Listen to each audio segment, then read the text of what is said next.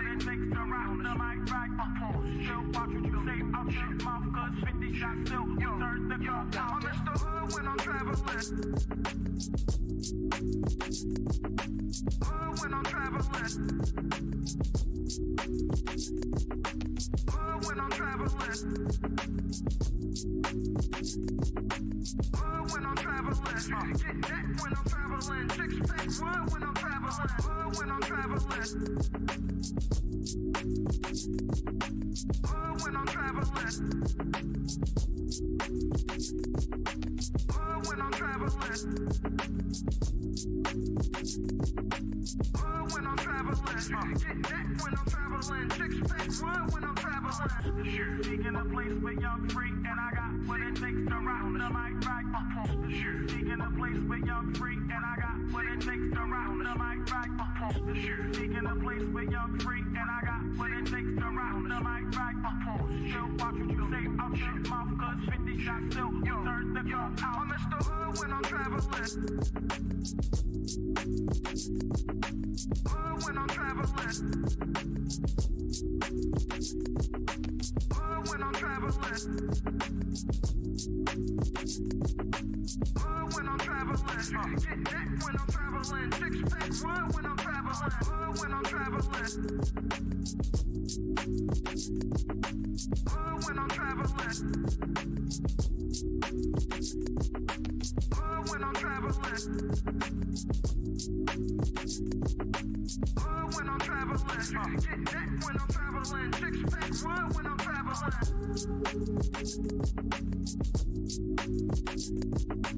Hood when I'm traveling. Hood when I'm traveling. Hood when I'm traveling. Get that when I'm traveling. Six pack wood when I'm traveling. Hood when I'm traveling. Hood when I'm traveling. Hood when I'm traveling. Hood when I'm traveling. Get that when I'm traveling. Six pack wood when I'm traveling. Seeking a place with young free, and I got what it takes to rock the mic right. Seeking a place with young free, and I got what it takes to rock the mic right. Seeking a place with young free, and I got what it takes to rock the mic right. Still watch what you say out your mouth, cause 50 shots still turn the gun out. I'm in the hood when I'm traveling. Hood when I'm traveling. Hood when I'm traveling. Hood when I'm traveling. Get that when I'm traveling. Six pack wood when I'm traveling. Hood when I'm traveling. Hood when I'm traveling. Hood when I'm traveling. Hood when I'm traveling. Get that when I'm traveling. Six pack wood when I'm traveling. Seeking a place with young free, and I got what it takes to rock the mic right. Seeking a place with young free, and I got what it takes to rock the mic right. Seeking a place with young free, and I got what it takes to rock the mic right. Still watch what you say out your mouth, cause 50 shots still turn the gun down. I'm in the hood when I'm traveling. Hood when I'm traveling. The attributes of the man that I deserve is a communicative man, understanding, patient, spiritual, and a leader. But I think I kind of want to ask, can women even handle the rejection if they had to approach men? I did. I handled it pretty well because I got rejected in the end. But if you are confident enough to go up to the man and approach him, then you should be confident enough to take the rejection. Yeah, so I definitely don't want to be rejected by no man. Do women have game? A lot of women actually do have game to the point where, because we don't put it out front and we don't let you know what we're doing, you don't see it. Bro, do women have game? Only certain women have game. In states like Florida, Georgia, South Carolina, there can be successful all black communities around these racist ass white people. Who's to say that the whites are racist in the first place?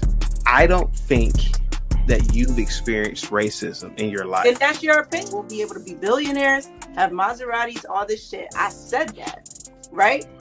What the fuck does that have to do with me really experiencing racism? There's no woman on this earth more beautiful than a black woman. Like, we come in different complexions, even our hair texture. I mean, like the bone structure, like that's just so like dope. Like, black people are just so dope, and we're like multifaceted. All the talents that we have, like nobody's better. First, Tyler Perry can go eat a bag of nuts. Women, don't miss your blessing because he makes less than you. You wouldn't date no man that could only pay the light bill? Everything else is perfect. He can only pay the light bill. You wouldn't date no man like that? All the ladies? Love, Dana, Q, none of y'all? No. And they should. How difficult is it dating modern women? I'm not going to say it's difficult. And you can take it how you want. But I don't think I've never had a problem getting women. It's about just finding the one that's, compatible to take it to that next level. Do you have fuck nigga tendencies? Absolutely. We all got them. True or false? Your value is objective based on standards set by society. Intrinsic value only matters to you. All right, so break that down. I'm a little slow. Wow.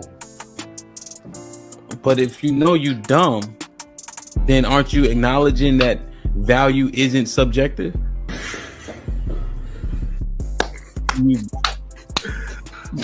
But I'll say, for the most, I say no. And I was gonna say that y'all ladies also need to understand that when y'all ask us to believe you or be on your side, I usually say this on my panels. I was a simp. All right, I went to a HBCU. That's a simp indoctrination zone. Those that went there and those of us that graduated. Right, like, come How on. did I disrespect HBCUs? You gotta No, you have to explain. Wait, so how you did I got a disrespect degree. HBCUs? You went to a HBCU, you got a degree, is that right? Yes. Okay. In fact, I misspoke. Pretty much all colleges and universities are simp indoctrination zones because the women outnumber the men by at least 7 to 1. So my thing is, with you feeling like you're not agreeable, is it because you haven't come across somebody that you can actually agree with that would be on the same page as you? No, what I'm saying is I should be allowed to express my opinion. So if he wanted to invest in something, which is like, say, a gamble, and it's your mortgage, would you agree with that? That's why I said something that's not detrimental. Oh, okay. So that would be detrimental. Okay. Right. Could be missing a tooth. She'll smile at you. Even the lowest of the low whites. Because she's high on meth. So let me ask you this question. Well, hold on. Let me finish real quick. And this is another thing that white girls don't do. They don't cut me off. Well, we're on a podcast, and we're going to talk. So we're not going to gas. Let him finish. Let me finish. I just wanted some clarity on a few things, though. And we having our picnic. Spring is here, so we're gonna make that happen. Like I said, B, I'll get back to you. I want answers. Other outside is human. She turned up her location. She must think I'm stupid. She wanna run the street, so let her ho, let her ho, let her ho. She doesn't show signs of stopping. So who am I to be cock blocking? I really hate to see you go. Let her ho, let her ho, let her ho. Direction, choose your own path. This is the home of We Major, Me Frosty, Unfamous, and the restricted clothing brands. Let's get it.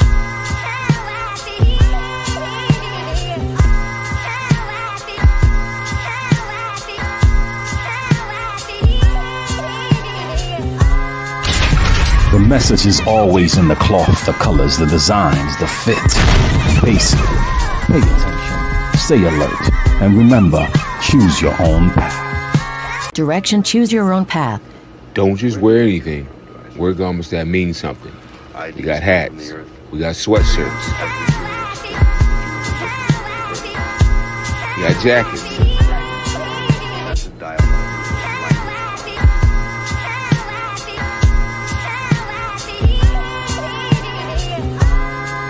We even got hoodies.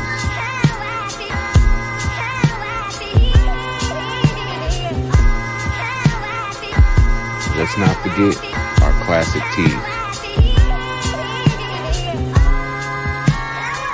Direction, choose your own path.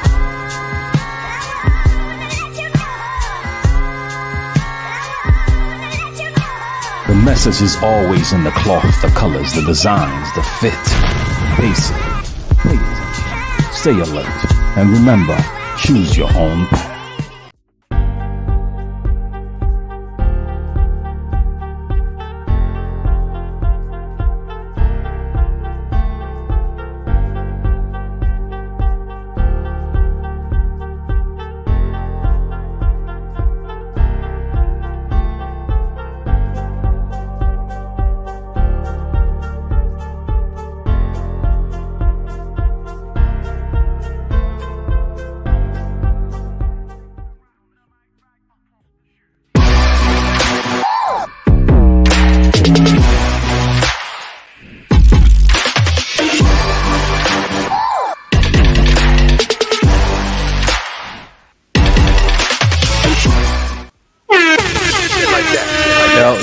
Yo, what up though? Shit like that.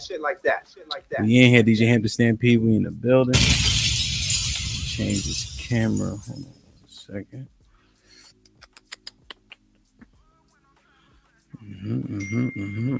Shit like that. Oh shit. Hold on one second.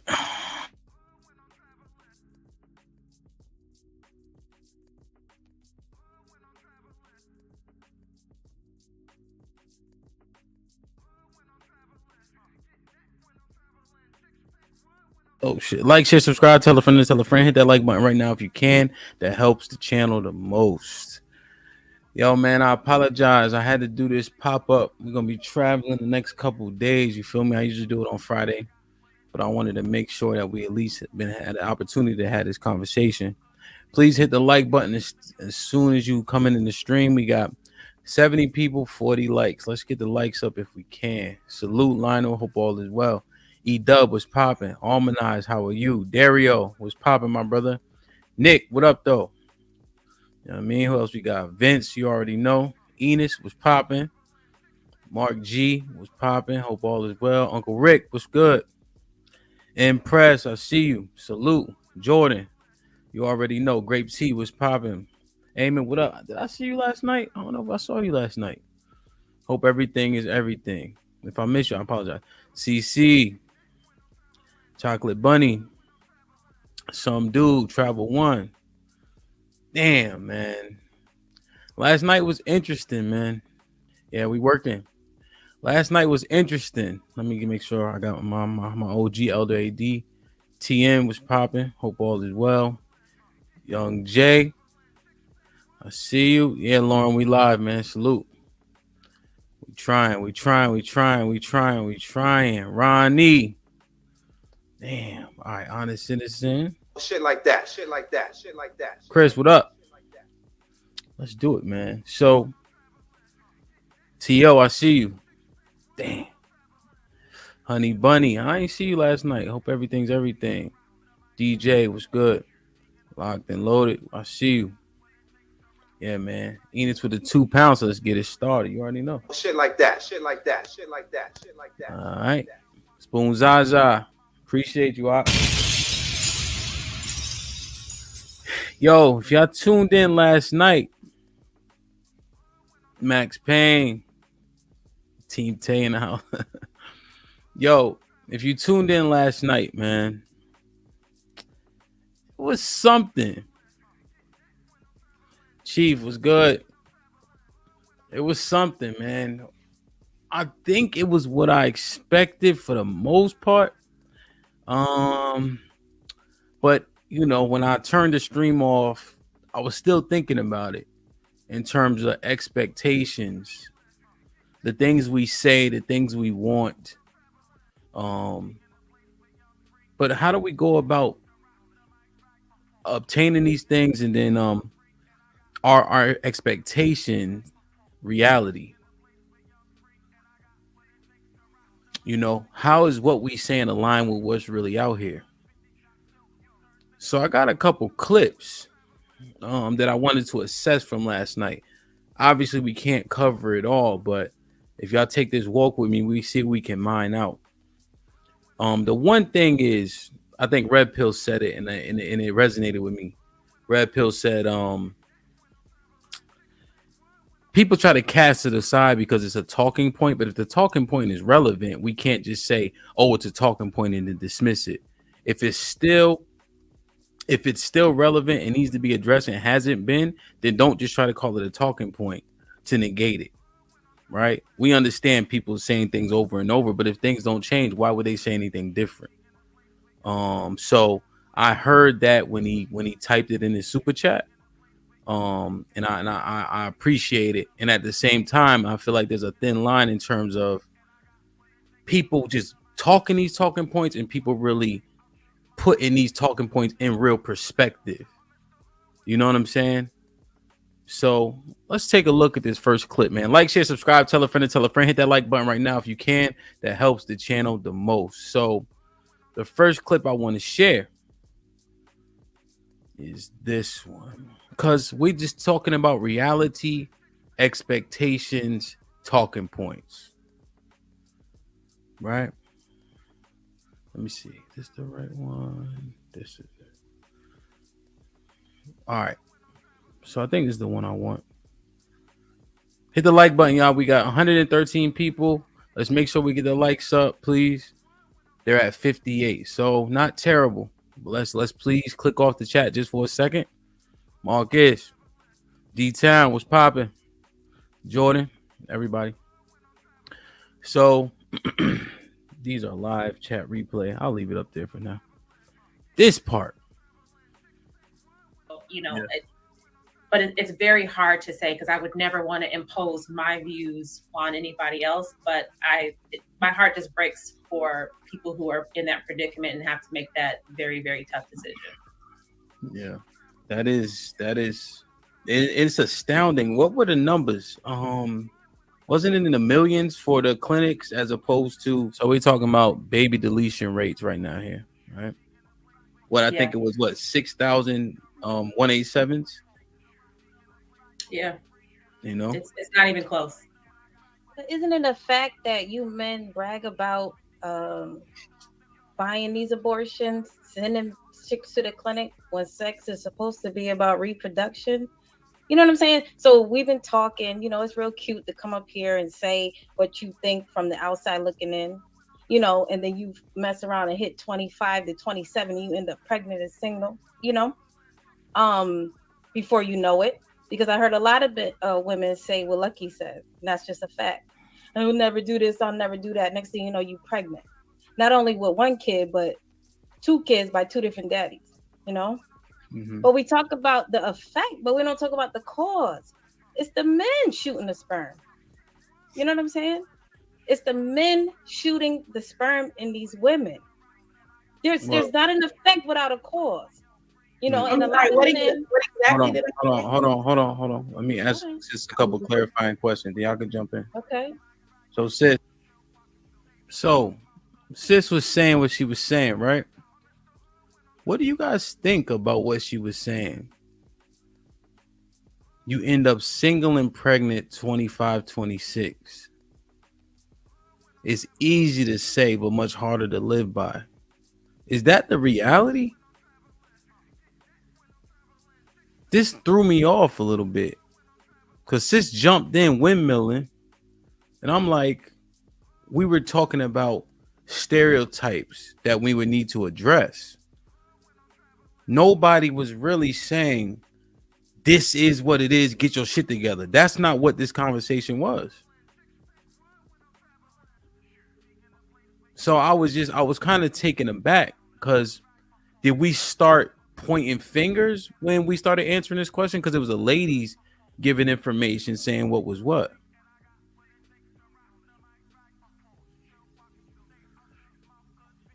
Now, here's one thing I want to say. This might be a little bit off of what sis was saying, but we've told the story up here. Bub and I replayed it out, if y'all remember, when we were like, all right, let's do the fake phone call, right?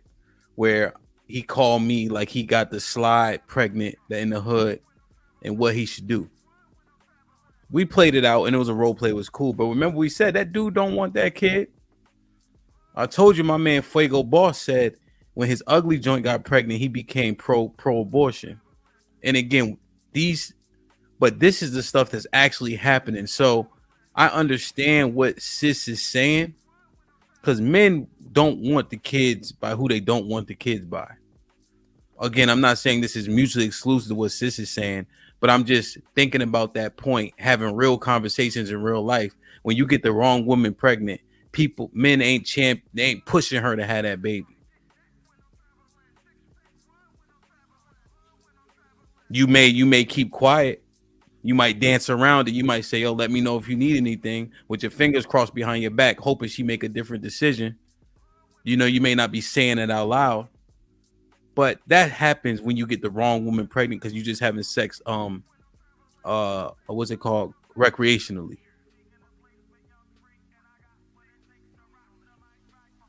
I mean, if you don't get it, you won't get it. But if you had those conversations before, I know I have. So I get where sis was coming with that, but I'm not sure. I'm just thinking, was it misplaced?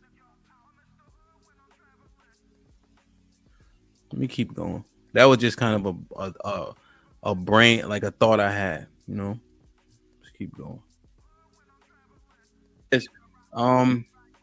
You think the responsibility is on the men for shooting the sperm Absolutely. in terms of the pregnancy? Absolutely. But you're Okay, letting it go for if you don't have no intentions for it. So this part, what's the reality? Well, one, what I'm hearing from sis is the expectation is that if you don't want to have a baby, don't come in her. Wear your condom.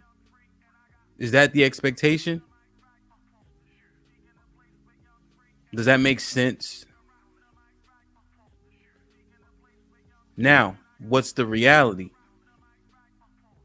And maybe I need to drop the link, but what's the reality? Does the expectation of if you don't want to get her pregnant, don't come in her, wear a condom, should the reality match that? Or is the reality like nobody likes condoms. So if she lets you slide without the condom, cats is sliding and don't nobody want to pull out. Is that the reality?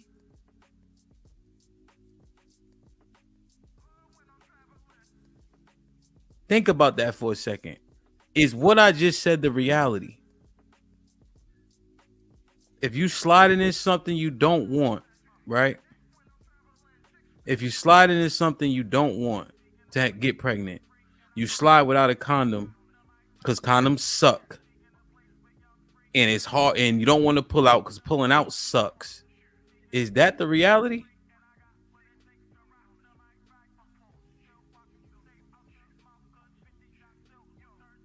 But think about that shit from for a second. And yeah, Darren, you're right. They get pregnant pulling out, you know, whatever, right? Not whatever, not casting a point aside. I understand that. But if that's the reality, is the reality fucked up? And should we lean towards the expectation? Because when sis was talking, it sounds wild as shit what she's saying. But pull yourself back for a second. If the reality is we hate condoms, I'm sliding. My pullout game is trash and I know it, should we align with the expectation that sis laid out? And should the expectation become the reality?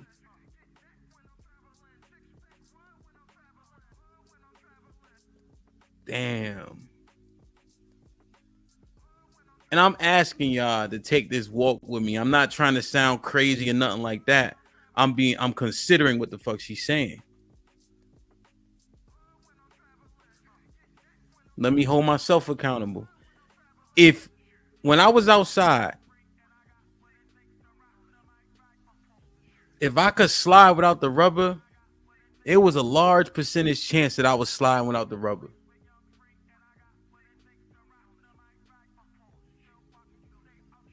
knowing I don't want them kids.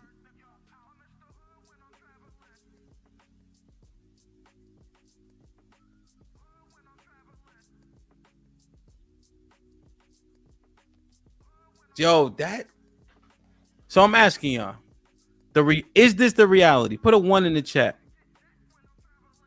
Nah, Sean, I'm not stopping using outside, bro. Sorry. So the lambskin shit is really trash, some dude. but think about this. The 1 in the chat, fellas. Is it true that you gonna if your man's, the people around you, the men you know yourself? Was you sliding without that condom? Put a 1 in the chat. And Ronnie, that's what I'm saying, bro. Like, if she ain't asking you and she ain't pushing you, and I'm saying you, feel me? But are you sliding without the condom?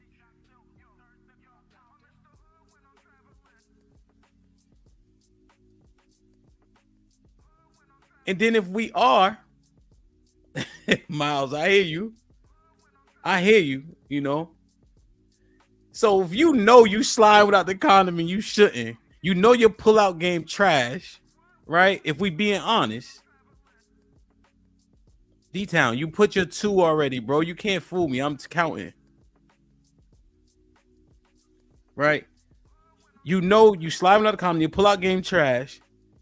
And then Sis said the expectation is strap up or don't have sex with her raw. Sis saying should be the expectation, and then the reality is what we saying it is. Does she have a point there is all I'm asking. She wilding. I'm not saying I ain't even fit. I gotta press play again. But I'm just thinking about that one line right there and how we actually live it out as men. I ain't even talking about the women yet, Marcus. I'm talking about the decision we make when it's time to get busy. When the heat is on.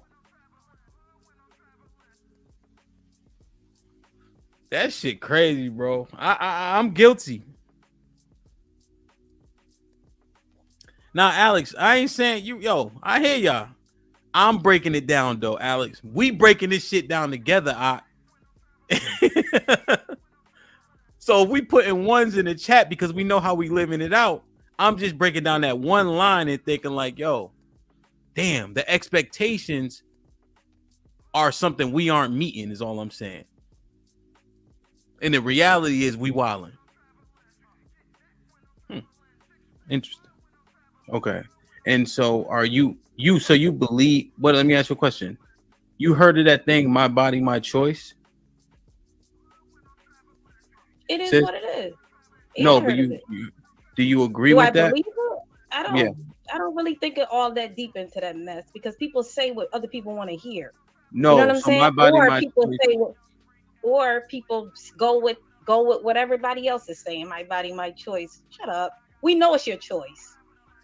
What I'm saying is, if you're saying it's on the men, should that change also where men should have say so over women's body? That. All I know is the facts. You guys say stick to the facts, right? The sperm has to meet the egg, right? You have to shoot it up in the woman, right? That's just the fact. That's conception, right? So it can't happen. It can't happen without the sperm meeting the egg. No. So we want to talk. You can tell right here. Sis ain't listening to nothing I'm saying. She said, I don't know nothing about that. I'm just sticking to the facts. Sis ain't listening to me, period. That's what's happening right here. Talk about facts. That's just a fact. All right, so slow down. Now, let me ask you a question. Are you a proponent of my body, my choice? I don't know nothing about that. So what that means? That's rhetoric. So what that means? No. So what that means is women have 100% say so as if that child is actually born or not. But that's a given. That's a given. Well, what I'm saying is, should that change if you're saying it's 100% on the men in terms of when the insemination happens? It's 100% on you if you letting your sperm go up I in that know. lady. What I'm asking, sis, is should he have say so as if that child is born or not as well? He already said so. You shooting it. Okay, so you're saying that he lost his say so once he came inside of her. You already said so when you laid down and made that decision. And that's what I can't take away from you, men. By no means. I can't take that away. You lay down with somebody, you don't pull out, or you don't wear a condom, that's on you. What do y'all think of that point? That you made your decision when you decided to ejaculate in there. Is that invalid? That you made your choice after you bust that nut. B Sammy was popping. You made that choice when you bust that raw nut in there. When you know that your pullout game ain't 100% effective. Did you make that choice in terms of whether or not that baby is born? Is that when we give up is that when we make our choice there in terms of my body, my choice? You bust that nut up in her.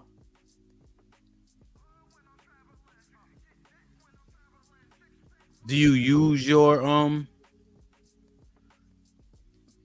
like, is that the choice you made? Damn. I want to say no. I want to say no. But should I be saying no?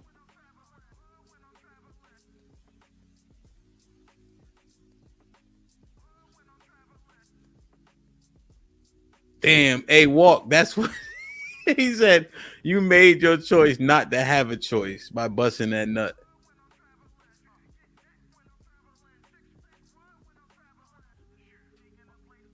Damn. And Lionel, that's what I'm saying. I understand that point. I'm not talking about the women right now. I'm talking about us. I'm talking to y'all about us, about our action. So if I bust a nut, I don't know if she on birth control or not. Am I basically rolling that dice? Knowing what I know, knowing the circumstances, understand child support, family court. I don't have no say so over her body.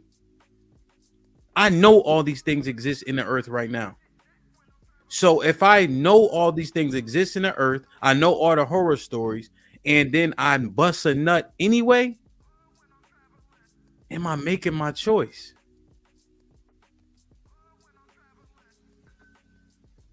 Let's keep it but I'm just thinking, if I know all that shit, I don't need nobody to argue their stance. I need y'all to understand what it is I'm assessing. I want to say no, just like I've been saying no. But we know shit ain't equal. I go out at night. I could come back in the house at 4 a.m. My wife would bring her ass home around 11 o'clock at the absolute latest.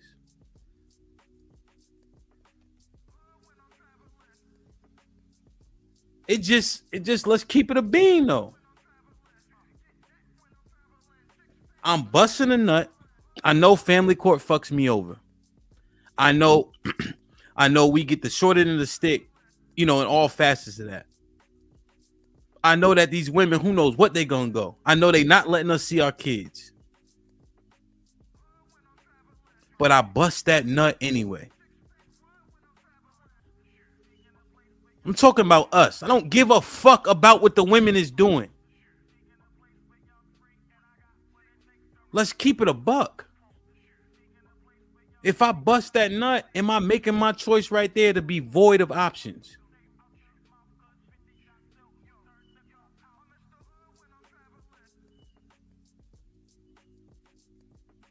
Like, yo, I understand. I want to say no.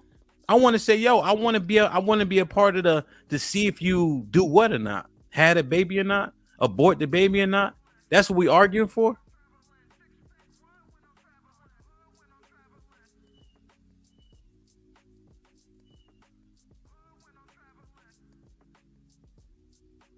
Damn.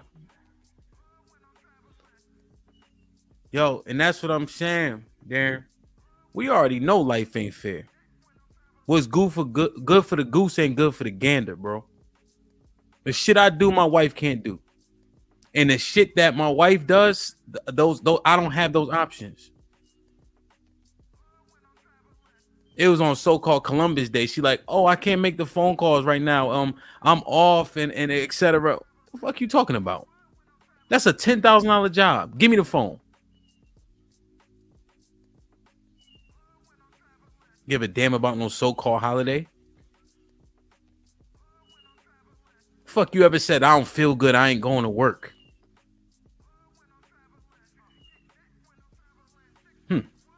Let's see what else to say. Bump whatever happens after that. You gotta risk it all because you risked it all. That's just Okay, fact. so you're saying that she's void of responsibility. It's 100% on him.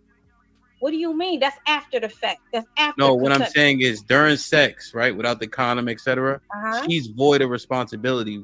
It's 100% on him if he decides he goes in there raw. No, you both did that. Okay, so you're saying it's on the man and the woman. Yes, some Okay, both. so And especially you, especially the man. so you're saying it's more on the man. You have the meaning if you have this thought, if you have the thought that you might not want to have a baby with this lady, why are you laying down with her? Okay, and do her thoughts matter at all? You both are making a choice to have this baby. I can't. I'm Okay. not gonna be tripped up on. Now I'm done. Well, no, you're not done. So, question. You're saying, I just want to make sure I'm clear on your stance. I'm not even fighting it. I just want to understand it because you're saying it. So I want to make sure. Either. I just said. I'm what just I going to make wanted sure that say, you and that's assess what I wanted to what say. you're saying is all of it, like you addressing all of it. And so you don't. So you That's think all it's of it. So you think it's a talking point also that women control access to sex, or you think that's a real thing?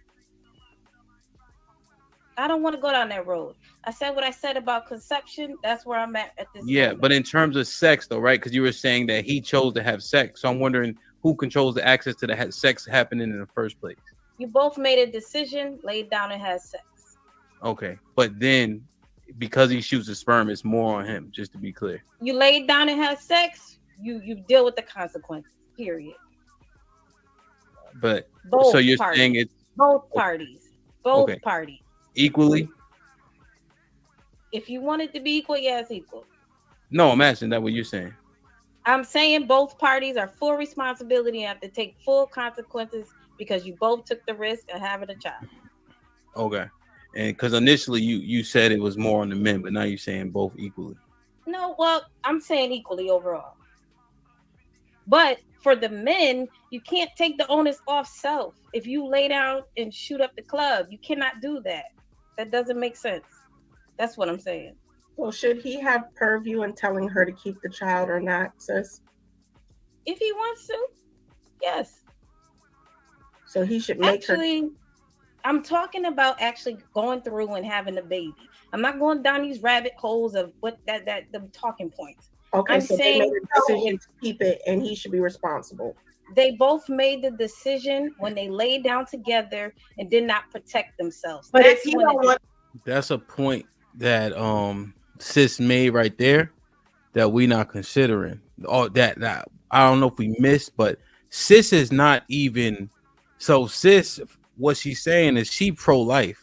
So all that having a baby or not is not even a consideration. She know the baby's coming. Take responsibility. That's what she's saying right there. So I get what she's saying. She not even talking. There is no option. The baby's coming once you bust that nut. So now it's your responsibility just as much as it is hers.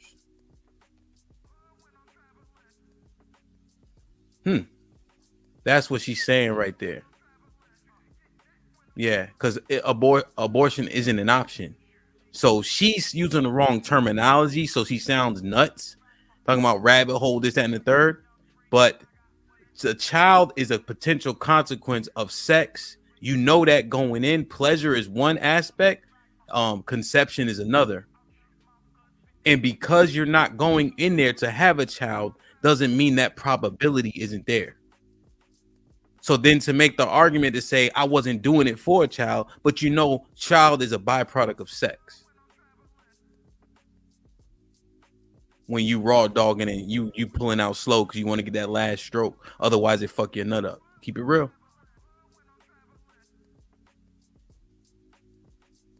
Y'all know. You try to get that last one, or else if you pull out too early, it don't feel the same. Stop playing with me. Yeah, Marcus, and that's the thing, right? And I had to play a little bit longer because I just heard it too. I'm like, oh, boom, boom, boom, boom, boom.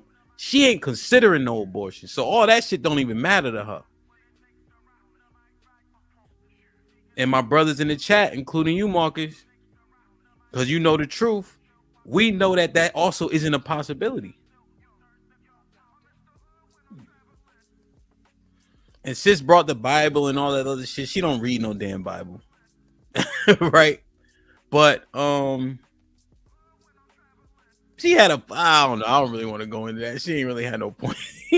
But if you want the verse, I'll give it to you. But so there's a verse that says if two men are fighting, right?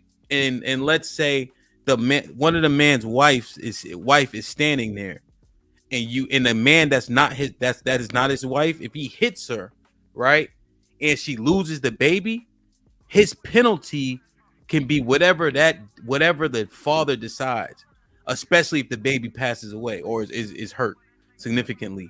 It can be up to him also having his life taken,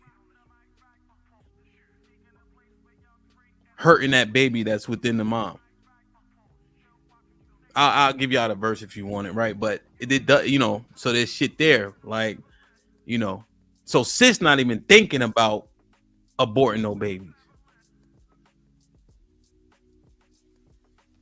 Damn, we missed it. I missed it. Because I'm like, yo, she wilding, talking about rabbit holes, etc., etc. But that's where she was standing.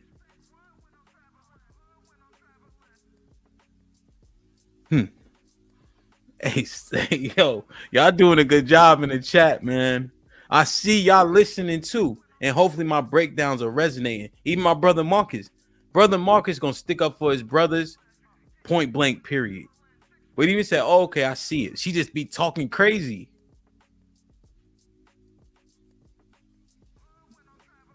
The baby, and the baby is now in her stomach. What I'm saying to Ro is, let me finish. The decision is made once you lay down raw. That's what she's saying. So the expectation is what? The expectation is what sis is painting is don't go in that bitch. Not saying she's a bitch. I'm saying don't go in a vagina raw. Right? Don't go in a vagina raw. Trying to use this pullout game that we know can be shaky as hell. And then get mad when she have or don't have the baby.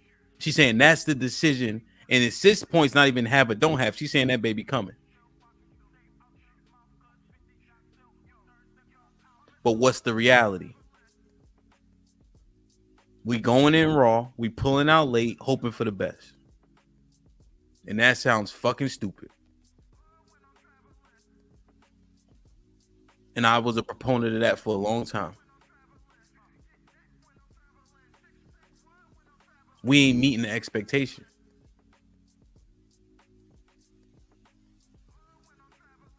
Damn, man. Like, share, subscribe, tell a friend and tell a friend. Hit that right button right now if you can. That helps the channel the most. I got you, Marcus. What's up, Jock Quinn? What's up, Lauren? Let me make sure I get these out the way. Dada. RBN. What's poppin'? OG says best breakdown man in the business. DJ Hant. Thank you. I appreciate that. Means a lot to me. Enos became a member for the 10th time. My brother Chris with the $5 says, Hant, where we go wrong as men is busting down chicks whom we have no intentions of marrying and have not thoroughly vetted in the first place. Shit like that. Shit like that. You keep this one. Perfect. Joseph Prince with the $2 sticker. Appreciate you. Perfect. Harambe Jack in the building already. What's up, Jack? What the 20 ball says: if women didn't want to get pregnant, why are they having raw fun with strangers on one day?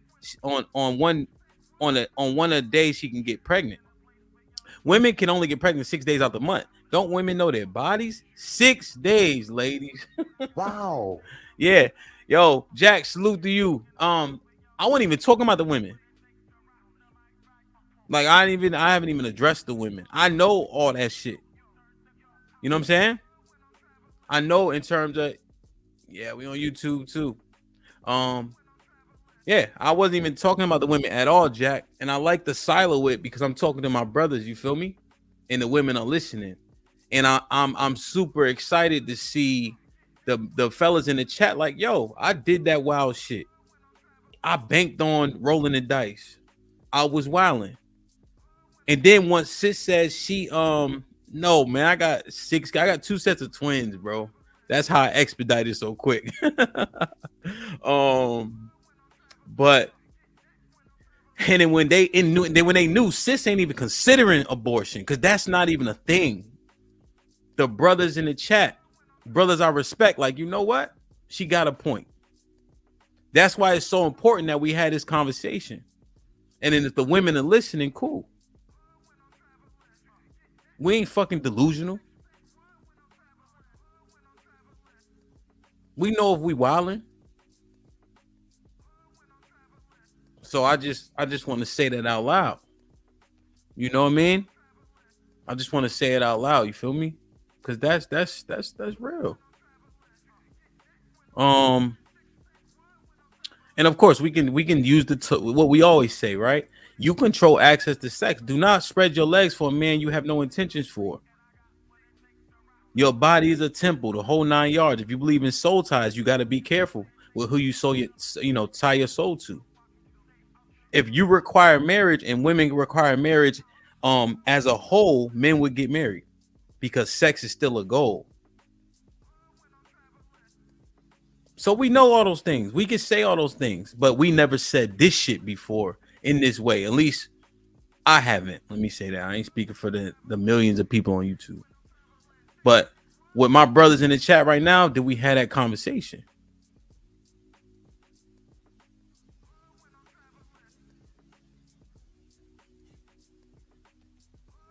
And I'm telling you, when I drop the link, I'm cleaning niggas' clocks. They come up here with some stupid ass talking points. Because we already said what we talking about here.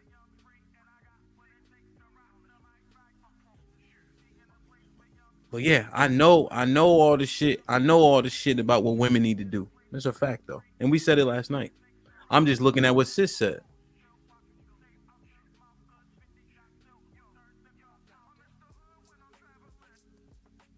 And for my brother Sean, I ain't gonna say outside.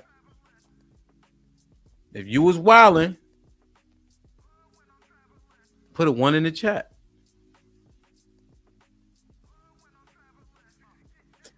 I'll put the 1 in the chat first. I know I was wilding.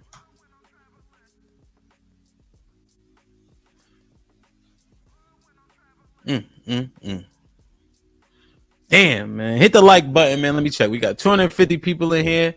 We have 123 likes. Not terrible. I had to change it from my brother Sean. He said, don't say outside no more. If you was wild. Ladies, now here's where y'all get to learn, Lauren.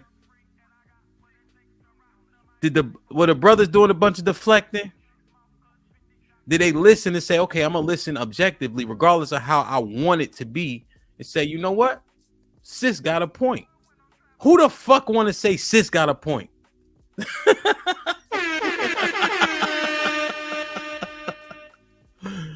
Oh, my God, man.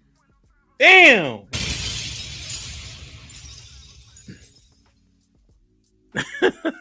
Sis got a point. Who the fuck want to say that? Damn, yo.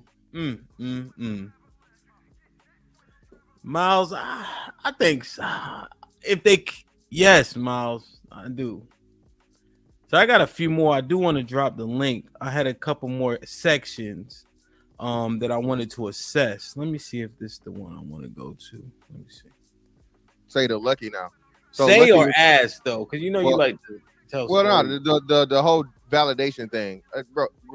A man does not give a woman validation by giving her dick. He's just getting some pussy. Are you saying that Y'all from a male's perspective or a female's? I'm telling you from a man's perspective. So the argument here was Lucky was saying, hey, we want these women to change their conduct, and we keep on giving them affirmation by liking their pictures of the things that we say we don't like. So they got weave, they got eyelashes, they got BBLs, and we double tapping, and they got 100,000 followers on Instagram, and they don't have no talent.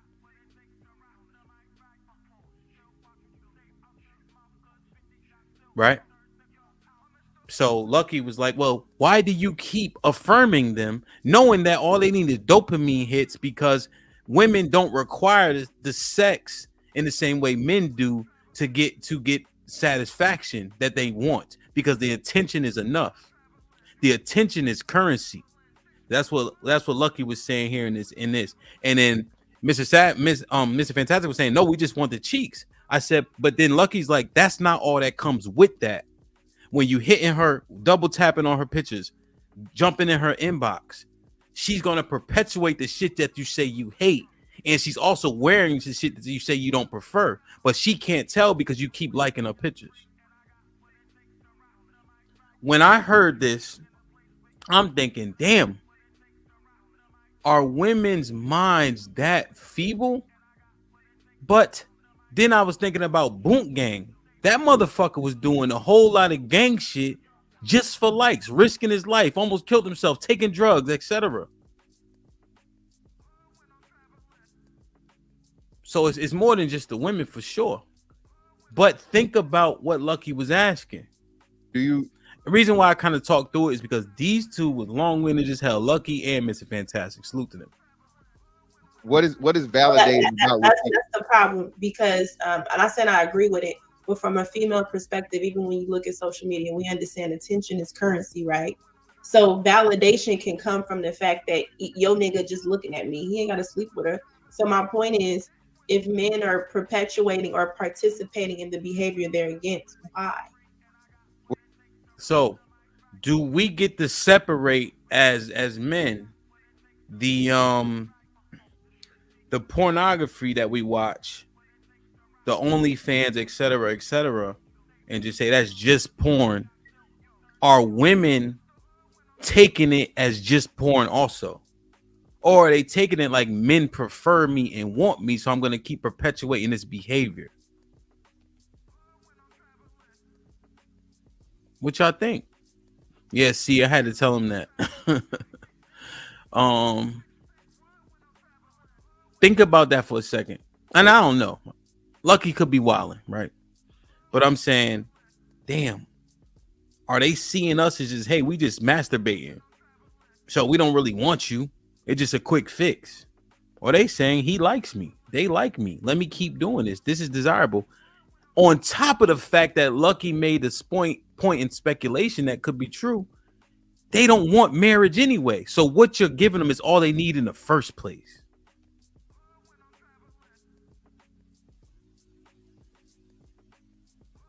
So they don't want marriage, right, y'all? Check me out. They don't want marriage. Niggas is still trying to smash even if they have a kid. This is what Lucky was saying, right? Just some of the points that we brought up. They don't want marriage.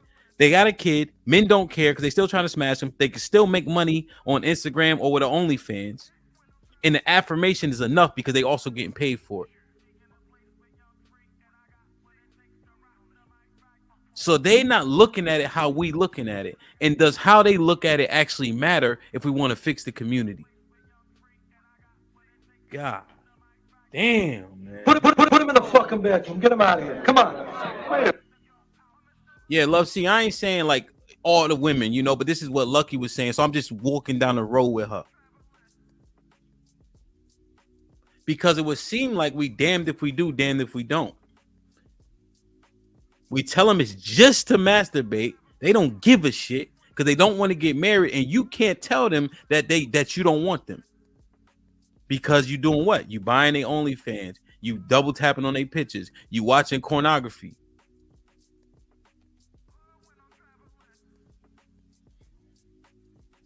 I feel like that's damn near lose-lose. Boy, oh boy. God damn. Wow. Yeah, Marcus, they can't separate it. So it's like, yeah, and I mean, the porn industry is huge. So I doubt motherfuckers gonna just stop watching the shit, double clicking on pictures. But they think we like them. We saying we just trying to get one off before we go to work. Because shorty don't want to wake up or whatever the case is.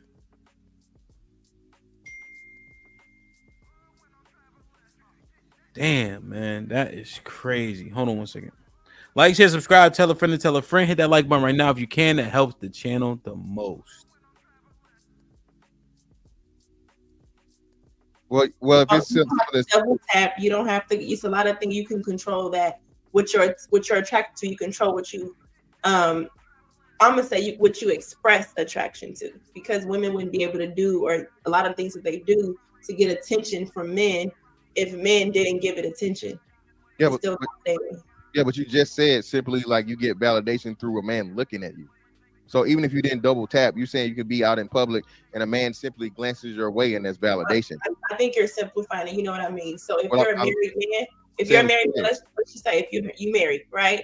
Let's say you follow a woman on social media and you liking her pictures. That's you looking at her. That's validating her, and that's making her feel like I can take this woman's husband. So I kind of broke this down already real quick, right? Like, share, subscribe, tell a friend to tell a friend. Hit that like button right now if you can. That helps the channel the most. But think about how far apart we are on that. Your affirmation is enough. She don't want to marry your ass anyway. You saying, I'm just using you to masturbate. I really don't want you, but she can't tell the difference.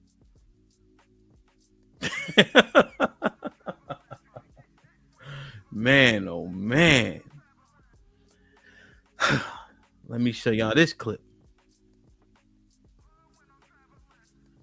So Mr.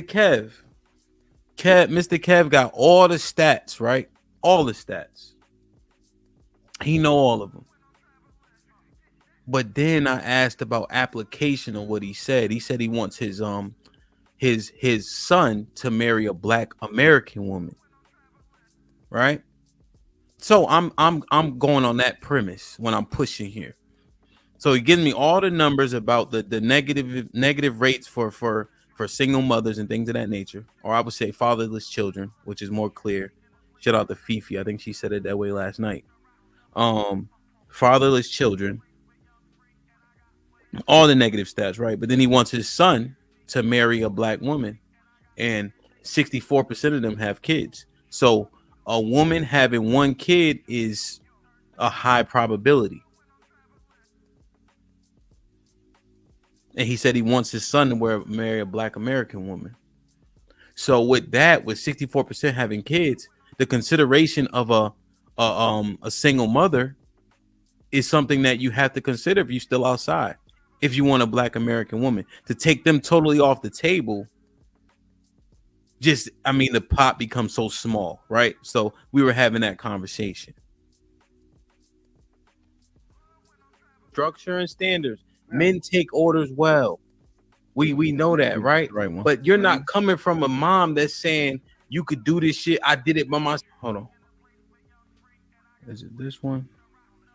It's not a good experience for him, and he might get caught up in something that he's not ready for.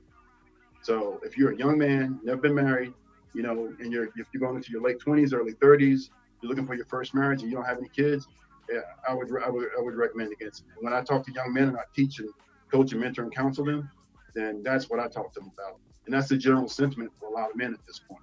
Because somebody asked, because you guys talked about that, single mothers do get married and some of them do, and that's fine. But for the most part, as Black men have been talking across the board, they're generally not marrying women with kids, especially the ones who don't have kids. So if we have over half of Black men who don't have kids, then they're generally not going to marry, a woman with kids. And then now here's the caveat to that, and this is what I would add. if a gentleman is older, like he's never been married, he's got no kids, but he's older and getting up there in years, and he's like might look at somebody had kids. And I'm sorry, say again. No, it just so many of our women have kids, and I just wonder, should we be deeming them undesirable at that point, if we want to be with black women? Well, you literally can't. Well, no, but that's up to them. So if that's up to them to figure out how they're going to qualify. But if the general sentiment is no, then that means they just have to work harder to get it done. That's not to say it's impossible, but that's a lot more hoops to jump through, a lot more hurdles to cross in order to make that happen. If that's what you really want to do, I would say, if you have multiples, and I just say it's going to be more difficult. But if you have one, okay, yeah, you might have a chance there. But I think a lot of this. The younger men that I've been talking to, Kevin don't like black women. He's a passport bro, so his opinion. I think a lot of this stuff is lies. That has nothing to do with it. Hold on. I'm asking Mr. Kev. I'm asking Mr. Kev. Well, Mr. Kev, I mean, the point, we don't need to belabor what's his point made, but it's a valid point. If you divested from black women, do you have any investment in black women? Black with a capital B. My son to marry a black American woman. Yeah. All right, so this is the part, right? He said he wanted his son to marry a black American woman. And remember, we were just talking about the stats about women that have kids and how I'm using the word undesirable just to sum it up, and how it's going to be very difficult for them, and he wouldn't recommend it to a young man. But his son is 26 and he wants him to marry a black woman. And with 65% having kids, you have to manage through that some way, shape, or form, or you eliminate a large amount of the population. I get it. You could probably find one on the other side, right? But just if you want to give yourself more opportunities, do you have to make different concessions, right? So this is what I dive into. Mr. Kev, like I said, he knows the facts. He knows the talking points that we've heard and rehearsed. But now I start asking some different questions. And I want you guys to see if you see the difference in the answers, the fluidity of the answers. If I'm bugging, I'm bugging. All right. Let me read these super chats real quick. I got Unpopular Truth. What up, though? With the $5 says, I almost had two at the same time by two different women. I was scared as hell. Yeah, he was out there wilding. Enos with the £2 says, I bumped up the full membership to immediate family. Love you, bro. Shout out to the UK. You feel me? T.O. with the $5 says, that's why men protected women's sexuality, aka protected women from themselves, because men knew men and know how they would act. Great fucking point, bro. UT been a member for 4 months, bro. Thank you for locking in with me. Shout out to Kiki. Been a member for 3 months. RBN, what up, OG with the $10 says, I said the same shit on your panel about how practical it is to disqualify black women because nearly all of them have kids, and the fellas wanted to lynch me. Did you mean like impractical, TJ? Right, like it okay. Well, I understand what you're saying either way. Marriage, politics, and sports was good. With the $5 says, that means there are still 35%. The concession is to be open to go outside of B-dubs. Okay. I think that means outside of black women, right? And you're not wrong. However, the premise here why I'm showing this clip is because Mr. Kev said he wants his son to marry a black woman. You see what I'm saying? So that's why I'm saying there's still 35%, yes, but the majority have kids. You see? So that's why I'm kind of pushing at it from this point. From this lens. Okay. Yeah, so what are you telling him? Well, if you want him to, though, right? What are you telling him if 70% of the women have a child? Well, yeah, I mean, it's going to be a challenge. That's the case. Yeah. How old is that man? It's not quite 70%, but I mean, yeah. How old is that man? He's about 26. He's 26. Oh yeah, so he there. You know what I'm saying? So what's the advice? Because if you tell him it's a hard uphill battle, that nigga is less likely to do it.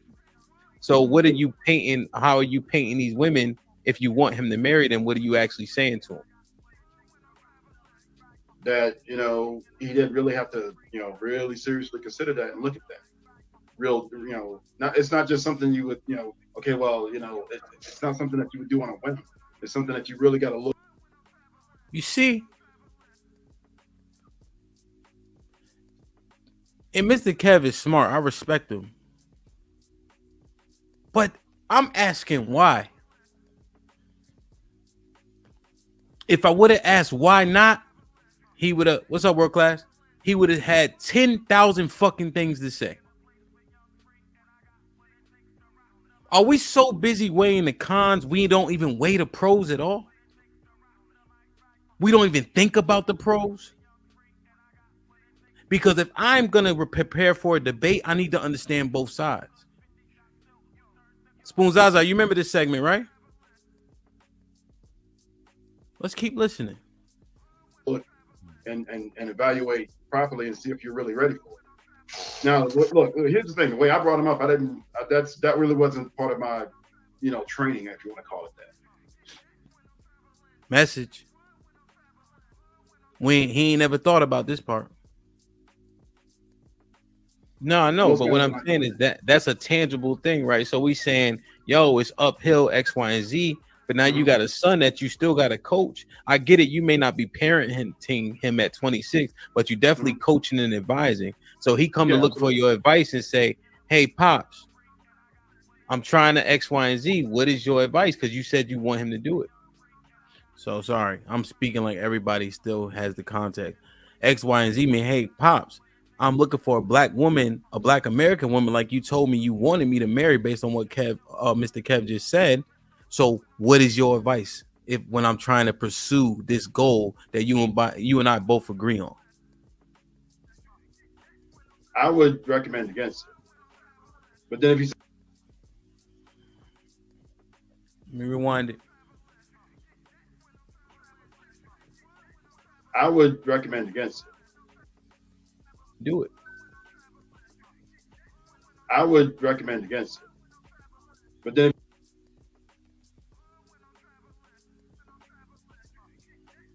I would recommend against it.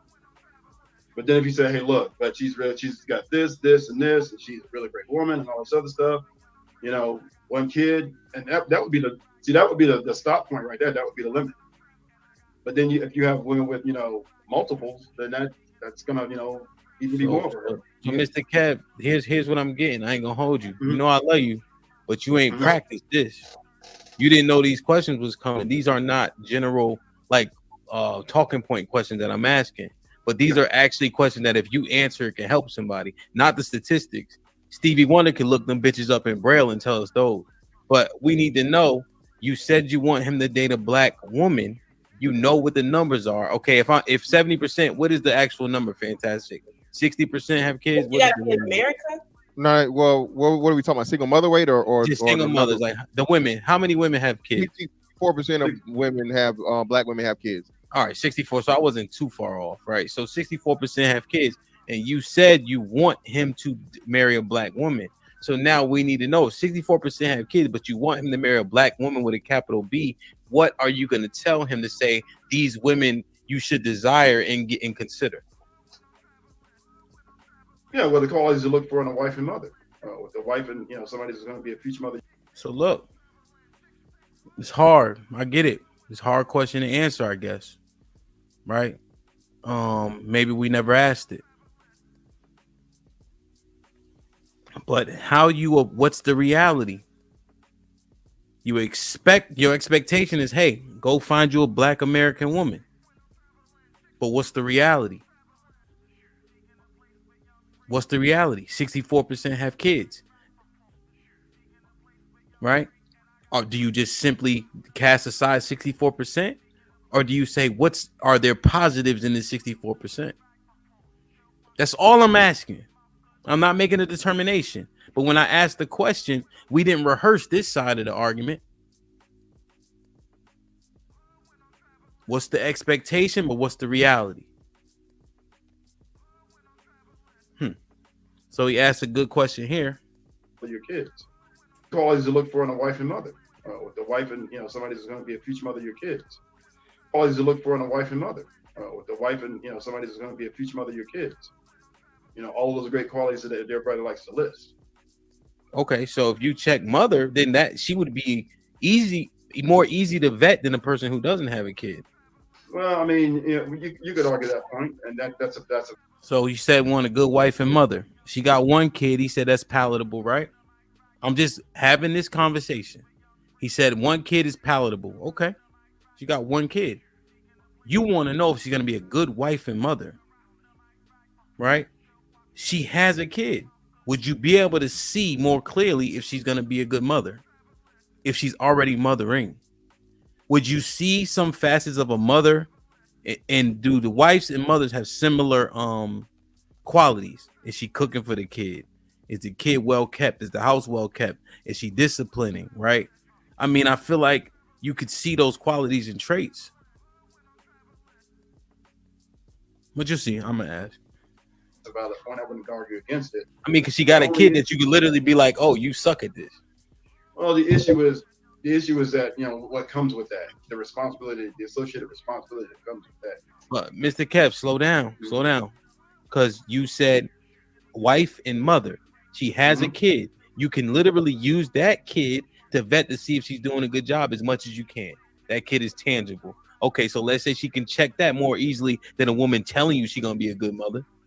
So then the wife part, Lucky said, men are saying things like, "Hey, I get a lady with one kid because she settled down, she more on her square," right? Lucky, is that the sentiment that you hear with that men? So I'm just going through this logic because I don't know which logics are correct, right? We hear a bunch of bullshit, but if you saying X, Y, and Z, she settled down, she chilling. I gotta stop saying X, Y, and Z too. Put him in the fucking bedroom. Get him out of here. Come on. She got her ducks in a row, we hope, because she have a kid. The kid should be the priority. Wouldn't you think she'd be more closer to being a wife than one of these bitches out here just doing anything? Oh, she could be, yes. No. Because I don't like some. Could is some. Okay, I got all right. The probability that she would show you them wifely qualities, if she does what a mom is supposed to do you think those will be more prevalent in her? Yeah, I would say that.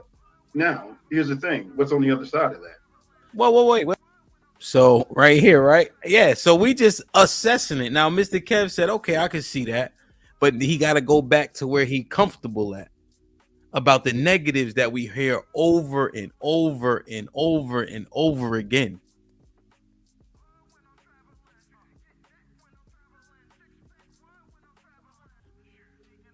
Damn. I'm hearing it. I know we rehearsed, B. But what if you get a question that you ain't ready for? It's bad when you didn't consider the other side of the question.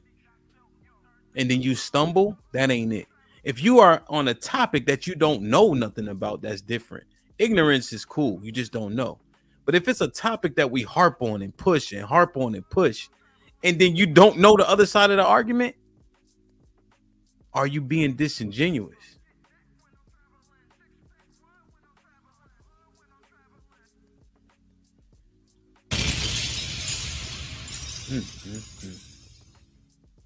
Okay. Let me see. What we know is Poppin became a member. Salute to JT. Marriage, politics, and sports with the $5 says 35% is still statistically significant. Tell them to work harder and go younger. Correct me if I'm wrong. What's popping with the $10 says, if we want our sons to marry black women who don't have children, then the advice has to be for them to marry in their early 20s. Okay. Problem is the women don't want to marry at that age in mass. I said that yesterday too. Correct me if I'm wrong. I'm saying I got one son, so I'm going to try to hone him to kind of do that. I said it. If y'all watch, I don't think I'm going to play that part, but unpopular truth of the $2 says, Hamp, what are the pros? Lauren Mack with the $5 says, I'm just happy you took your shades off and hat, acting your age, Mr. Elder. Salute. Yeah, so I kind of went through them in that clip right there when we were kind of talking about it, UT.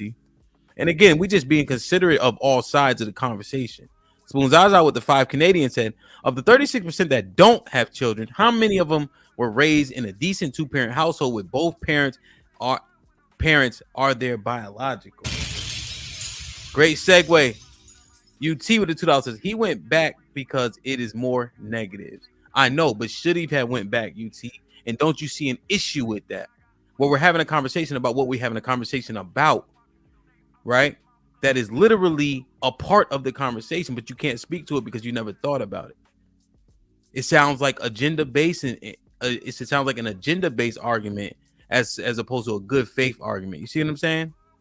Not calling Mr. Kev out, but we hear this a lot. Hank was popping. OG with the $2 says, I'm just here to support a real one. I appreciate you. What's good? You already know. Marriage, Politics, and Sports with the Town says, DJ, what's the percent of those single moms doing a great job where a man can tell if she is a great wife through proxy of being a decent single mom? I don't know. I would yeah, that's all he's doing. Yeah, I don't know. I think to maybe make your point as opposed to asking a question, the point being made would be that you look at the results of those children where 70 or 65, 70% of the people who are in prison, they come from single mother-led homes. I understand that. It's also not the majority of those kids are in prison either. Right? So there's 700,000 black men, but 70% of us are coming in born in out of wedlock. So what is 70% of 20 million? Can somebody answer that for me real quick? What's 70% of 20 million? Anybody know? I guess I can do it on my phone. Somebody do that math for me.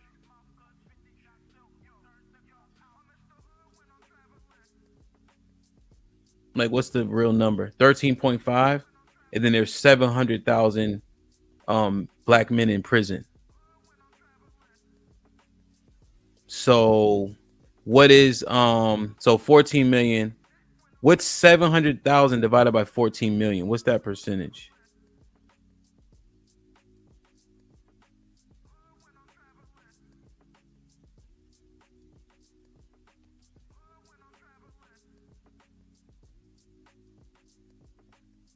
So 700,000. Let's do this math real quick. I'm interested. Divided by 14 million. So that's 5%, right? 5% of that 70% is like in prison. So I don't know if 5% is a small number.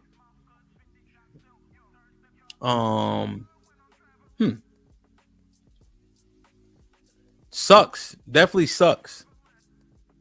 But 65%, and I'm just looking at it, you know? But I'm just looking at that number, and there's a whole bunch of other factors. But it's a small number compared to the big one. That's all I'm saying. If I'm bugging, I'm bugging. But just something to consider. Could be smaller, OTK, 100%, bro. But you see what I'm saying? 14 million born without a dad, in marriage, but 700,000 went to jail. Well, what about the other 3.2 or 13.2 million? Are they doing bad or whatever my math is? I'm fucking up.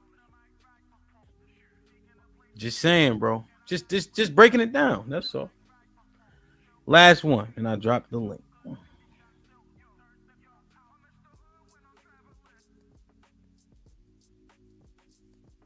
Like, share, subscribe, tell a friend to tell a friend. Hit that like button right now if you can. That helps the channel the most. Oh, Spoons Eyes, that was 7%. Okay, it's all good shit. We trying to math it up. We working and all types of shit. So don't worry about it. But I'm just saying, it's 93% who ain't there. And there's other factors I totally understand. You know?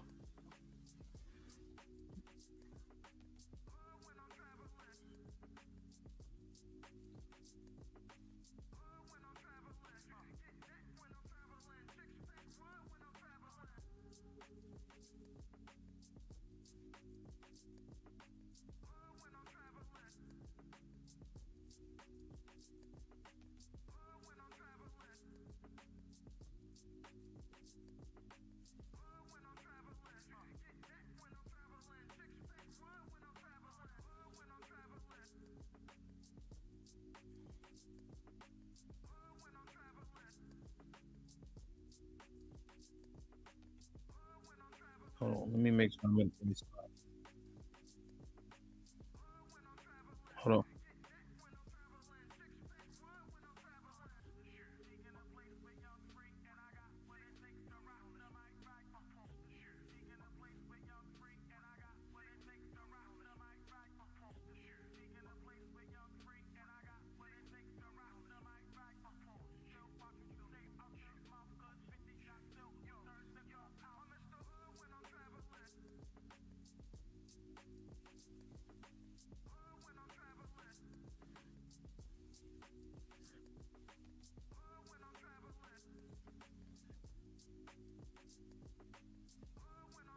Damn, I can't find it. So real quick, what's up, Black Gold? So real quick, here's what I was painting. So the women, we know the stats, we know the statistics. So they're coming from single mother-led homes. We know the propaganda. We know the separation of our families. They're coming from being raised by a mom, a matriarch. They trying to get it how they live, get it by themselves. We know all these things. They're not coming from great examples. Are we really expecting them to be ready-made? Or should we expect to put some work in? Because they aren't coming from mother and father. They don't even know what a good man looks like for all intents and purposes. And then they hear it over and over that black men ain't shit. So I understand that there's a point where you say divest, get the fuck out of here, got you. You know what I mean? But I'm just thinking about, do we know that there's going to be some work to be done? And I'm not even saying lead with grace. I'm not letting shit slide. But lead in understanding that, yo, you're going to have to fix her up a little bit. She ain't going to see it how you need her to see it automatically because she don't got good examples.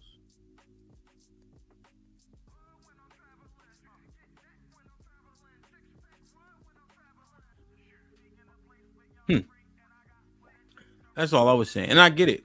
Maybe the work ain't worth it, right? The juice ain't worth the squeeze. That's what people say. But I'm just saying, we saying black women this, black women that. What the fuck do we expect?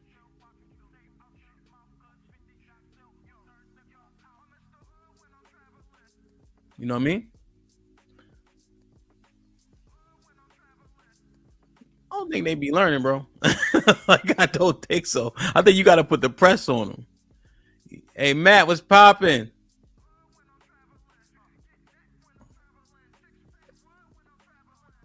Oh, not that. Matt, yeah, I'm traveling tomorrow and Friday, so I wanted to make sure we did the pop-up, you feel me? Damn, man. My bad. I couldn't really find a clip, but I want to keep slicking through. Like, share, subscribe, tell a friend to tell a friend. Hit that like button right now if you can. It helps the channel the most. And we were just talking about these female issues. I had issues with women, you know, just dating, whatever the case is. But generally, this stuff is kind of new. You know? Like all these issues. And I get it. You know, I've seen them. But let me drop the link. Let me read these super chats real quick. Hit the like button, man. What are the likes at? Vince, what's the likes at? They are at 183 and 290 people in here. Get the likes up, please. Michael M with the $5 says, it's crazy how 1 minute is almost 2 million more black women than black men. Then it's not enough black women without kids. Which is it?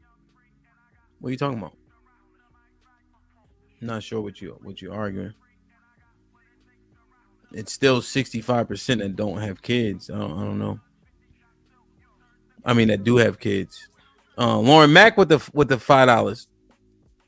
Good faith arguments don't sound definitive. Wait, good faith arguments don't sound definitive. Then the outliers will need to be considered and will go against most talking points from what I see. Damn. T.O. with the $5 says, Kev is trying to mitigate risk, especially when it comes to his son. Yeah, no, T.O., I get it. I get it. But what I was holding them to was it's very important to understand all the factors. You feel me? Mr. Payne, Uncle Rick, what's popping? How you doing? Everything is everything. Thanks for letting me up. Always. What's good with you, Ham? Everything's everything. What's good, Payne? I can't complain. What you got for us, Uncle Rick? Oh, hey, y'all ready? So y'all ready to stop lying? I guess so. I gotta make sure I say the right thing now. Rick threw that out there. Now, listen, I like the topic. Hold on, Mr. Payne. Uncle Rick he had jumped. He been here since the beginning. So I want to make sure I get it. Yeah. No, I defer. Y'all ready to stop lying? Yeah. Right now, I'm gonna address this back from where you started the whole shit. Shout out to you, Hemp, but this old cheese. You know what I'm saying? Sis made a very good point, right? And let me explain where the disconnect is. This is Uncle Rick. Before you bust their ass, pause. You know I'm not like. I'm kind of new to YouTube. You feel me? Yeah. Just go ahead. My fault. Yeah. No doubt. Right. So this is what I've been saying for the last 2.5 years. Right. So it's crazy how men understand, and this is on both sides. This is what I'm saying. This is on both sides. Right. Hey Miles, could you mute? Hey Miles, I'm gonna mute. There you go. Right. A little delay. And this is where the disconnect is on both sides.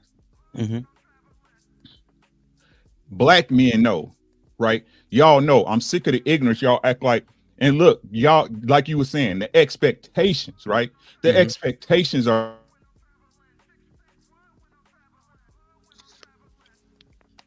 He froze. That's not the reality. Uncle Rick, you froze for like 7 seconds. Yeah. Am I back? Yes, you said expectations are, and then you froze. Right. The expectations aren't reality. Right. So this is the thing. Sis made a very valid point. It's a valid point because it's facts. Right. Y'all know once y'all nut up in that girl, especially if she's not your wife or a chick that you looking to raise your children with, y'all know all your options are mute. You have none. You're strapped in. You in the electric chair. Ain't shit you can do about it.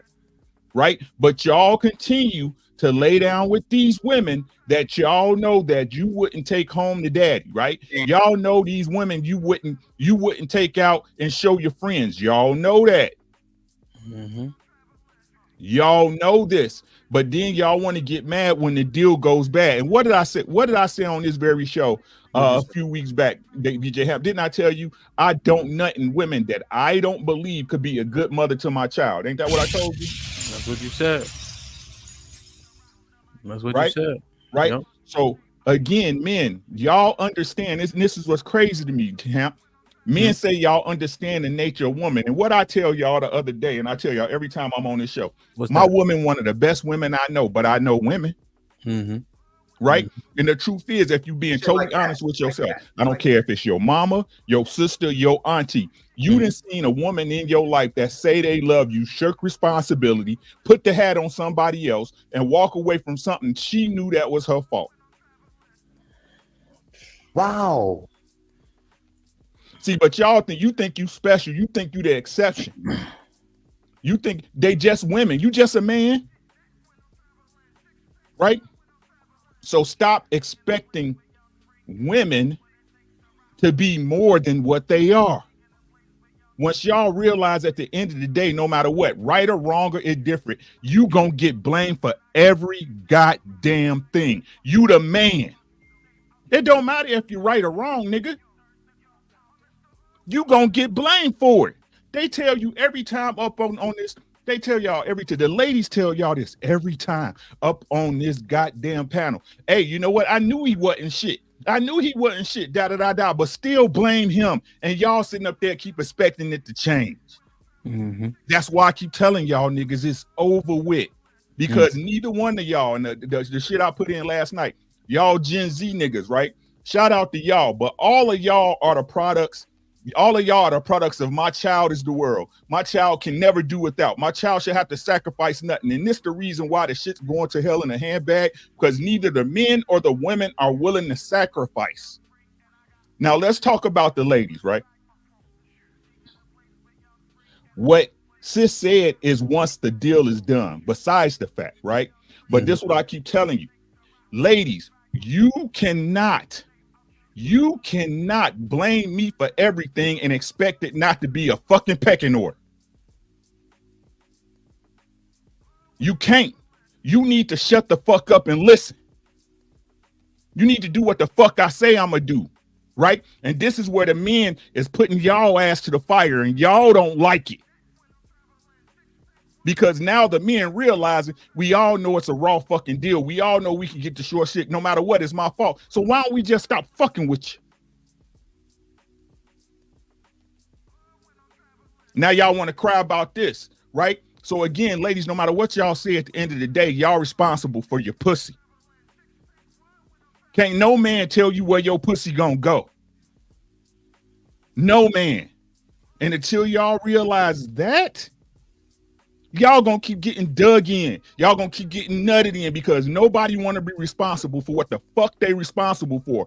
All y'all motherfuckers want to neglect what you supposed to do on the next person.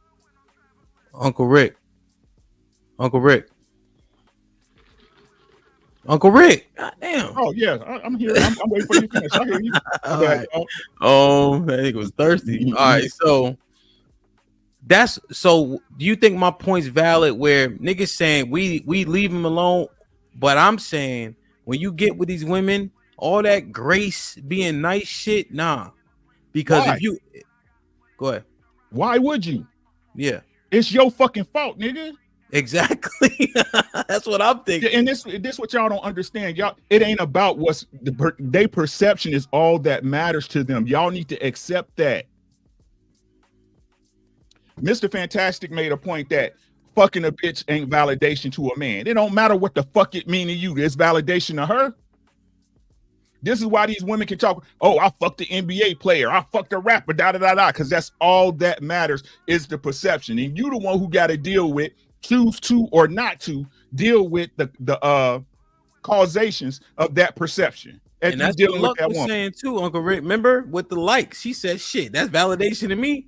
Give a fuck what you liking my pictures for. Right. To you it's nothing. She just another bitch. Right? Yeah. She just another hoe. She just another. But to her, if you a rapper, it's everything. Hell yeah. Well, I didn't have this man. He had you, but what does it matter? She's still gonna give you that rhetoric, and it's still a mental capacity within her that you got to deal with if you choose to deal with her. So what are y'all talking about? It is men's job to understand women. I don't give a damn if a woman don't understand me. It's y'all job to understand them, and y'all say y'all understand the nature of women, but y'all still be moving out here fucked up. Uncle Rick, last thing, just to be, because I like to be candid. You know what I'm saying? When JR hit me, Lapeef, right? And I did all my due diligence, looking, see the build up, how much people respect it. When they was like, "Oh, new Lapeef," Fatty was like, "Hey, that's a great compliment," shit like that, right? Shit like when JR hit me to be the moderator. Remember when I don't know if y'all tuned in. It was like before a football game. I always get butterflies before a football game, right? But I knew I was the man, no matter what. But you still get them, you know what I'm saying? So, but when I was about to do that show, I had them same butterflies like I was about to do a football, and I stream every day though. You know what I mean? Because that shit matters to us, but to them, it's exponentially increased. You know what I mean? Just to be 100% transparent, with something you guys would, the context of it. You know what I'm saying? God damn, man. Mr. Payne, what you want, Mr. Payne? You gonna follow that up? No, but actually, no. I mean, first of all, the only thing the woman Hold on, Mr. Payne, before you go, there's only 3 stories a day. But first of all, I'm not gonna be as long as Rick because he said most of it. He said most of the stuff already. Okay. One, listen, the one thing the woman said is once you nut up in a woman, you are responsible for the outcome, but you have no choice left. That's true. Your choices are gone. And the fact is, a lot of guys act like they don't know it, and that's bullshit. And so, as soon as you do that, you are no longer, because of the laws of the land, you no longer have a choice whether she has a baby or not. So you have to understand the consequences you just put yourself under. And you'll be blessed if and you don't even like this chick. So if she gets rid of the kid, you're blessed. If she keeps the kid, you're going to be blessed in a different kind of way, but you're going to have a burden on your life for 18 to 21 years. and for the rest of your life, depending on your relationship with the kid. All right. The other part is, and this is the only time I even say anything about women, they have to take agency for their box. And the problem I have is too many men try to take that shit away from them. They are responsible for who they let enter your box, because men constantly want sex and they know it. It's not up, it's up to a man not to do it, but they are responsible for who they let in, not because I say so, but that's what the law of the land says. Because in the courtroom, they'll definitely argue it's their body, their choice, if a man took that shit by force. You know, so it's their agency. Just because you're horny and he's horny, yeah, but you still have to let him in. You probably told him to take the rubber off. A lot of women do that. And a lot of men don't say that, but a lot of women tell you ain't putting that thing in me with a rubber on. There's a lot of women who do that, and the stupid dude will take the rubber off, and that's his fault. But so all I'm just trying to say, her accountability is where the box begins, and then if anything happens after that, that's a shared responsibility. So I'll give her that, but that's about it. But you notice she never took accountability for the sexual act itself, for letting a man in, a ratchet ass man that she knew was ratchet, and she still let him in. And we don't talk about that enough, because too many fucking guys up here always want to take agency away from the women. I'll just land it there. Well, Mr. Payne, just a quick pushback. I disagree. I With feel like what part? And I'm saying I feel, because I have to vet it out. I got to go look at episodes. But generally, what we talk about is the women giving access to sex. I'm not hearing it as often as men busting that nut, and then where does the responsibility lie? I hear it much more often that women control access to sex. They box, they got 32 different contraceptives, etc., etc. I hear us talk about that. I know I have numerous times. Can I say this to you on that point? When have you heard the woman take accountability for letting a dude in? They never do. No. I thought you were talking about us having conversations. No. I'm talking that's the part that the woman didn't say. That she has accountability for who she lets in. That part. I agree with you on the other part, because we always repeat women control access to sex, but we very rarely talk about what that means and how we see it. And the women definitely don't take responsibility or accountability for that in these panels, because they always go back to it takes two to tango. That's what my bad. I misunderstood what you were saying. You're saying sorry, them. I should have been more, that's more articulate, like Uncle Rick here. You know, there you go. He ain't that articulate. He just yell. He just talk loud. I know it sounds good. It resonate with men. We like but all jokes aside, my bad. Cause I know you saying like what they say out their mouths. Okay, I see what you're saying. Yeah, no, okay. All right, word. Miles was popping. What's going on, Hamp? How you doing today? I'm doing all right, bro. Just trying to make it. You heard? What's goody? Nothing much. I do think your Niners going to lose to them Lions, though, but that's another conversation. Put him in the fucking bedroom. Get him out of here. Come on. What's good? But all I want to talk about is seeing how, because I'm 25 years old. I'm part of the Gen Z era, and I'm seeing how not just the men but the women are moving nowadays, and just seeing all that, and how they say they want relationships. They don't really want relationships. They just want the attention and like that drug of the dopamine from getting that attention. Yeah. You know, Lucky said that last night. Did you tune? I thought I saw you in the chat last night, right? Yeah, I tuned in with you. Yeah. And she was saying that. Remember, she's like, they don't care about getting married. They just want the dopamine hit after dopamine hit. So what do you do with that? Are you so Miles, going back to the premise of the first segment, why are we smashing these joints raw with no rubber and then doing a late pullout when you know they don't got no good intentions? That's where that vetting process is important for dudes. And I know most dudes don't actually do that, but actually having those tough conversations in the beginning to understand what type of person she is and to see if she will actually follow your principles and standards that you have for yourself. Like for me, I work out 6 days a week. So I have a requirement for the girls with me to work out at least 4 days a week. So, and to also not like, just like how you don't eat pork, I don't eat pork either.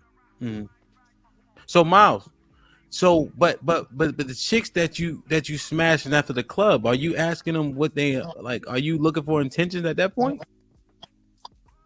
I do not smash chicks from the club. The only time I've done that is when I was a bouncer, and then they throw themselves.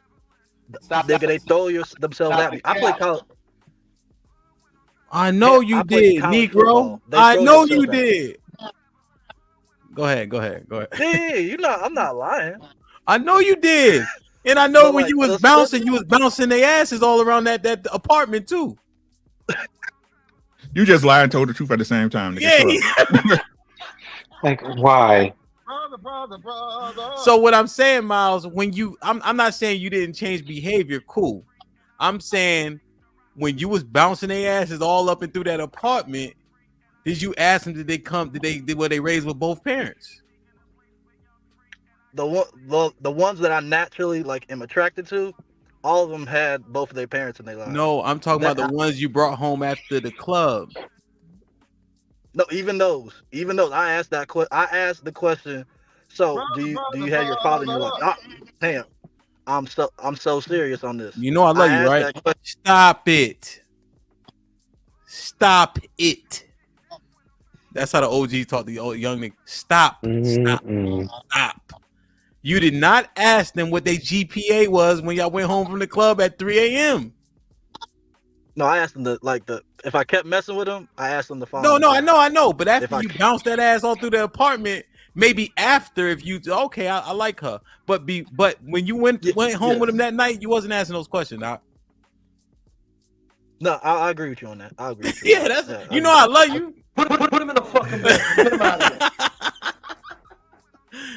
And Miles, that's the part that Uncle Rick was attacking. What I was trying to say, it's like we give up so much because we know what's gonna happen to us, and we do it anyway because our dicks just do the thinking. Yes, I don't disagree. But the other thing I do want to talk about is us also understanding about not even just going out to the club. Like once you mature past that point, because I got past that point at 23 when I realized I actually need to find a woman that for me, I want 4 kids. It's hard to find a woman my age group that actually agrees upon having 4 kids. Yeah. That's hard to find. And then to find one that does not have kids to begin with. Because I believe that for me and my mom, for me and my dad, they were both married, and they said, and my mom said, from them having me as the firstborn, that was a special connection they had. So I know the woman I have the firstborn child with, that's a special connection I'm gonna hold with that woman for the rest of my life. Yeah, you real for that. You 100%. So are you totally against a woman that had? Oh, you saying that firstborn? So you think that's gonna sully it if she already got a kid? Yeah, exactly. That connection's not gonna be as strong. And that's really what's gonna help us move forward, so I can get that 40-50 year marriage. I want to get to our Payne's range when I can have that long lasting.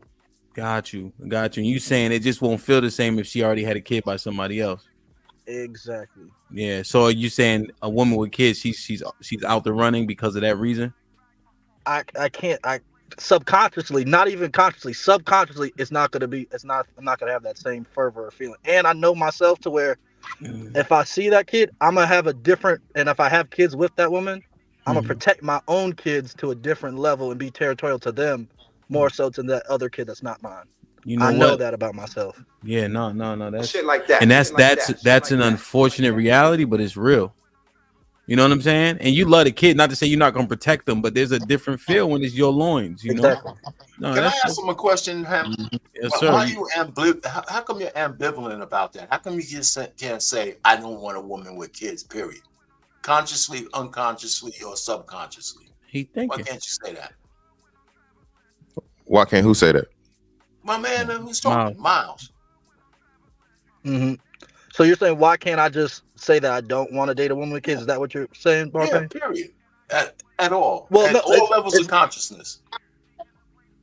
I say I can't. I see. Hold on. I'm trying to articulate it perfectly.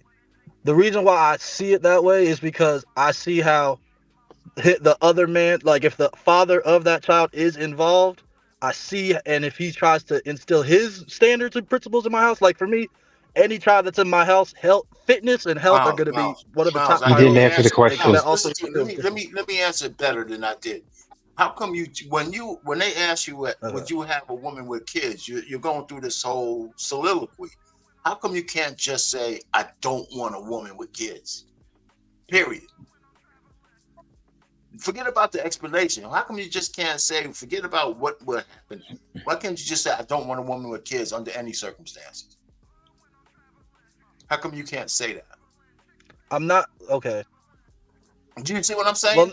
Well, I would say no, I get what you're saying on that, and I believe that's also what society pushes on in the West pushes on us nowadays, because they say accept people for who they are, and it's hard for me to because I've been instilled in that from when I was a child, to where I've seen people where they have been instilled to where they say accept people for who they are and for everything they bring, negative or positive. So in that case, that child, I see that as a negative bringing into a relationship.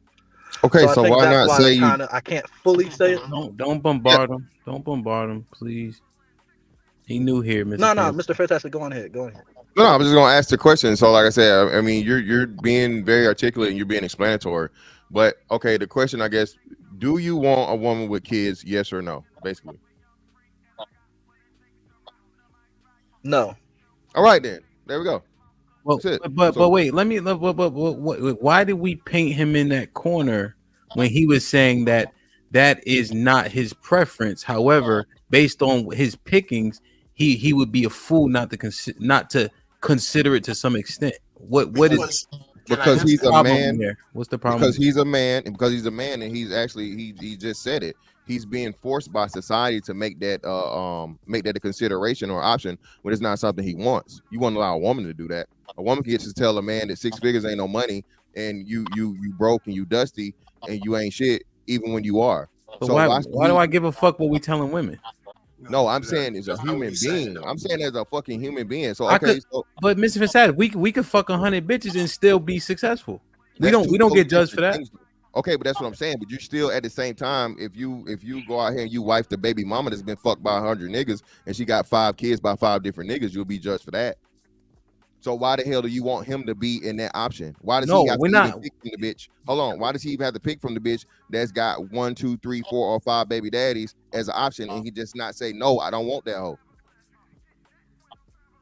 No, I'm not saying that you're not wrong, but you think it's a problem that he would consider a woman with a child? He thinks it's a problem. He said it. That's what I asked him. He thinks it's a problem. But because of societal pressures, he's trying to do this explanatory and all this other shit, and instead of just putting his nuts on the table and saying, no, I don't want a bitch with no kids. So DJ, we're not telling him what to do. We're saying that the uncertainty is self-inflicted, that he doesn't need that. Either make a choice and don't, and move through the rest of your life with that choice. Because society should not be making that decision for you. No matter how you feel about it, that's wrong. And I'm not saying do what I say. I'm just thinking as a young man, if you can get rid of some of these degrees of freedom of uncertainty, do that. If you don't want a woman with kids, then you just don't want a woman with kids. And there's nothing wrong with you saying that. That's all I'm saying. Okay. That's man shit. That's the ultimate man shit. No. I understand. He was being considerate, and he gonna shoot himself in the foot when he know that's not really in him. When you can hear it in a set of men that'll say, "Yeah, I'll take a woman with kids," and they mean it. Okay, I get it. Let me get Kasim. Kasim, what's popping? What's up, panel, everybody? I think our pain really hit it on the head with that. It's important for men to just say what they mean. Right, and be as concise as possible, because consequences is the biggest destroyer of delusion for men. Right, it's like that Thor hammer, that the consequences of Thor hammer, and when it smacks against that delusion, we're forced to make changes. And I think if we are more honest and transparent, as men with other men, I think we can avoid some of these things that we're going through. And just as I wrote in the chat, I try to be, when I speak with my boys, I'm speaking through like reality. I'm not sugarcoating nothing. I'm talking about the things that I went through, the things that I think as a man that I know, they have those very same thoughts, and I don't skirt around that. And what that does is that having to have more accountability and let them know like it's okay to have these thoughts. It's okay to have these particular reasons, even though it might make me look bad if I say like, yeah, this is what I'm really thinking. But I think when you come to that particular point, you're gonna make more solid decisions, man, and make and do better things. Yeah. No, I think you're 100% right. I think you, Mr. Payne and Miss Fantastic gave Miles the right pressure for sure. So I can see that point 100%. I think wavering, what do you get from that shit? And then I'm talking shit like I don't be wavering on nothing. Maybe I should. Like, exactly, nigga. Like, who replaced Hamp? Yeah. Because I was like, Hamp, goddamn. I'm like, what happened this? Because I won't be wavering. Yo, Hamp, hold it. Put him in the fucking bedroom. Get him out of here. Come on. Hold on, Mr. Fantastic up. Let me read these super chats real quick. Bravado says expectations are reality. Ellipsis. What the fuck, Rick? Reality is reality. It has the word real in it. I don't know. Marcus Evans with the $2 says, great point, Hamp and Ricky. Kiki was popping with the $2 says, Ricky in his bag today. JT was popping with the $5 says, all black women are allergic to latex because all black women are allergic to latex, BC, birth control, and accountability. And I believe all of them. Wow. Mr. Fantastic, what's popping? Yo, what up, man? What's going on, man? Shout out to everybody in the building, man. Now Rick called my name, so I gotta address this smoke first and foremost. Now, Rick, everybody's an expert and everybody makes the right decision in they 40s, brother. But you can't tell me that motherfucking Rick wasn't out here nutting in these bitches too in his 20s. That was you not finna tell me. Damn. You want me to address it now? Yeah, go ahead. Yeah, again, like I said, I ain't gonna say I ain't nut up in no bed. That'll be a lie. Okay, well that's all I'm saying, brother. We all have our seasons. We all have our learning curve. I got you, Big Daddy, but I'm afforded that. That's what age affords me. I appreciate you, though, big bro. Same here, brother. Same here. I appreciate you. You know what I got a little bit. You feel me? But that's what I'm saying. So listen, what I'm saying. We can't be complete and total hypocrites. And shout out to Hamp for hosting the young bull panel, right? I think a lot of their issue and problem is, man, you telling us not to fuck these hoes, and nigga, I know you was out here fucking these hoes. What you mean? Don't raw dog. Like, come on, man. What are we learning for? So that's all I'm saying, man. Just to address that part. But moving forward, Hamp, another thing, man. I don't think people understand and realize. Even once you get rid of the 38 to 35% that's left over, right, from the women that don't have kids, 100% of those women aren't desirable. We still got to look at the obesity rate. We got to look at poverty rate. We got to look at their mind. Are they feminine? Are they masculine? Hell, are they crazy as hell? Or do they have what's their mental health? So really, when you do this thing, man, I said this. I was one of the first people to tell people this shit, man. There's actually a deficit of good black women for black men, even though there's like 1 million more black women than black men in the country. When you do everything matched up, equal to equal, there are less, single, childless, and and desirable mates for the black man left over than it is for the black woman. And like you said, they love to bring up all these things. He in jail, he alternative lifestyle, or he ain't shit, he ain't this, he ain't that. Well, again, man, they still trying to use these stats from the 90s, talking about half y'all in jail and it's more men in jail than in college. All of those things are lies, right? But they don't care and they hate when you bring up the stats to disprove that. So the fact of the matter is, there are a lot more, and mind you, and like I said, it's the same thing for them. Hey, some fat niggas out here, some broke niggas out here, some ugly ass niggas out here, right? So, but even still, once you take all of those things, it's far less on one side than the other. And now you have, like you said, bringing this thing into it where other women are starting to pay attention. Now they're starting to feel some type of way and even trying to cut those options off to be like, well, you niggas just want these third country hoes and this, that, and the other. Well, okay, well, y'all want the white dudes. And the white dudes don't want y'all. Y'all want Hispanic dudes don't want y'all. You want the Asian dudes don't want y'all. So what does it fucking matter? But at the end of the day, like I said, man, I keep telling y'all, this is the straight black man's renaissance, bro. And the issue and problem is him actually having the nuts to say, and shout out to Miles and shout out to our Payne, brother Payne, for seeing this, man, that wisdom, man, and that foresight. This brother is being pressured into even having a discussion that shouldn't even be trying to have. If you don't want no single mom, you shouldn't want no single mom. And I would not doom my son or any young man that I cared about to that. Brother, you too good for that. Why the hell would I tell you as a young man with no children whatsoever, especially for those of us that have experienced it? I experienced that shit, bro. I did the stepdaddy shit. And like I said, as soon as that situation was done and over with, that kid was snatched out of my life. Like I never did anything for it. You feel what I'm saying? So having that understanding, it's our responsibility to not encourage or even have brothers consider this going down that road and suffering that pain, man. You know what I'm saying? If we say we really truly care about them and we want to change the thing. Yeah. So you saying no single mothers, period. We shouldn't even perpetuate. We should leave them out there. No. I'm not saying. I'm saying for single men, no. I'm and it's your desire. I'm saying it doesn't make sense for anyone to demand that a man that does not have children to deal with a woman that has children. That I'm a realist, man. If you got kids, I don't believe in niggas saying, "Oh, I'm not dealing with no single mother." Nigga, you got 2 baby mamas. What you mean you be not dealing with no single moms? You already got 2 of them. What's another one gonna be if you're not gonna add another child to the mix?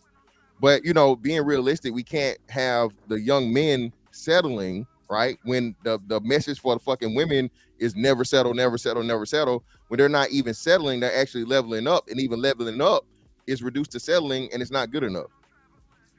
Okay. Interesting.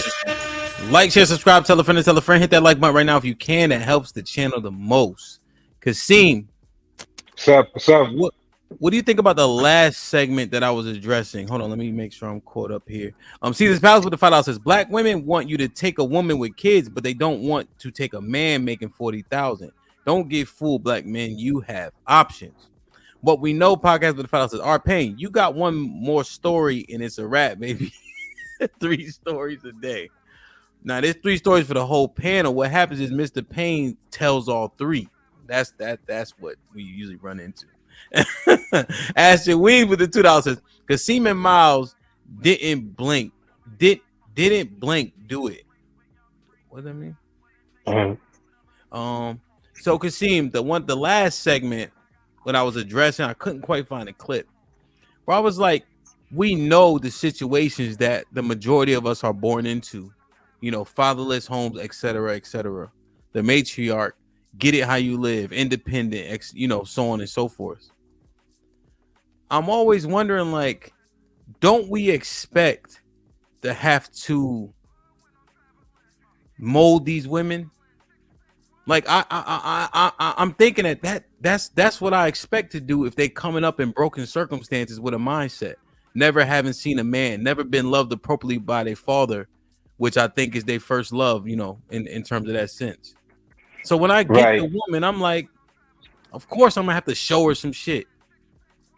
But I'm not nice about it though. I'm not leading with grace. I think that's where niggas fuck up. You know what I'm saying? But what you think? Cause seem like she gonna be a little broken. This is the circumstances we come up in.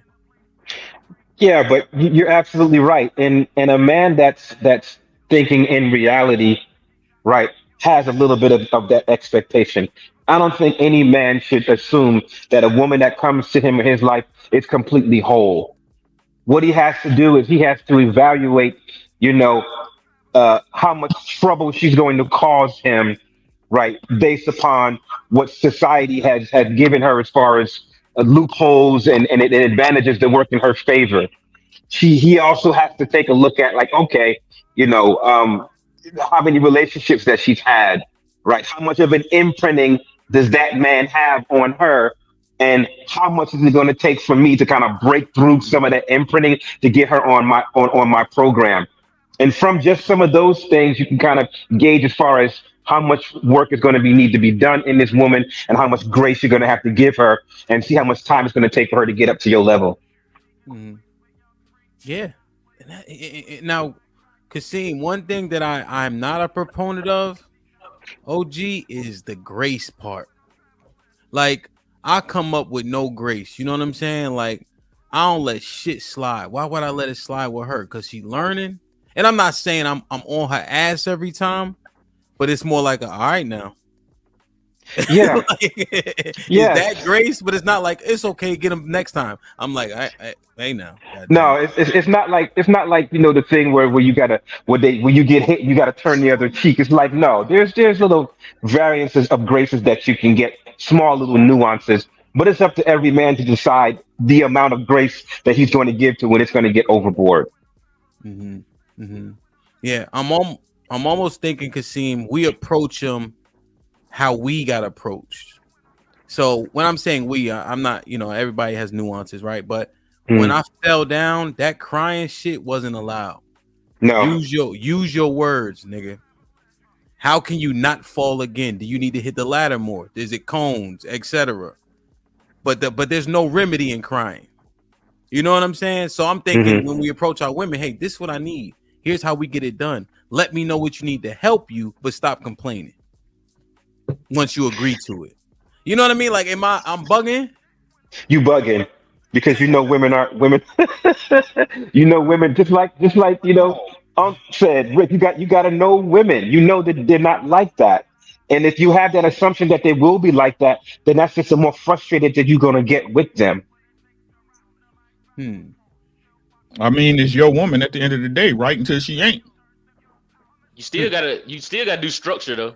Did you say hi to anybody? I mean, I forget stuff. Hell, you just told me down hey, south. What's up, everybody? Nah. Let me finish my speech now. You and Mr. Fantastic country ass, y'all never seem to say hello before y'all talking. But I thought y'all had so many manners down in the south. I definitely say what's up 99% of the time, that brother. That's true. I ain't talking about I usually do too, though. I don't know why he trying to act like I don't. But okay. Put him in the fucking book. Get him out of here. Come on. Shitting me. It's not even your turn. Cheeky was up here first. He knows I like him a little more than you. So you know what? Just just hold on a second. Matter of fact. Oh shit. Damn it. Country ass. Go ahead. I'm not following that. I'm passing the Dutchess to the left-hand side. All right, so let's do this. Because I wanted to circle this question around. Miles, you wanted to reply? Well, it was to what you and Kasim were saying about instilling the standards and principles into the woman that you're going to interact with. Like, I just see it as to when any woman that just comes into your world and just comes in and sees how you operate and move, naturally she's going to see that and either have to make a decision where can I follow up and follow his principles and guidelines and the discipline that he puts on himself, or is he going to push me away, or I have to fall away to the wayside? So Miles, that point I made last night, I was asking last night. So let me ask Mr. Payne and Uncle Rick this, and then we'll get in UT Cheeky and he knows. So on what Miles said, right? Uncle Rick and Mr. Payne, I was saying, yo, we talk about standards, right? But what standards do you have? What principle do you follow? Right? What does she see that you are steadfast on, disciplined on? That she be like, you know what? He has high accountability for himself, right? So now, since I see him doing it for himself, it's only right that he's asking it of me. And I'm not seeing a standardization with niggas. I'm seeing us being just as out of shape. I mean, I know Mr. Fantastic gonna get on me saying 36% of us are actually obese, but 70% of us are overweight. So I'm gonna stick with the 70, right? Because that's more accountability. Yeah. So we talking about y'all ain't in shape. Shit, last time I looked, Burger King is full like a motherfucker. Yeah. The solid tie, you can jump right in and right out. So I'm just trying to understand. You feel me? Like, where are our standards, Uncle Rick and Mr. Payne? Shit, that's the $1 million question, ain't it, my guy? Right, shit. Like, goddamn, what I tell you, look, man. All this discussions about follow and leader. Let's just did that shit right. When certain people walk into a certain room, you already know, right? Now they got to prove you wrong, but you have a great assumption, right? And this is what I tell fellas, right? I understand dudes not want to get married nowadays. I'm a married man, but what y'all seeing out here, I completely understand. I want to foreface that first and foremost, right? But when I'm talking about when you're in a relationship as a man, you have to set the example. And what I mean when I say that is I don't give my woman no excuses. None.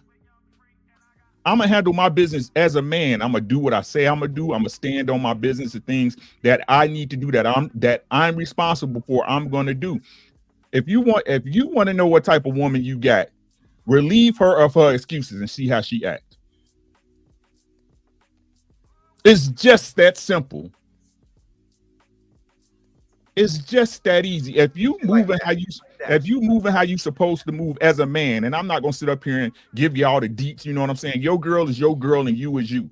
But if y'all got an understanding about what the fuck's supposed to happen, and you standing on your shit and you doing what you supposed to do, and when you say something, your word is your bond. See how she act.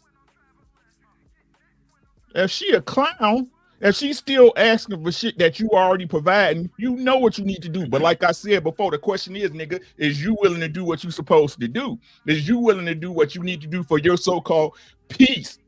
A lot of y'all ain't. A lot of y'all capitulate. A lot of y'all break. Right? It's the same I say for the ladies. You want to know what type of man you got? Stay in your fucking feminine. Be a lady, be the sweetest, kindest, get your ass up and cook and make sandwiches and pop popcorn and have movie night and see how he act. But y'all ain't gonna never do that, right? Because y'all want to be the leaders. Like I said, let me finish this out, Ham. The reason why the shit don't work because it just ain't in y'all. Tell me how to be something I'm not. A lot of y'all ain't shit. It's just what it is. It's cool. Be honest. That's why y'all outside. It's over with. I done told y'all forever. It's over with. This is y'all real generational curse, niggas. God damn. Put him in the fucking bedroom. Get him out of here. Come on. Whew. Mr. Payne. Yeah, I mean, to follow up Rick, basically, let me get one thing straight. When I got married, I was a strapping 190 pounds. I don't want to hear this overweight shit, okay? Stop the cap. Let me just say that. So, but the bottom line is, when I met my wife back in the dinosaur age, I told her I didn't want another girlfriend. I said, I got a plan for my life. I was around 26 years old. I was already working.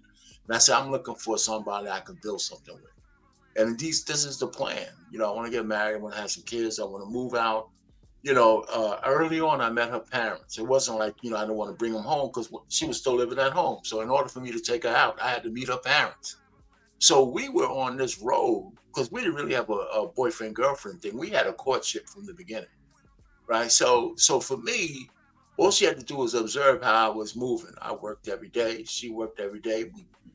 I kept all of my word and tough, and we moved in. She moved in where I was living, which was a dive. And she didn't say nothing about it. We had squirrels running up and down the goddamn drop ceiling and shit. So I had to move out of there. So the bottom line is, you know, so what I showed her was a plan, order to chaos, and she never questioned any of the shit that I was doing because I was moving forward. You know, that was my standard. We need to move forward. We've been moving forward ever since. You know, so that's how I look at it. You know, you got to stay on your square and show by action, not just by words. You know, so that's what I did. You know, so that's why we're still together. You know, and then I learned some stuff from her. You know, a few things that I was willing to change to make sure our relationship was strong, and we just stood by that. You know, so. You know, it's $1 million question. I don't want to go bore everybody because I already talked too much, like you guys keep telling me. But that was it.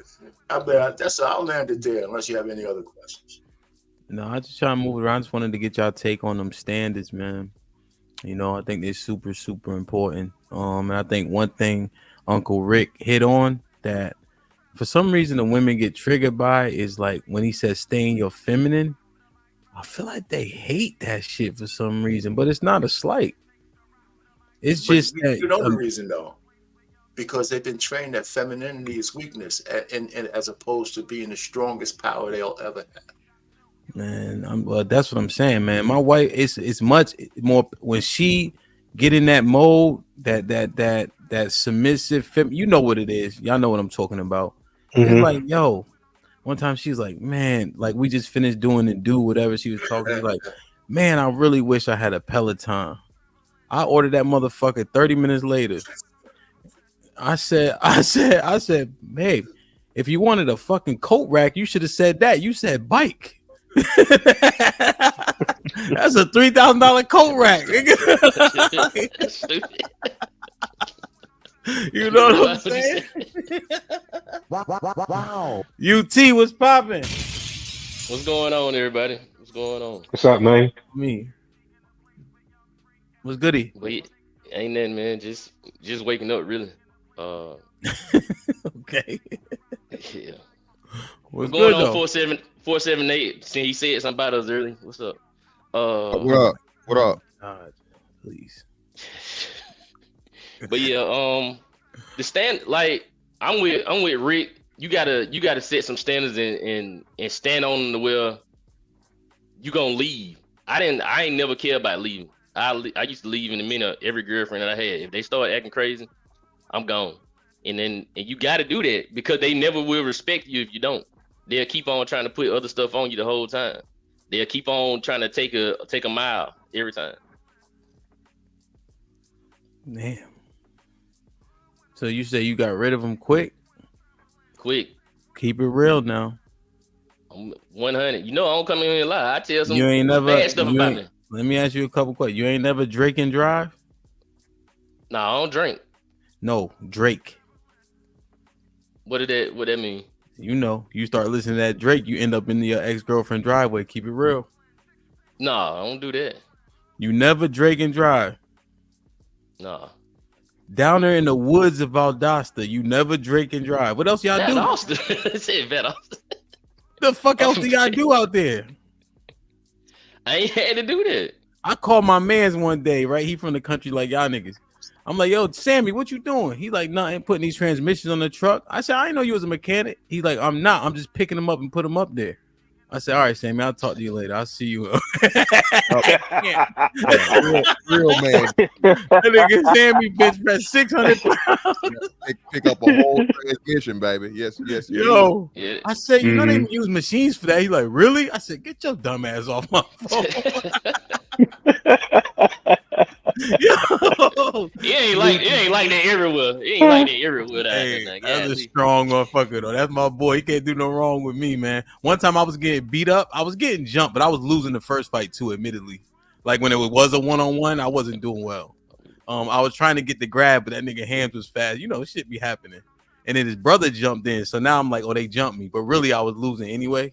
Just don't tell nobody else. And it was another fraternity. So they all kind of piling on, but you know, but Sammy came, you would have thought it was 6 people came, it was just him. And we dog walked the shit out the niggas. Damn it, man. So, But yeah, so hold on. So you need to start back, put some respect on these country dudes' names. Hey. That. Country nigga, that country strong different nigga. It's the reason. Yeah, dude, that shit hit different. That country strong ain't no joke. I have respect for that country strong. But you know what I take solace in? None of y'all stronger than me. Shit like that. Chill. Y'all good now? I got some country dudes that ain't stronger than you. I said I'm you, not, Negro. I never said I was. How y'all doing? You know, well, hey everybody on the panel. So you can't say I ain't saying nothing. But this nigga just admitted he jumped somebody talking about he not stronger. We're gonna do the same thing you did. I need my country friends. We're gonna beat your ass together, Mr. Gorilla Man.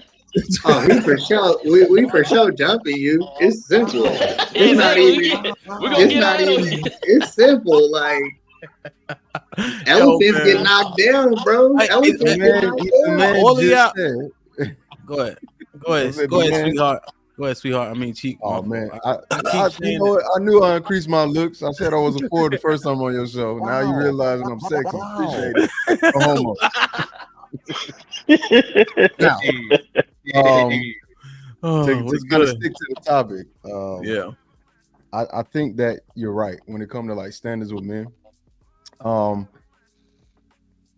The problem is whenever you show those standards with women, like some certain women have openly said, like, I don't like men with standards because they're hard to deal with. So it's one of them things where it's like, if they admit, hey, you're difficult to deal with, you annoy me in these ways, or I don't like the way you hold me or how you feel in these ways, there's only so much you can do. You just got to find a woman that appreciates that and does the same thing as well. Hold on, Cheeky, say it again. I'm getting a little bit of a reverb. Check. Everybody mute real quick. Check. Might have been Miles. Miles, it's not terrible, but I could just hear it. Because Cheeky, say what you said again. I was saying, being a man of standards is not easy because women have expressed dealing with men of standards is hard. So you just have to find women that appreciate those standards and have them have some of their own. And I think that's just the problem is, in today's time, having standards or principles that are legitimate, like you stand on business. Not a lot of people do, so it's hard to find somebody to match you with that. And then the ones you do like, you like, damn, I really like her. They be tired of you because you be like, wait, this is a problem here. And they feel like all you do is criticize them and nitpick them, and then they feel like they don't like you. Like, that's happened to me a lot, where I go, hey, I like this, but you got to fix this. This got to, and they always feel like they're being under this microscope, and they don't feel like I like them, but it's more like a, hey, this is what I do, you know, and I know you like me, so let's try to work together with these things. And they don't, it's just too much sometimes. Cheeky, on that point, are the men around us, do the majority of men just not have the standards? Yeah, I think majority of men, I think a lot of men don't have the standards, or whatever standards they have are double standards, and nobody likes hypocritical anything, like the hypocritical nature of stuff. Is it double or is it fluid standards? So like, do they like lessen them when it's convenient, or retract them, or make too many concessions? You know what I mean? So it depends on the girl. It depends on the girl. Yeah, the girl they want. Niggas will compromise. I've seen it. Niggas will compromise depending on the girl, and therefore the standard doesn't exist, right? Essentially. Yeah, but that's everybody though. That's not the niggas. But see, that's the problem. Yeah, go ahead. My bad. I don't do that. This problem has existed from the beginning of time. Mr. Fantastic, we saying that's the problem, that people make concessions for women they like. Yeah, but if you're stating a problem that's never going to change, what's the point in talking about it? Why? That can change. No, it can't. And then welcome to my world, right? It's changing, though, Mr. Fantastic. On the men's side, it's changing. So again, on the men's side. So hold on. So you guys say be realistic, let's not just do the talking points. So again, how many niggas you know? Okay, let's say we got 10 niggas with the most utmost standard, most upright, you know, standing on business niggas ever. You put an 8-9 a dime in front of them, how many of them niggas gonna fold? 7. All right then. Yeah, so 7. But you said it won't change. Now Cheeky taught me this 2 weeks ago. Hold on. Did you ever think in your lifetime you had to call a nigga a bitch? As in, like, he acting like a bitch, or like this transformer? No, he transform. Did you ever think that you would have to do that? No. So when you say it won't change, if that can happen, this for goddamn sure can happen. Shout out to the GBG General, bro. I feel nice. When he said that to me, bro, I almost threw my computer. I said, this nigga might be a little bit almost as smart as me. Why you do that? Well, you know I got it. Come on, Mr. Fantastic. Wait. Hold on. Let me get in the box of Mr. Fantastic. He ain't gonna do this today, Uncle Rick. Mr. Fantastic. Now you know every time we go here, because I depend on you. You are so Angry Man and them, they were the manosphere, they still are. But you next up. You already been letting the young boys down a little bit. I got on your ass early about D-Town on Monday. Pause, because his name is D. That did sound fucking crazy. So now, Jesus Christ. So now, listen to what the GBG General taught me, bro. Men are telling them they women, and we have to acknowledge it. Well, no, we don't have to acknowledge it. But you understand the way of the world. It's a societal thing now, yeah. That's an extreme shift. So now that we understand that, are you saying that men can't shift to having standards regardless of the vagina? Yes, I'm again, and the great thing about that point is Uncle Rick, say something to him. Say something to him. Maybe he'll hear you say it. He's not gonna listen to me. I'm an old cat, man. You don't care. Just try. No, I think quick, when you quick, Uncle Rick, just say it to him and let's see what his face does. Go ahead. I think me personally, in my opinion, I think if both sexes made their appropriate changes, we would see changes. God damn it, Uncle Rick. Can you say the thing about the men first? Oh, what you mean about having standards? No, you never transition that more men having standards regardless of vagina. Oh, if more again, like I just said, if whichever sex wants to take responsibility for what they take responsibility for, the change would be immediate. Again, people try to act like they don't need each other, but the truth is, we all need the energy that we're getting off each other. Uncle Rick, can you tell him about the? You know what, Uncle Rick is being an asshole. Kasim, can you tell him? I'm missing something. I don't know. It can happen. It definitely can happen. That's all. Hank, what you think? Can men change to having standards? Yes. Yeah. I mean, yeah, hell yeah. Because like I guess Cheeky said, these dick suckers are becoming a regular thing, and it is what it is. UT, can men have standards if we calling men women? Yes. He knows. Maybe because you Polynesian, he might hear you better than us. Go ahead. Men are consistently building. A real man is consistently building. Everyone on this panel, I believe, are real men are consistently building, which means at any given time, the moment we take an inch forward, we can adjust our standards. It doesn't matter what the next man. All right, he knows you. Let it land. God damn it. I got my big strong young nigga on you now. Pause. Tell this nigga, Mom. Yes, we can change our standards God to make damn sure it. that Triple OG, tell him something. Yeah, we absolutely can change our standards, and we already are. That's why this shit is going on, man. So, motherfucker. That's a All fact. right, go ahead, Mr. Fantastic. And again, I know you He's niggas. still. Oh, I know you niggas. even you Polynesian niggas, brother. Okay, I know you niggas. And like, I know share, what subscribe, happens. Man. Nah, fuck. We This out. ain't Tell a never friend to tell a changed. friend. All right, we back. Are you done? No, I'm not done. At the end of the day, bro, since the annals of fucking time, the beginning of time, the greatest motherfucking downfall of some of the greatest men have always been women.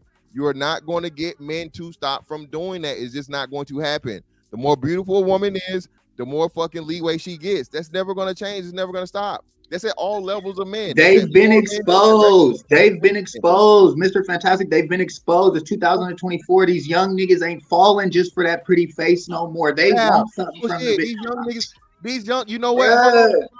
Wasn't Cash just saying it's the OGs tricking the other day? I'm telling you, bro. All these young niggas talk about is tricking. These young niggas doing more tricking than the old niggas. They playing with a lot more money. They playing. Look. Even the young niggas who them niggas playing with a lot more money than niggas in our. I'm 32, so I don't really know what generation I'm in. But niggas older than me, them young niggas is playing with way more attention, way more information, way more money. They playing with a lot more than cats are playing with, bro. They also paying for that pussy, brother. Hey, Mr. Fantastic. My young niggas ain't paying for no pussy, bro. I done seen it in real time, bro. I ain't gonna lie to you. Young niggas ain't paying for the pussy. Bitches is showing up to the video shoot, bro.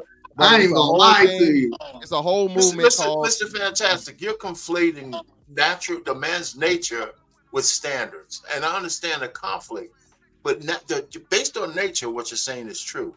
But that doesn't mean men can't elevate their standards. That's what we're doing. Because what you're talking about is the basic nature of man who wants box. That's not going to change. Yeah. So discernment and standards are the things that have to change for us to navigate better. The problem with that theory is, again, bro, everybody has those in public and around other brothers and whatnot, what have you. When he gets along with the woman he wants, okay, and the more attractive he is, that nigga gon' fold. He gon' fold. Yes, he is. Yes, she is. No, he is. He's gonna fold. Mr. Fantastic be folding. Shit, like laundry. The passport, the passport, bro, to be a change. The redder and that thicker she is, nigga, the more concessions. Look, listen to everything we know. Concessions, nigga. They don't want to get married. They not really interested in commitment, bro. So even if they fold, it's gonna be later. Like we were more likely to fold in our young age sooner because the women had more value. They're seeing this in real time. I'm in a committed relationship with my baby mama. And since I've been listening to people like you and DJ Ham and certain people, I think my standards have changed. Like I'm 32 and I'm keeping it a band with you, bro. These young cats, at least the ones on a street level that's really in the streets, the ones you see in the really in the mix, they not paying for nothing. They taking everything from the girl, bro. They might pay her for the video shoot, but anything outside of that, bro, she's running neck to the whole crew. Her friends running neck on everything I love. It's grimy. Like if you're really outside on a street level, bro, they going crazy, bro. Ain't nobody paying for that. That's worthless. I was raised, you don't pay for water, you don't pay for oxygen, and you bet not never pay for no pussy, bro. Straight up. Go ahead, Miss Fantastic. Look, the young boys on your ass, Playboy. Listen, man. Again, I have it on record. It's a whole sector of young niggas that's out here that say, "Hey, man, fuck that. Just pay for it. It's cheaper. It's quicker. It's guaranteed, or whatever." These young niggas have deemed tricking the cheat code. Now I know if you talking about, street niggas, so on and so forth, rappers, of course, those are groupie thought bitches, bro. Groupie thought bitches don't make up the majority of hoes, dog.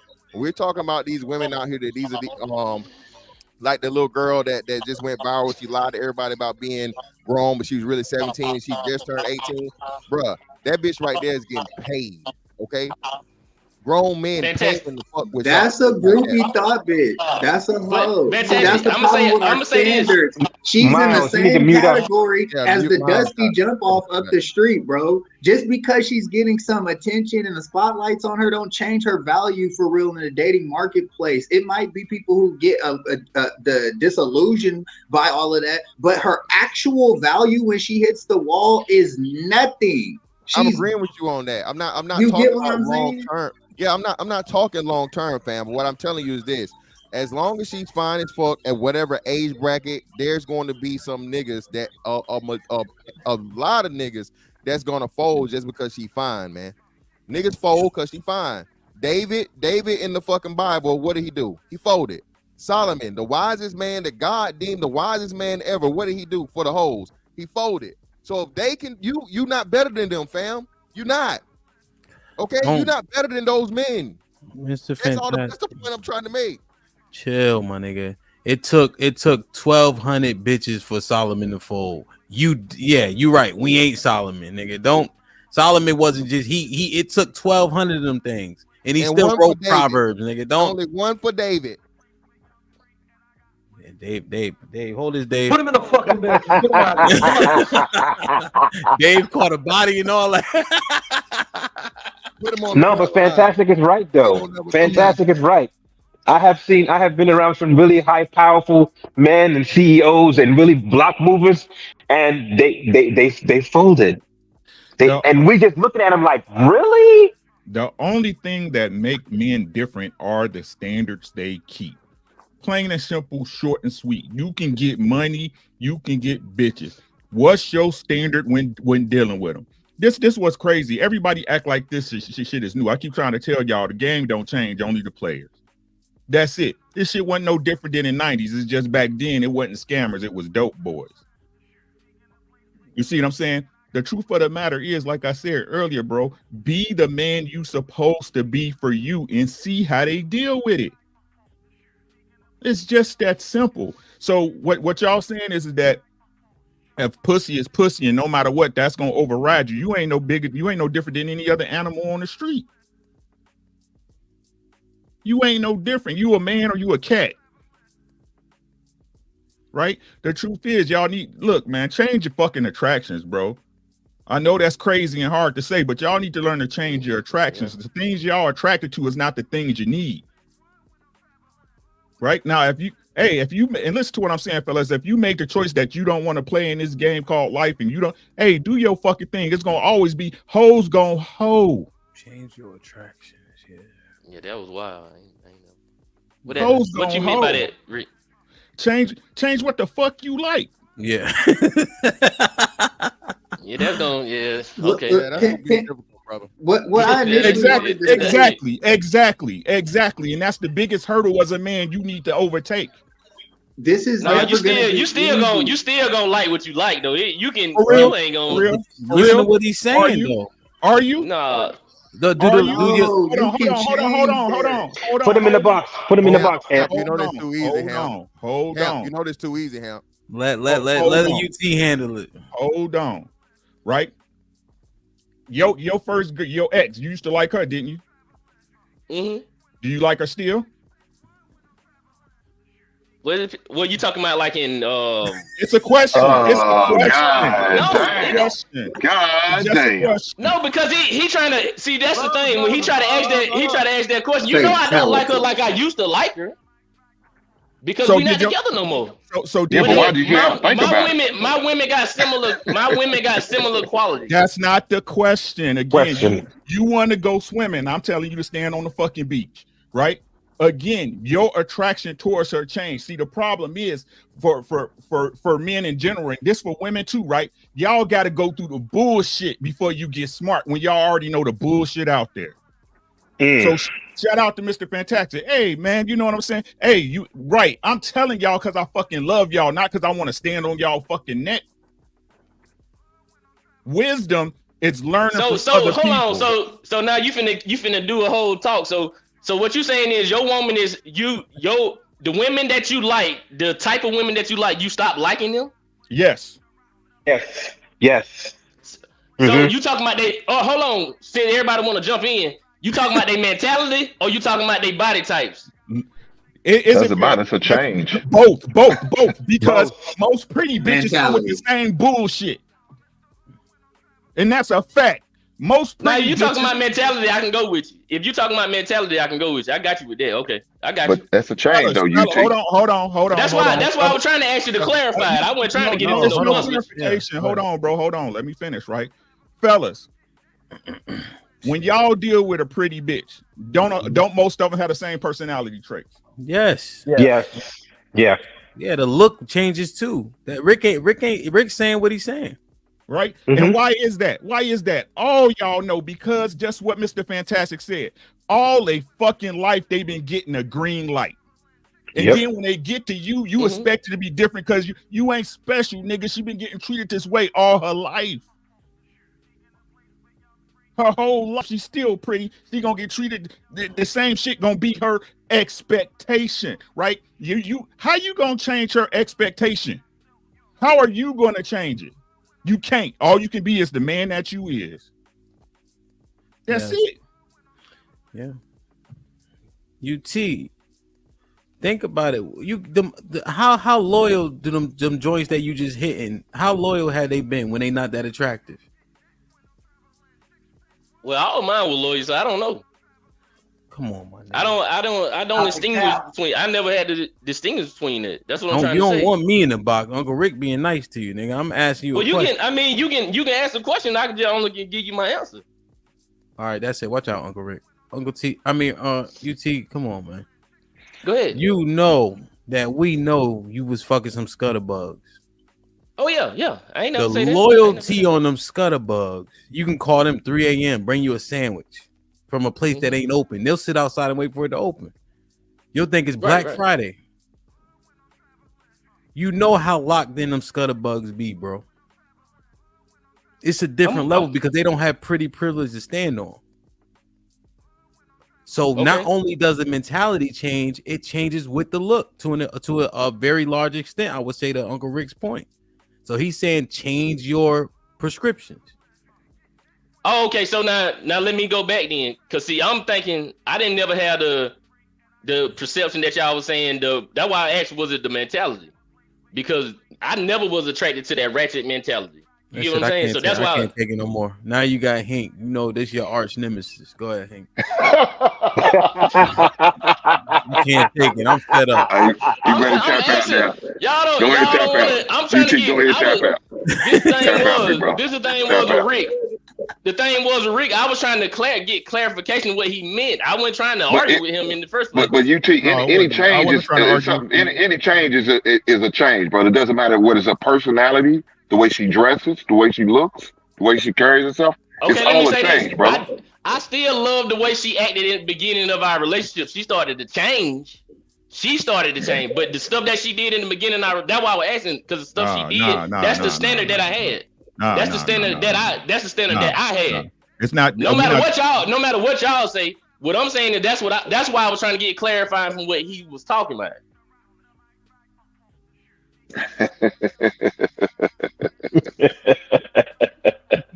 God damn, poor UT. See, the thing is, he's not trying to listen to what I'm trying to explain to him.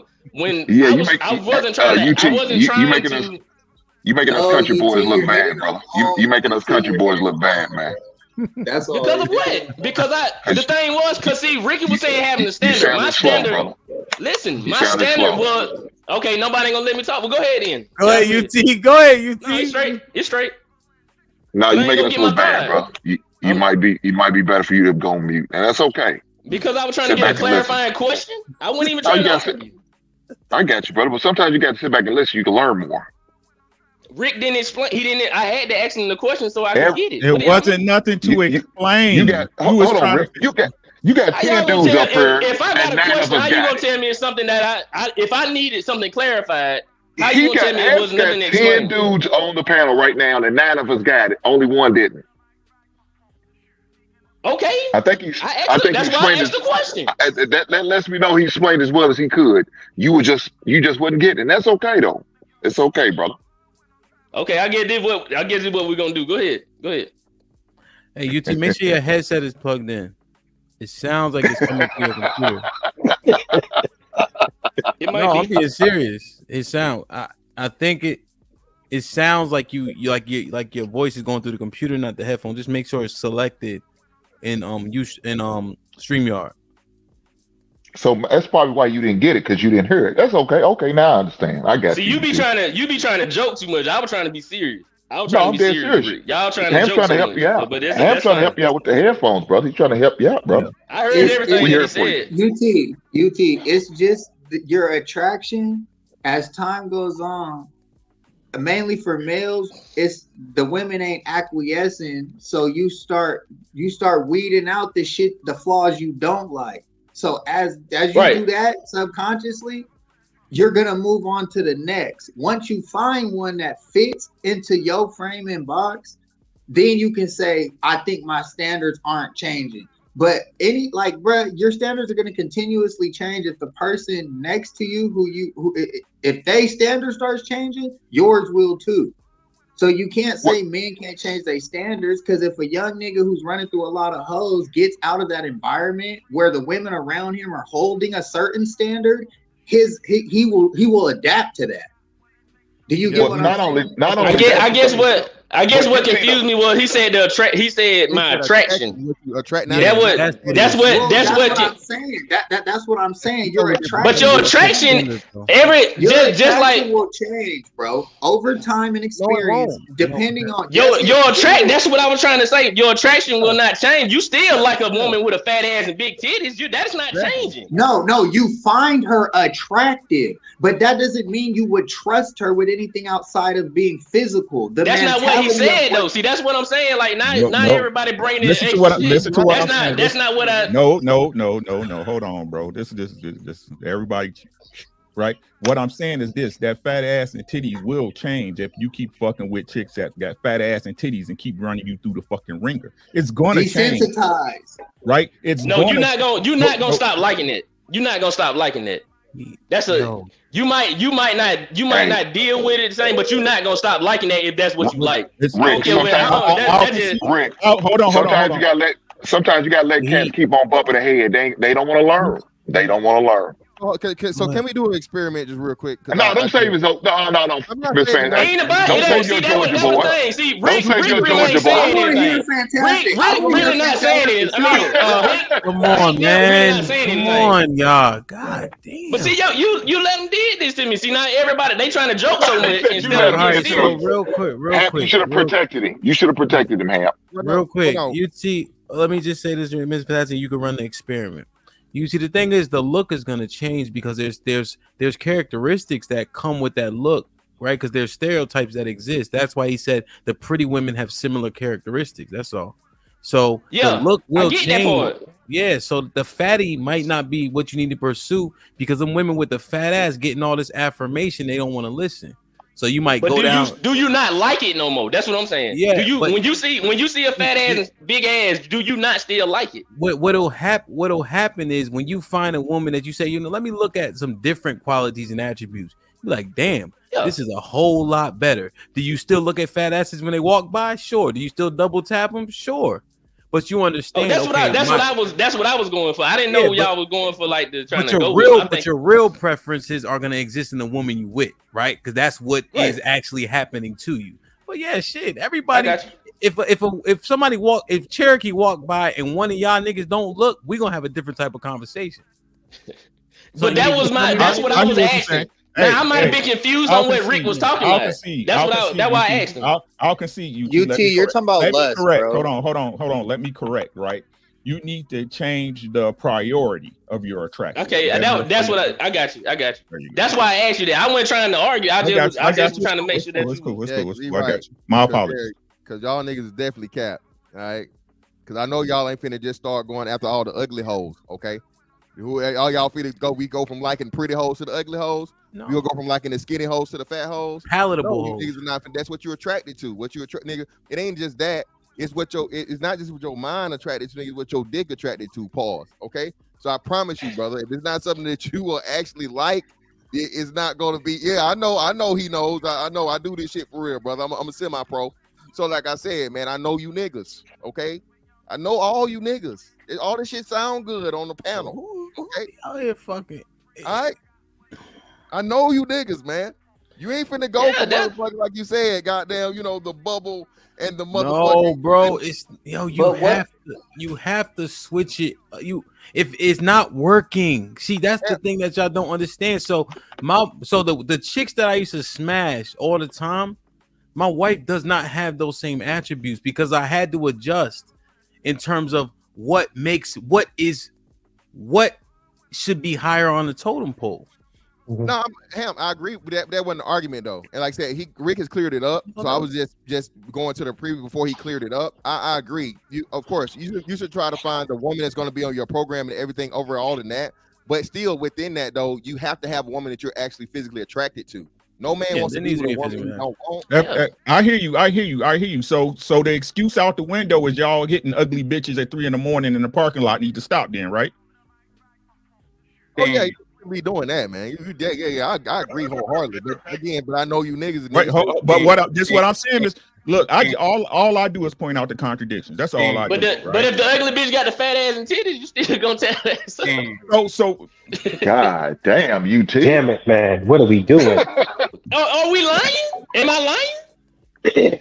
So now I heard on the panel plenty of times on this panel. Hold on. On this panel, I don't heard plenty of times when they say at the late night when you ain't catching it at the club and you see that scuttlebug over there, they got that body. They did not take them home. That what I ain't been hearing that. Say that again. I'm sorry, bro. At the end of the night when we was in our 20s, that one that was gonna go that had that fat ass and them titties, but she wasn't all that cute. And you gonna get, as long as you know gonna get something tonight. Did you not go at them? No, not me. I'm saying not you, but I know this finna be. I wasn't talking about you. I wasn't talking about you. I'm just saying on the panel. Okay, but you asked me. No, I said on the panel. I didn't say you. Okay, my apologies. I wouldn't, and I didn't. So that means everybody, right? Hold on, right? Come on, UT. So again, right? Again, if a ugly woman with a fat ass and titties is good for your dick and the attraction works, shouldn't it work for you if she on your program? Some people do got it like that. That's what I'm saying. So now it's some. At first, it was all for everybody on the panel, right? No, I didn't say no. Right? I didn't say all.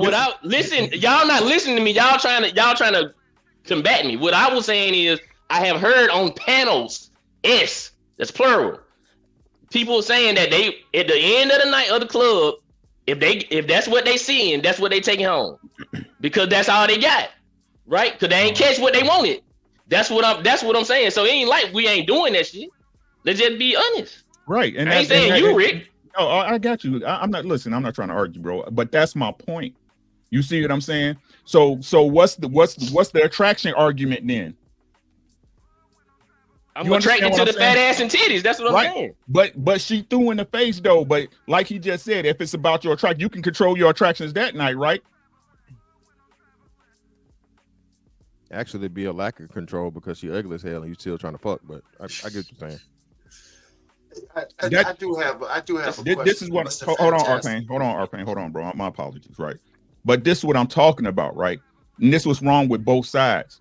Y'all, look, man, you can't. No matter what y'all say, right? You can't play both sides of the table. You either stand on something or you don't. Y'all say you stand on something, but you really don't. Ladies, y'all say y'all stand on something, but you really don't. I am standing on something because the fat ass and titties. I'm standing on that. That's what I'm standing on it. What else do I need to say? Standing up in it. That's what I'm standing up in it. He said they could be a scuttlebug too. He don't care. Can we I feel like what we talking about, man? Fuck this shit. One second. I feel like I'm standing on it. I never said I didn't fuck an ugly girl. I never said it. Okay. So we're talking about just fucking. Fucking when he said change your attraction, but he already clarified it. He clarified it and we got to understand it. But when we talking about just attraction for that, yes, that's what I'm attracted to. That's not gonna change. Yeah, he talking about wife, right? That's what we've been talking about, right? Yeah. I mean, I didn't know we were talking about. That's what I'm saying. I'm trying to clarify. Is we just talking about, oh, you at the club, you showing out, you pull one for the night, and it is what it is because that's what you was attracted to? Or are we talking about like you're trying to vet this girl? You're some huggy bear shit. Yeah. Like I'm trying to figure it out. Because depending on the lane, your attractions will change. If you're trying to take up personal for the rest of your life. Yes, bro. Your attraction is definitely gonna change. Compared to what you are lusting for, what you're physically attracted to, bro, like my mama always said, bro, she got to sit on that ass. You got to look her in her face and listen to that mouth all day, bro.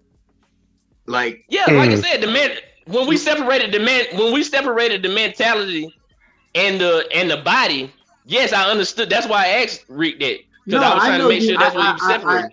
I know you got the clarification. What I'm saying is now the next question. So will your attractions change depending on who you're trying to be committed to and build something with?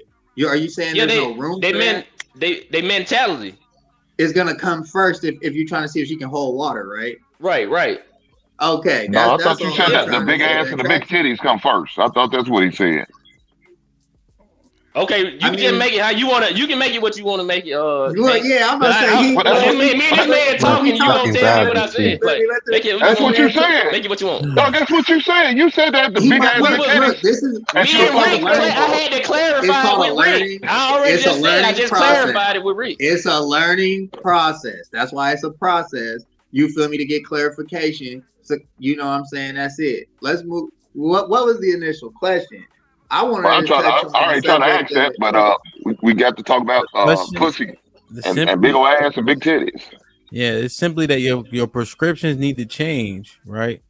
When you're pursuing the woman that you're gonna marry. Mm-hmm. Like UT is saying, when men continue to say, "We'll get the woman out of McDonald's," if she pretty enough. The young boys taught me that's fucking asinine. Do we have any divorcees on the panel right now? I am. Okay, well, what changed when you found the woman you wanted to marry? And I know it was time in between and experience. Kids get divorced for so many reasons, though. Like if you was getting...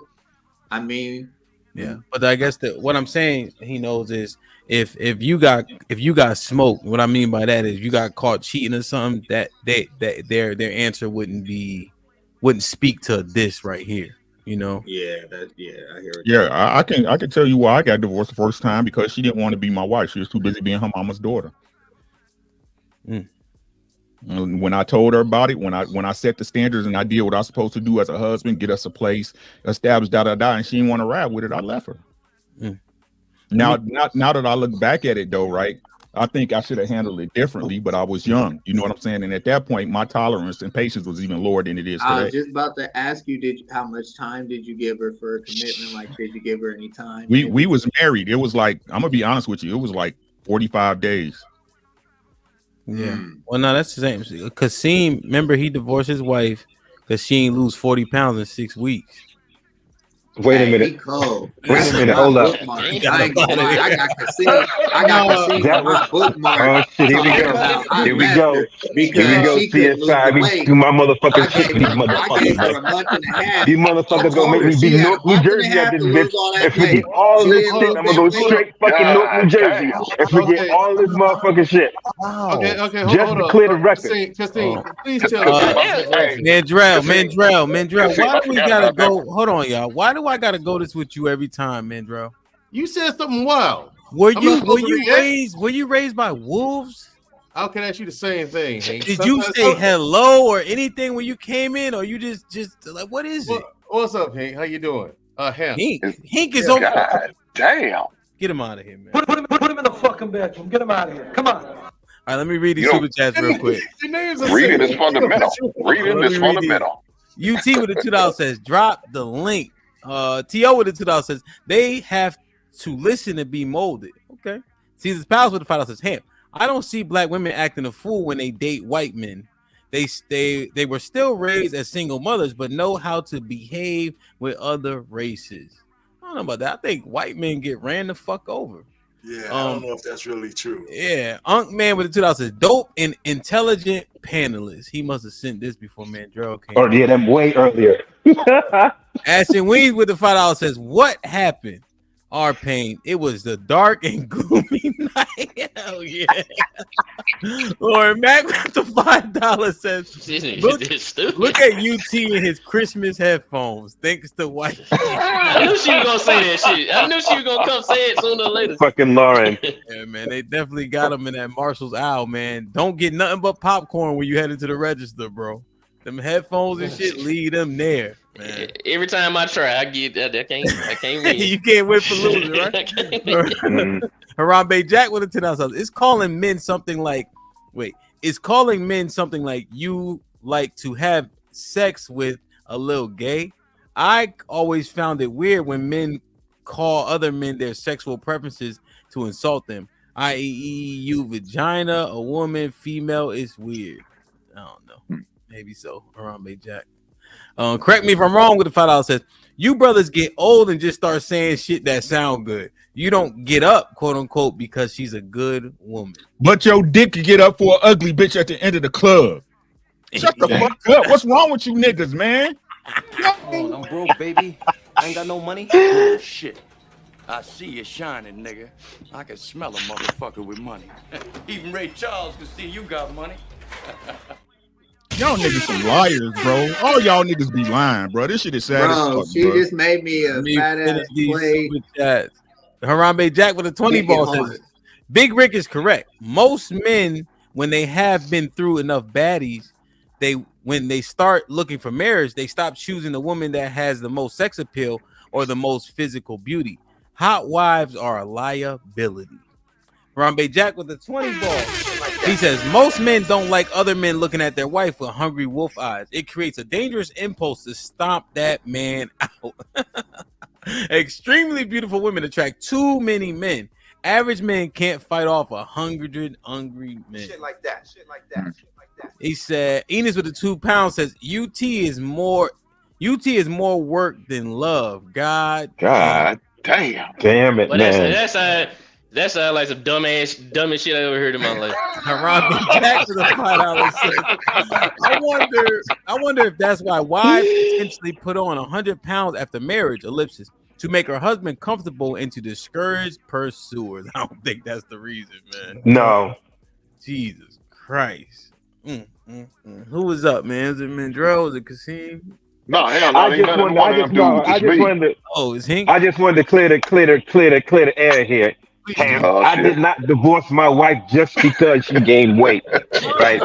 There was bipolar in there. It was almost getting to a level where violence was going. That's why I decided to leave. Okay, so it was a compoundment of all of that. No, I got you. Stop the cap. No, I feel you. At least one week out the month, they all bipolar. About to say you need to clear that up for me, man. God, what? Kasim said she got that wide back. She got to go. I know what you mean, Kasim. I know what you mean. Can't do it. I can't do it. I can't do it. I'm sorry. But call me shallow, but I can't do it. I know that's right. But what was the original conversation? Because I know you was going over the women with kids and not dating women with kids or something like that. And So I had broached like why are we acting dumbfounded that the women, black women, because of the circumstance in which they come from, have holes that we need to help them fill, right? If they coming from fatherless homes, they coming from matriarchal circumstances, they told to get it on their own, they heard men ain't shit their whole lives, and now we like, y'all are this, that, and the third. I'm like, no shit, Sherlock, you know? But I'm saying I'm here as a man to not give grace, but to give understanding and correction, and saying I'm holding myself to standards. Now I need you to hold yourself to these standards that I set before you, because I'm gonna do the same for myself. And if you can do these things, if you can do these things, that what you'll get from me will be something that you've never seen before. So let me put it to you. Okay, brother Payne, it ain't your turn. It ain't your turn, Payne. Yeah, I articulated that well, Ms. Payne. You don't need to clarify it. That was damn near genius how I just painted that picture. Boy, that's so arrogant. So no, it wasn't. Yeah, I gotta be more humble. But why? I learned that from Kasim. When Kasim, Hank, before you go, I gotta tell the story. Somebody mistake Kasim for somebody else. Kasim's comeback was, nigga, I'm a grown ass man in a penthouse. I said, God damn. When I heard that comeback, I said, I'm not being humble ever fucking again. I had my glasses on. Now this how much Kasim put the battery in my back. Yesterday he said, "Hey, wear your shades, nigga. If you shining, it's always sunny, nigga." No, I said no, because sometimes I used to wear sunglasses when I go out and I be in the clubs, and you know, this one girl asked me why I got my sunglasses. I said, "Baby girl, when you hot, the sun is always shining." Shit like that. So I said, "You got." And she was like, "Yeah." So she was like, "Never mind." Yeah. And she walked off. Mandrell, stop. No, that's what she did to you. I'm literally gonna use that on my girl later on. Just to be funny. Mandrell, stop before we watch the hat. We watch the hat again. Hey, I've been watched 1,000 fucking times. You gotta stop before we watch it again. I got a whole bunch of these things, man. Hank, so that's what we were talking about. You know what I'm saying? That was one of the premises.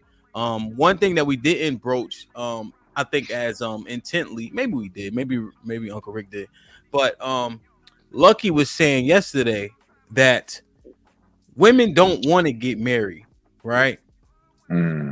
But they do want the affirmation from men in terms of their OnlyFans, their Instagrams, etc. Men will turn around and say, we don't want these hoes, but subscribe to their OnlyFans, double tap on their pictures. And then in these same pictures that we're double tapping on, they got BBLs, they got fake eyelashes, they got weave in, everything that they got makeup on, everything that in YouTube we say men ain't checking for. But they don't know we ain't checking for it because we double tapping on it, right? And they don't know the difference. They don't know that we just want them for sex, because they don't give a fuck, because they don't want relationships, and they're not differentiating why we like them. They just think we like them. And so Lucky was like, why we keep doing this shit, saying we don't want it, but we give them the affirmation about it. So they're getting false sense of realities, in other words, and then they okay with it. But then let them live. Look, if an elder woman hasn't told them by now, that's some false sense of reality. Ladies, that's not what we really looking for. Just because I like what I see on there, because I like what I'm seeing, don't mean I'm gonna put a ring on it. don't mean I will be in a real relationship with you. Why would I waste my time? But like you said, these women ain't looking for marriage. So if that's the case, these young dudes gonna keep just knocking them down and keep it moving. So they gonna continue to create more hoes. So they fighting over these young dudes are just fighting over hoes. But is that what you said? What? Because we agree that our community needs repair, right? Mm-hmm. We agree that the communities that are doing better than us are also largely married, right? Mm-hmm. So I'm thinking about those aspects. So I'm saying we understand what you're saying, Hank. I don't disagree. However, do we repair if we continue that, if we perpetuate that? Well, us as men, we're gonna have to teach our sons, man, the difference and how to move and how to operate differently. That's a must. If we want that change, we're gonna have to be the one to enforce it. You know, I can't rely on Mandrell to do that for his son. I gotta hope, pray Mandrell does that for his son. Now, if Mandrell's son comes to me, say, Uncle Hank, hey man, could you help me out? Then I'm gonna do what I can. But I gotta hope the fathers around to do what they need to do to help their sons out. Or some father figure is going to teach them how to be a man, how to operate. Don't deal with these hoes. Let these hoes be hoes for somebody else. For those dudes who don't have fathers, who fell by the wayside. Because we all know everybody's not going to make it. And for those who don't make it, they're going to need somebody to warm up with. Allow them to have it. Go and warm it down. And we're gonna teach and educate and rock with the people who wants to learn, who wants to do something different, who wants better, who wants a real relationship, who wants marriage. So, Hank, question. Yes, sir. I'm not trying to go down this lane at all, but I'm just listening to what you're saying, right? In the Bible, it says only the 1/3 is going to make it. Is that all we need to effectuate the change we want? No, it's not. You think we need a bigger number? Yeah, for sure. Yeah, the change that you want. Yeah. Well, the thing is, for me, especially for the change that we really need. Yeah. I disagree 100%. You got to think a lot of our people, though, it's too late. A lot of the people we're counting are already up in their years, or they're young and they're. Well, we not worried about that. I said our sons. But that's part of the other young 2/3. That's the other I'm talking 2/3 about talking about. I know what you're saying, but we can't worry about these old heads like our I'm not worried about. We can't try to change them dudes. We can't change people my age though.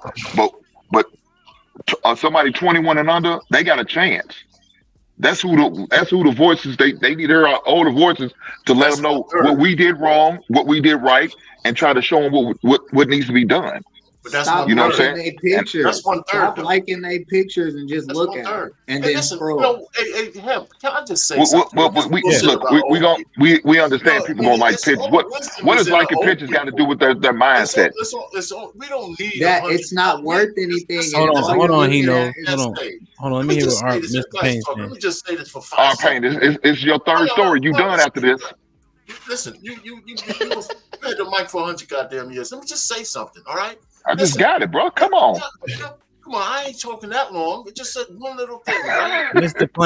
Payne, please. Go ahead, Mr. Payne. Go ahead. All I'm just trying to say is we don't need everybody. 1/3 is a critical mass to change stuff. And Hank said, if it's just the young people that we save, great. But to keep telling old guys like me that we don't count, that's where all the wisdom's at. That's crazy. You almost said nigga, R-Pain. I heard you. Yeah, I know, but I don't like to use that word. You almost said. But the pain. The reason why I said that because some of your old heads ain't willing to change. Hey, but that's not even. But that's the second point of it, Hank. But the whole thing, as we see on these shows, y'all don't listen to the old heads anyway. Let's keep it a fucking bean, y'all. Let's keep it a stack. Y'all don't listen to the old heads. What's y'all justification? Just like what Mr. Fantastic said. Oh, you did wrong, so I can do wrong. Well, if you did it, I can do it. Which is dumb. This shit is over with, niggas. I keep trying to tell y'all better get somebody and hunker the fuck down. It's over with. Y'all keep talking about the 21 years old. The 21-year-old, yeah, y'all outside by y'allselves. Listen up. Y'all already know these. I'm telling y'all, listen, I have a son that's 30. I have a son that's 30. I have a nephew that's 28, right? They not going. These dudes is not going. They'll be by themselves before they go through with it with a fucking troublesome woman. This is facts. This is why the women are complaining. They so sassy. Y'all supposed to take care of women. Isn't this what a man's supposed to be? Blah, blah, blah. We hearing that from the younger generation. Well, it's the old hoes too. You know what I'm saying? Some old hoes out here too. You know what I'm saying? They done ran their route and thinking they can still be in the game and shit. You know what I'm saying? But the majority of this shit is coming from the young lady. What happened to the traditional men? Blah, blah. 20-year-olds, 22. This shit is over with. This shit is over for at least 3 generations. Y'all think I'm bullshitting. Y'all ain't got to believe me. Y'all don't know me. If I may, Rick's giving up on you, motherfuckers. I ain't gave up on you just yet. I still think y'all got a chance. So, all right. hey, here's the thing. You and I have had this conversation several times, and what Rick said, y'all have heard me say that too. The black community is over in America. It's all the way done. Like Hemp said, we need repair. We don't need repair. We just need to fucking start. That we have nothing to repair. We don't even have standards. Like you asked earlier in this show, in this broadcast, you said, "I want to know what y'all standards are." The men, you talked to the fellas. I want to know what y'all standards are. Nobody gave you an answer. Nobody's answered that question yet because they don't have any. Not for real. When did you ask that? I didn't get a chance to answer. That was like either an hour and a half. Oh no, I didn't ask them specifically their standards. I was just saying. Usually in general. It was in general. Okay, fair enough. I'm with you on that because I look around and I talk to fellas all the time, and they're just like, I wanted the same thing, nigga. What are your standards? Like my man here said, a chick, grabbing an ugly chick out the club. I'm like, okay, nah. Why would you settle for an ugly chick? That's the context. What's with that? Only person could pick. Hey, only person could pick on UT is me. So leave him alone, okay, man. All right, fair enough. I'll leave you two alone. Hey, I ain't got no problem. I got you. Yeah, but I ain't got no problem. That was the context. It was context in that though. We were just saying that when they say but the thing is, my point is, UT, we all either done it or we know someone who has. What do you mean it's over though, Mandra? What do you mean black? Here's the thing: black women keep complaining about black men this, black men that. Well, where are the leaders? Where are the leaders? Women don't know how to follow. That's one thing, and they never look at that. Like your show last night, you had one woman cornered, and she knew it. She wanted it to be both people's problems, both the genders' problems, the men and the women. She would concede your point, but you think you should take responsibility. Yeah, I do this. But the men, it was always a but, always something else. There's far too many of us out there who adopt that kind of ideology and move that way. There are far too few of us who are willing to do something about it to make a difference. Us, you mean the men? Men, women, it's going to take all of us. And the boys are not being taught how to lead.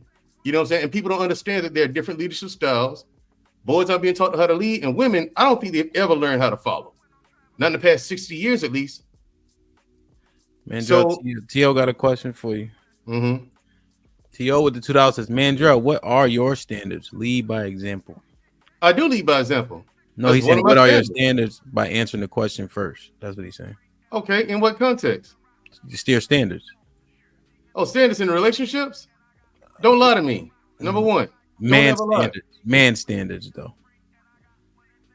Become as competent as you can. Number one. Competence is the cornerstone, not only the cornerstone, but that's the epicenter of everything. Competent in your job? Competence in your job. The way you eat, how you carry yourself. You know, competence of how the world works. Your surroundings. Where are you right now? Someone starts shit with you. Do you engage? Do you pass it off? What? Like how many dudes got shot over getting the Jordan stepped on when they could have just said, "Oh man, damn."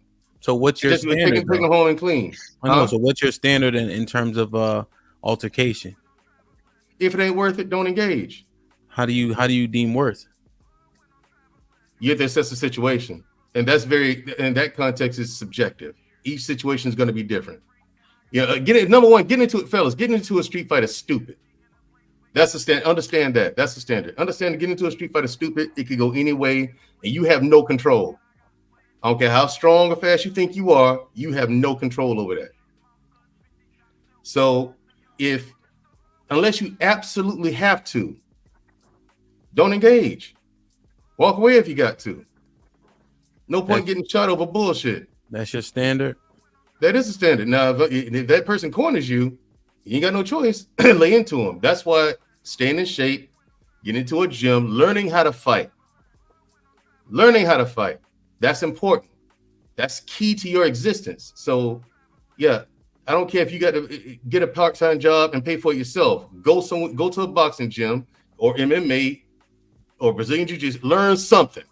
But you Learn see how to how, yourself. see, Mandrell, when we asked the question to you, this shit is very fluid.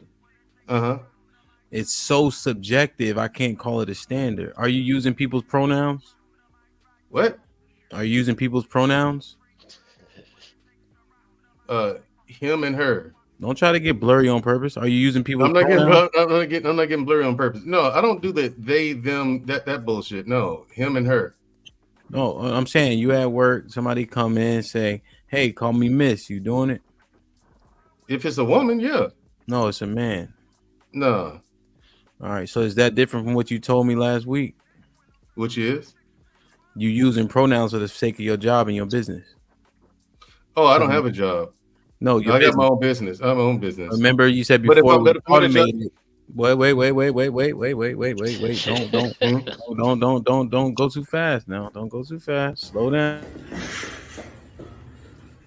Come here. I see where you're going. Come here. Yeah, I'm here. Now that you're here, no backpedaling. Are you changing your sentiment from last week, saying that when you were building your business, you would use pronouns until you got to the point where you got it automated, so you don't have to engage at all? Mm-hmm. What you think? Don't answer the phone. That ain't nobody. I'm not. That is somebody actually, but I ain't finna answer the phone. Go ahead. I'm right here because you think you're trying to corner me, but I'm not gonna. I'm not corner you. I asked you a question that you had an opportunity to answer, and you answered different from last week. So now I got. Like I said. Now today, do I use pronouns? No. Now, when I was building my business, if I had to use a pronoun to move things forward, I would. Where your standards? That's not a standard. I don't really give a shit about that. Well, but you should, right? For what? That's their business. It's standard in principle, right? See, your standard. No, my standard in principle. Well, see, now and I get what you're saying. How do women follow this though? And I'm not trying to put you. Well, fuck, you on the spot. It is what it is. The reason why I'm not really giving you shit because I understand perfectly well where you're going with it, and to a certain degree, I do agree with you. I see why you would say, okay, is this a standard or principle? For me, it's not because I'm looking at it from in the eyes of the greater good. The money. I can get stuck. I can get either stuck on pronouns or something that's to me is trivial. That person wants to be called this, that, or the other, whatever. But I'm building. But it's funny. No, I hear you. But it's funny how people's standards change based on the dollars. What would you do for a Klondike bar? What would I do? Like, would you put on the dress? No, see, that's a standard I stick to. I'm not doing that shit. But you see, Mandrell, that's why it's hard that we want women to follow what? Our standards are fluid. Money is more valuable than anything out here. No, it's not. There are things that I stick to that I'm just not gonna do. For like example, a good example is you two just says that's like putting on a dress. Nah, that's a standard I ain't moving. I don't care how much money you throw in my face. There's some shit that most things in life is a negotiation because it has to be. If you want to navigate the world that we live in now, most things must be negotiable. However, you do need your standards and practices that you don't move on. You're solid in that, no matter what. What if jail or prison is an option when you don't move? So be it. You sure? If that's your standard, that's your practice, so be it. No, I'm saying you though. Let's keep it a buck, my G. Oh, yeah, there's some things you going to prison over words? No. You chaining yourself? You chaining yourself to a library? You marching and let niggas beat your ass? See, the heroes from yesteryear, they went to prison. I got a hoodie. Every single one of them got holding their nameplate because they stood on shit for real. So are we that pussy now? Well, I think today people don't think that there's a reason to. And that kind of fortitude has been lost on us. Man, you know what I'm saying? And girl backed up in a corner. You good? No, I'm fine. Okay. I'm not backing up in the corner. No, I love you, right? Because I'm beating the shit out you, but we proving the point. No, you're not beating the shit out of me. I understand what I'm talking about. I just told you that most things in life. Man, Joe, I don't mean no harm. Stevie Wonder can see you getting your ass whipped right now, but Okay, it's fine because we learning from it. Well, here's the thing.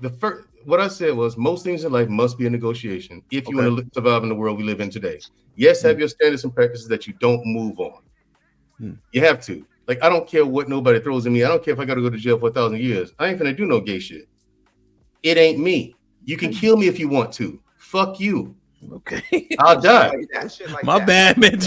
My bad. You know what I'm saying? So that's what I'm saying. Hemp. I do have that. I do have those. You fuck with my sister. You're a fucking dead man. End of story. My sister tells me you did something to her. You're a fucking dead man. End of story. I'll go to jail for that. You crashing out? What do you mean? Going to jail for you going to crashing jail. out? Yeah. I'll go to jail. Yeah. And here's the thing. Here's the thing, fellas. My sister ain't got to show me no evidence. She told me you did it. Damn. So you believe all women? That's enough. I'm believing my sister, not all women. I believe her. So what if she lied though? Then she lied.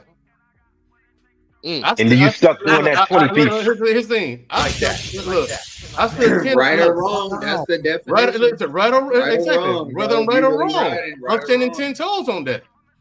My sister ain't the type to lie on nobody anyway. She That ain't gonna part. lie on you. Well, we gotta If stop. she- I think that's one thing we gotta stop UT. doing. We gotta stop doing No, that. UT, you ain't never met my sister. She is You not right. gonna lie on nobody. If she said you did it, you fucking did it. And you will pay the consequences. Well, I'm I coming mean, to that goes. speak. I'm coming. I don't see some of the best women that we in life lie. I don't see some of the best women that you wouldn't think lie. So I ain't saying that your sister a lie, but it don't take that out of where it won't happen. No, I'm Give just him grace. Just give him grace. For anything's possible, but it still stands. You I fuck feel you. with that one. People. And that's your standard. That's where I'm going with it. That's a standard. That's where I'm going with it. And like I said, That's your standard. Yeah, that's my standard. Exactly. So, like I said, standard. Most things you do in life, they must be negotiable. They have to be taken circumstantial. That's why this whole thing seems like a big shade of gray as opposed to just black and white. Very few things you do in life are going to be black and white. The whole world is gray. You can't move in a linear fashion like that and think everything's going to be okay. You have to take things in this circumstance. Here's the context. Here's the circumstances. What do you do? Because you find yourself. Hold on. You can find yourself. Hold on. Let me finish. You can find yourself. That Hold kind on. of contradicts. That kind of contradicts what you said though about the shoe thing. If you let me, that shoe thing that you did was that contradicted what you said about your sister. Okay, let's take that. You could take someone step on your shoe. You know what I'm saying? Some people take it as you stepped on my shoe. Some people take it as disrespect. Other people take it as an honest mistake. It's the same exact situation. One chose to negotiate, one moved binary. One track minded. Didn't think of anything else. Disrespect. But you know you're doing it. That's my issue with it. Because you know you're doing that. Even with you telling us that you would do that for your sister, you know in your mind that that's wrong. But you still doing it. But you saying that, hold on. But at the same time, with the shoe thing, you ain't giving nobody else grace to think that that's wrong. One is human life. One is an inanimate object that I can replace. I can't it's replace still a human life. The other person in human life that your sister may have lied about. He chose to forfeit that by fucking with my sister, a human being. You don't know. I said she may have lied about it. You don't even know you don't know what happened. Hey, UT, when it comes to that one, my standards and principle, I don't need to know if that nigga lied. Well, see, that's ridiculous. It's just sounding like it's ridiculous, there, Mandro. I agree with you about the gray area, but in order to navigate a gray area, you should have a track to run on that gives you a standard, so you know what part of the gray area you're in. So if you just again case by case basis, thank you, Arpain. But the only thing I don't agree with is your sister thing. Even though I know you give her benefit of the doubt, but you just can't go wailing or ask people because she said some shit. That's crazy.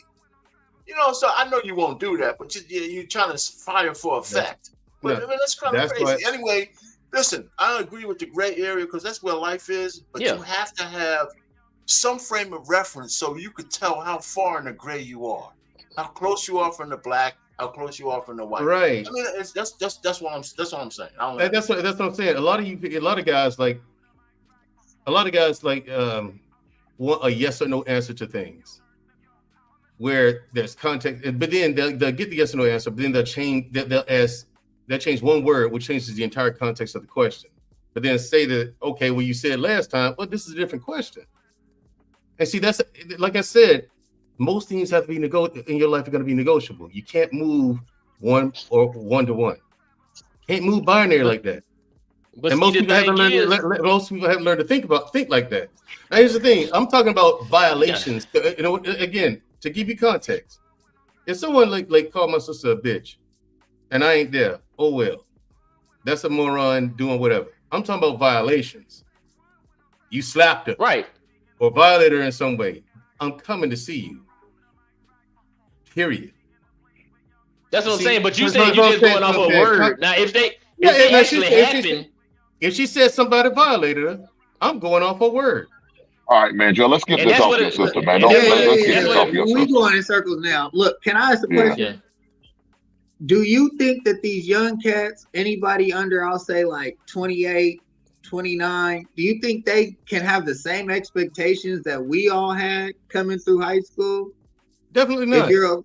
Definitely not. Because when it comes to expectations, we preach a lot of that traditional shit too. But honestly, their mentality, they're burnt out. Like, at least when you look down, if I'm punching down right now, anybody under 30, if you wasn't born pre-internet, it's almost a wrap for you. Like, what expectations can they possibly have unless they came from like a single father household or a 2-parent household? We know the statistics. So I'm just trying to talk on the reality of younger males. We might have to give them a little different advice than what we're accustomed to, because the actual product they're dealing with can never meet the expectations of what we're used to deling with, even with all the ratchet shit that happened back in the day. Tell you what. They got OnlyFans and all of that. I get you. I tell you what, bro. And here's one of the things: it's impossible, but this would work. If men stop paying those chicks who doing the OnlyFans and getting the Brazilian butt lifts no attention, the chicks wouldn't get it. Women follow men on the bullshit, but when it comes to being in a relationship and men leading, they don't know. Women don't know how to follow. You know what I'm saying? Now, can you to answer your question? You have to teach some different lessons, because this generation here. Hold on. Bro, you're causing confusion, man. Because it sounds like you're talking out of both sides of your fucking mouth. Because on one side you're saying like believe all women. I didn't say believe all women. Yeah, I never said that. No, I did not. Yeah, ain't no kind in it. I never said believe all women. You did. I said believe my your sister. You're talking out of both sides of your mouth. That's not talking about. That's one person. That's not all women. Oh, it's one person. It's one person. Okay. All right. So we should use that same logic that you just talked about for like all our family members, right? I didn't say that, no. Okay, then why the hell did you say it then? You know what I'm saying? It sounds like no matter what the fuck that's one person that I trust like that. So we should all have the one person, no matter what fuck shit she did, we should just believe him. No, I ain't saying that. Okay, then. I use that instance as an example. All right, man. Let's get off this. Let's get off this system, man. Let's move on from this shit. Example. Yeah, I moved that as an example of a standard that I had. Okay. I mean, it's a standard. You took that out of context. No, but you just said it's a standard. That's an exception. It's not a standard. You're making an exception, but not a standard. So it's an exception. Yeah, hey, man, I thought we was gonna get off this sister shit, man. I thought we were talking about expectations and shit like that. Like, you're right. I'm trying to figure out what are the actual realistic expectations in the dating market for younger men. I got 3 younger brothers, bro. I got 3 younger brothers. But I mean, let me take a shot at that for you real quick. Can we hear from the panel? We should talk about consequences more. If you want to teach young people about shit, this has nothing to do with age. You got to talk about consequences, shame, and all that. If I got a 20-year-old guy, he's starting to feel it, you know, for the women, I'm not going to tell him try not to have sex. That's just bullshit. But I'm going to tell him that if you stick your Johnson in Lady A, there could be consequences. And here's what they are. 19 to 20 years of child support.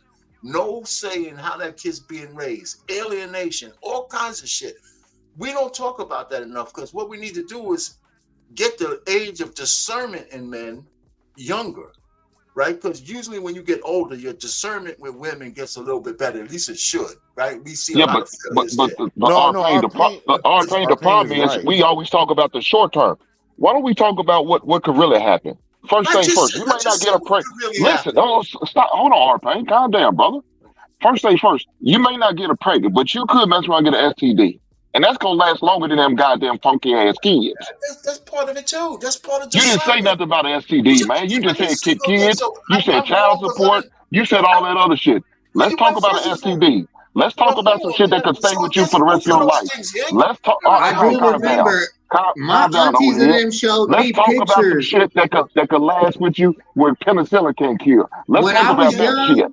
I was Trump. They showed me pictures. They showed me pictures of what could happen if you stick your thing in the wrong thing. It's all. I remember when I was young, we was raised in a different age. Not that they showed me what it all was, read it to me, everything to understand, because I was at that age where you're going through sexual education in school. But now our education and everything is so fucking scrambled up and backwards. You need to be doing this in the home with your kids. The birds and the bees is a real conversation we need to be having with these young men and women. Knows you asked the question. Why are you doing all the answering? Because they started arguing. We couldn't get no clarity. We couldn't get no clarity. They started arguing. So I feel me jumped in. I agree with what you said. I just didn't say I'll mute up there.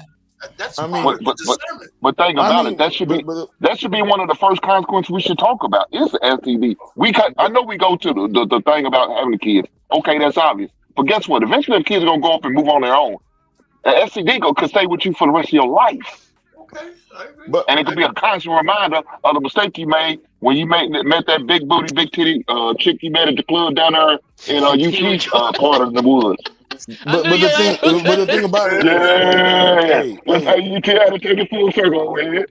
I mean, there's a bunch of men on here, man, and most of the men collectively, we've been through a whole bunch of fucking shit. Like, why are we speaking in terms of what if?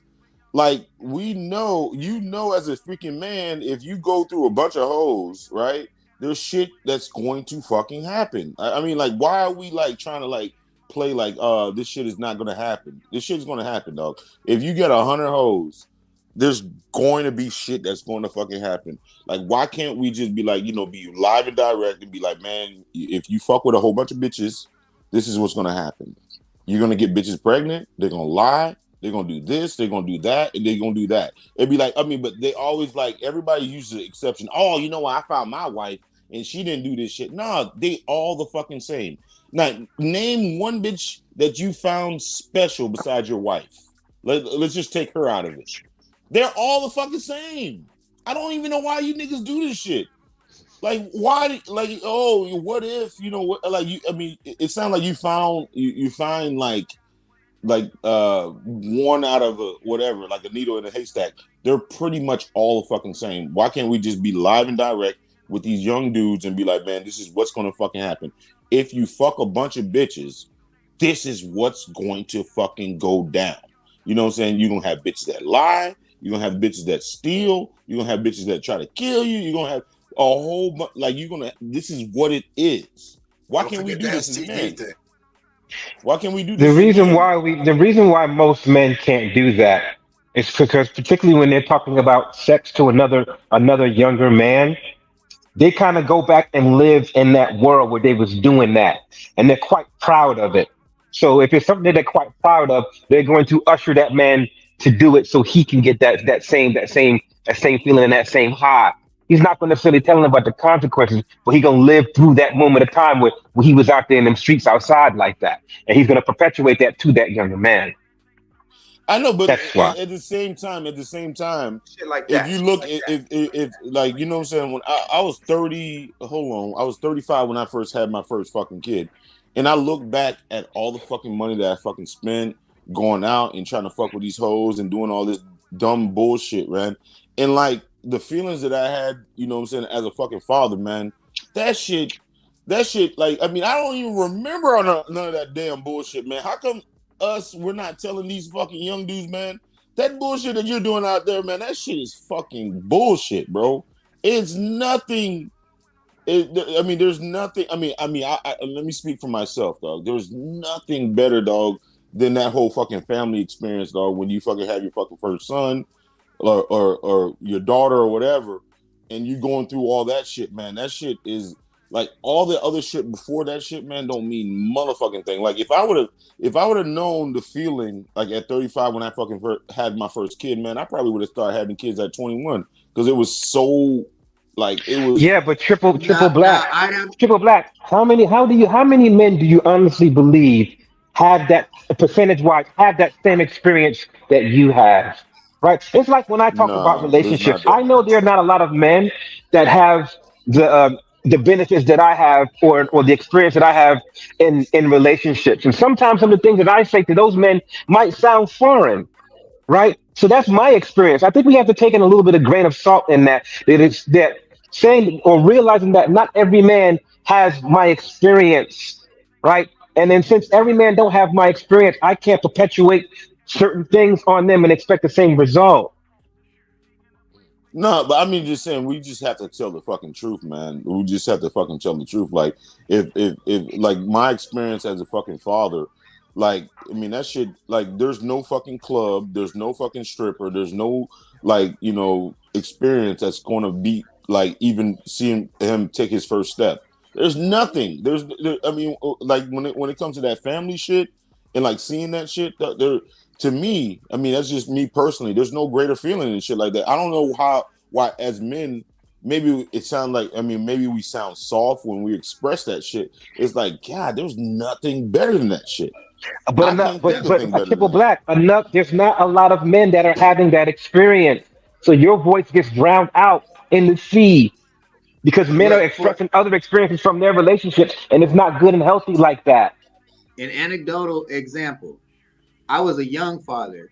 You're an older father. I had my first kid when I was 17. It was hard, ups and downs. Had to fight for my kid multiple times. To get all my daughters in one home like I am now. If I could keep all the same kids exactly how they are later on down the line, that would be a blessing. That would be great because I would have had time to figure out how to actually nurture and take care of them properly while juggling their two different moms. But having kids at the age that I did, I was still a kid. The experience and the lack of leadership and my own inadequacies made it a much harder, bumpy ride for my older two children, dude, than for my younger children because I was still learning. You just said you had your kids at 35. You've lived a lifetime. People died. Where I'm from, man, you're lucky to make it to 21. It's like, so to me, having kids so young, I wouldn't change anything because I agree with you with the feeling you get as a father. There would be nothing ever to replace that. Even when I was in my worst situation. However, you there you go. You wish, right? Yeah. However, the experiences some of my children had to witness because of the time frame that they were born in, I'm pro-life. I would never take their life from them and their mothers. I was attracted to them because we agree on that. That's why they're here and I have so many kids. I would never change it, but I wouldn't wish it on this generation of young men. I get that you're saying all of these things on the streets, and as men, we know a lot of the people we're talking about, we use that term men very, very loosely. They haven't been raised to be men, not in the sense that you're talking about. Okay, Hemp, I hear you, bro. They wasn't raised to be men, to take care of the responsibilities that you were prepared for, bro, at 35. You know, you good?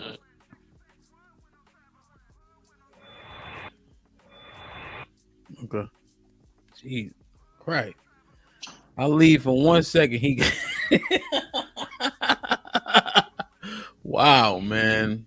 But one thing Triple Black latched on to what I heard what our Pain said that I did agree with.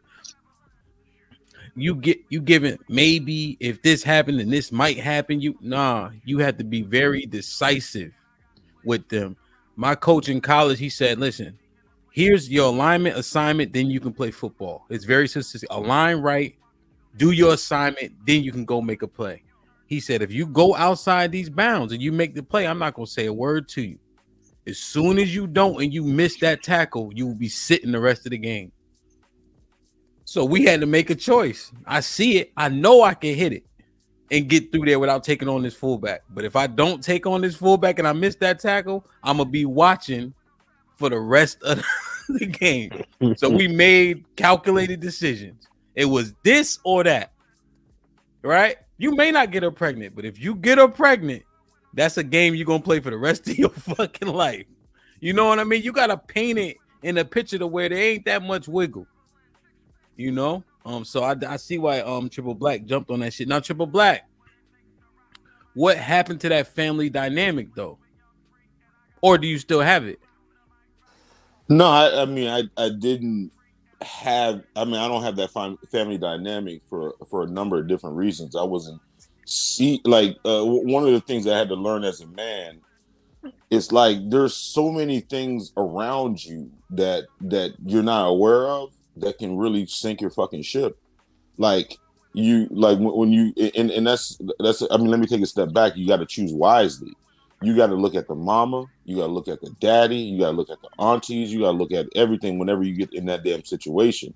So I'm not saying for any dude to go willy-nilly into that damn situation, but if the structure around who you're trying to impregnate or have a family with is fucked up, you're probably most likely going to have a fucked up thing to deal with. So I mean, that was one of my mistakes.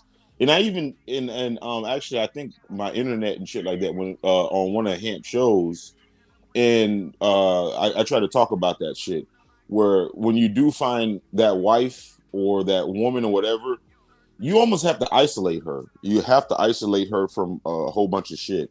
And my internet and shit like that cut out before I expounded on that. And then because a lot of people like look at me like, what are you talking about? You got to isolate her. Yeah, you do have to isolate her, man, because you think, especially in this generation, man, there's so many bitter fucking women around her at work, at fucking like her at family functions or whatever. Like, and don't believe that they don't have influence. They fucking have a lot of fucking influence on her. Like every fucking time that you don't fucking take out the trash, guess who the fuck she's talking to? That bitter bitch. So you have to have, and the thing about it is that don't let these broads shame you and being toxic and shit like that. You almost, especially in this generation, man, you gotta fucking deal with them bitches with and I'm saying, I'm just using words, whatever, but with an iron fist. Like you shouldn't really give a fuck about anything else but with your fucking family. That's it. Like your fucking kids and your fucking wife. So clarify, Triple Black, because I remember you were breaking up when you said a separator. And just separator. Yeah, like does she have contact with them? She can have contact with them, man, but like you know what I'm saying, all that, I mean it's you got Christmas, you got Thanksgiving, you got that type of shit, yeah. But when they constantly be around their fucking family, you know what I'm saying, doing all this type of shit, like, with their sisters and shit like that, man, that shit is a fucking danger to you, man. Damn. And that's what, and the crazy thing, I mean, the crazy thing is, man, and it didn't used to be like that, but you have, with social media and all this type of shit, it's just too much contact with just too much, what do you call it? Not influence, but just I don't know what the right word is, but yeah. Influence. Triple Black, let me ask you a question. Triple Black, let me ask you a question then. Would you think that you'd be deceiving men if you told them that if they got in a relationship, that relationship's gonna last forever? Would I be deceiving men? Mm-hmm. That tell them that girl they madly in love with, that girl that they madly in love with, that's gonna last forever. I think I mean, it's not realistic to think it's going to last forever, but I think that if you put in the work and you do the right things, I think that it will last your whole lifetime. Not forever. I mean, not forever, ever. Like, until you die, at least. Yeah, until you die, at least. Absolutely. Yeah, but women are women are wired to kind of move the fuck on real fast. That's just how they are. Right. So now, wouldn't that be more of a talking point since you know that? exact fact about the nature of woman, shouldn't you make that more your reference point so that men can Right. have an idea that there is a really good possibility, no matter how well I treat her, no matter how much of a demand that I am, that she could leave, right? And No, I think it would be absolutely. I think it, and that's what I tell my boys, right? I'm just like, hey, like, listen, women are awesome, women are amazing, and they provide a lot of benefit to your life. But don't be deceived. Their nature will come out at one point, and that woman that you love could possibly leave and do something different. And I don't want you to be that man that has given so much of himself when she expresses that nature, you're a complete shell of yourself, and you don't know who you are, and your total confidence, your self esteem is rocked. Because I have seen men, very very powerful men like that, that once did that woman decide to leave them, they was a complete opposite and complete shell of themselves. And I don't want that to happen to you. You can still have a nice fruitful relationship with this woman, but don't forget that thing, it could surface. No, Can I I add mean, one thing? Can I add one thing on that before you go triple black? Okay. She better I know think she the a one op. mistake I think you're making, Kasim, that is not their nature. That's their programming. That what you're saying about them leaving, that's their programming. Okay, so their nature is to bond to the guy who's their first choice, and they'll bond with you for life. But that the only reason why they don't do it now is because they've been programmed not to by feminism, by the internet, by the attention they seek. So when we use the word nature, we gotta be careful on what we mean, because male and female nature is something that's natural to us, and we can't just say it's natural for women to leave you. It's not true. Well, before Right? Kasim responds, Mr. R. Payne, I just got one question and clarification. And you can respond, Kasim. Do you believe that women are naturally hypergamous? Yes. No, I Mr. do. R. Payne. Mr. R. Payne. Do you ask me? Yes, sir. Yeah, yes, I do. I believe that. I think two of those things could be true. Let me just say why. Can I say why? Sure. Real quick. That's why when you vetting your woman, you got to make sure that you're her first best choice. Because that's the mistake a lot of men make. See, if you're not her first best choice, she's got an eye on the door, or she could have the eye on the door. So I'm thinking, as part of your vetting process, is a risk reduction, because you're never gonna be 100% sure of anything. But I'm saying that you have to have some assurances that when she sees you as her particular guy. And there's ways for you to see that and ferret that out. And they don't necessarily leave you. If you're doing all the things that got them, that's all I'm gonna. Arcane, do you not believe that there's a certain performance value that goes along with that? That if you're not, yes, that you just can't be any old thing in any old and any old move any old kind of way. That the way that you conduct yourself and your values and things, there has to be reasons for her to stay with that man. Yes. Right. So I think that's an important aspect of it too, versus saying that, oh, she's gonna stay. Yeah, but that's the point. Then let's just look at this. That's the point. You have to be who you have to be on your point and on your square in order to demand that thing from her. So I'm making an assumption that's where you are. You're not just some asshole in the street. You're a guy who's got his shit together. Right. Can I ask a question then? But even though I quote unquote got my shit together, right? I know that she could change her mind at any given point and decide to do something different. I mean, but throughout a lifetime, let me read these real quick. Just hold that thought, because I don't want to dilute this conversation. I just got to get these. Correct me if I'm wrong. Podcast with the $10 says, Ricky, you were married 45 days. I've been married going on 13 years. My wife is physically everything I desire. I didn't have to get an ugly chick, ellipsis, but do what you got to do, my elderly brother. Clarifications. Yeah, that was my first marriage. I've been married twice.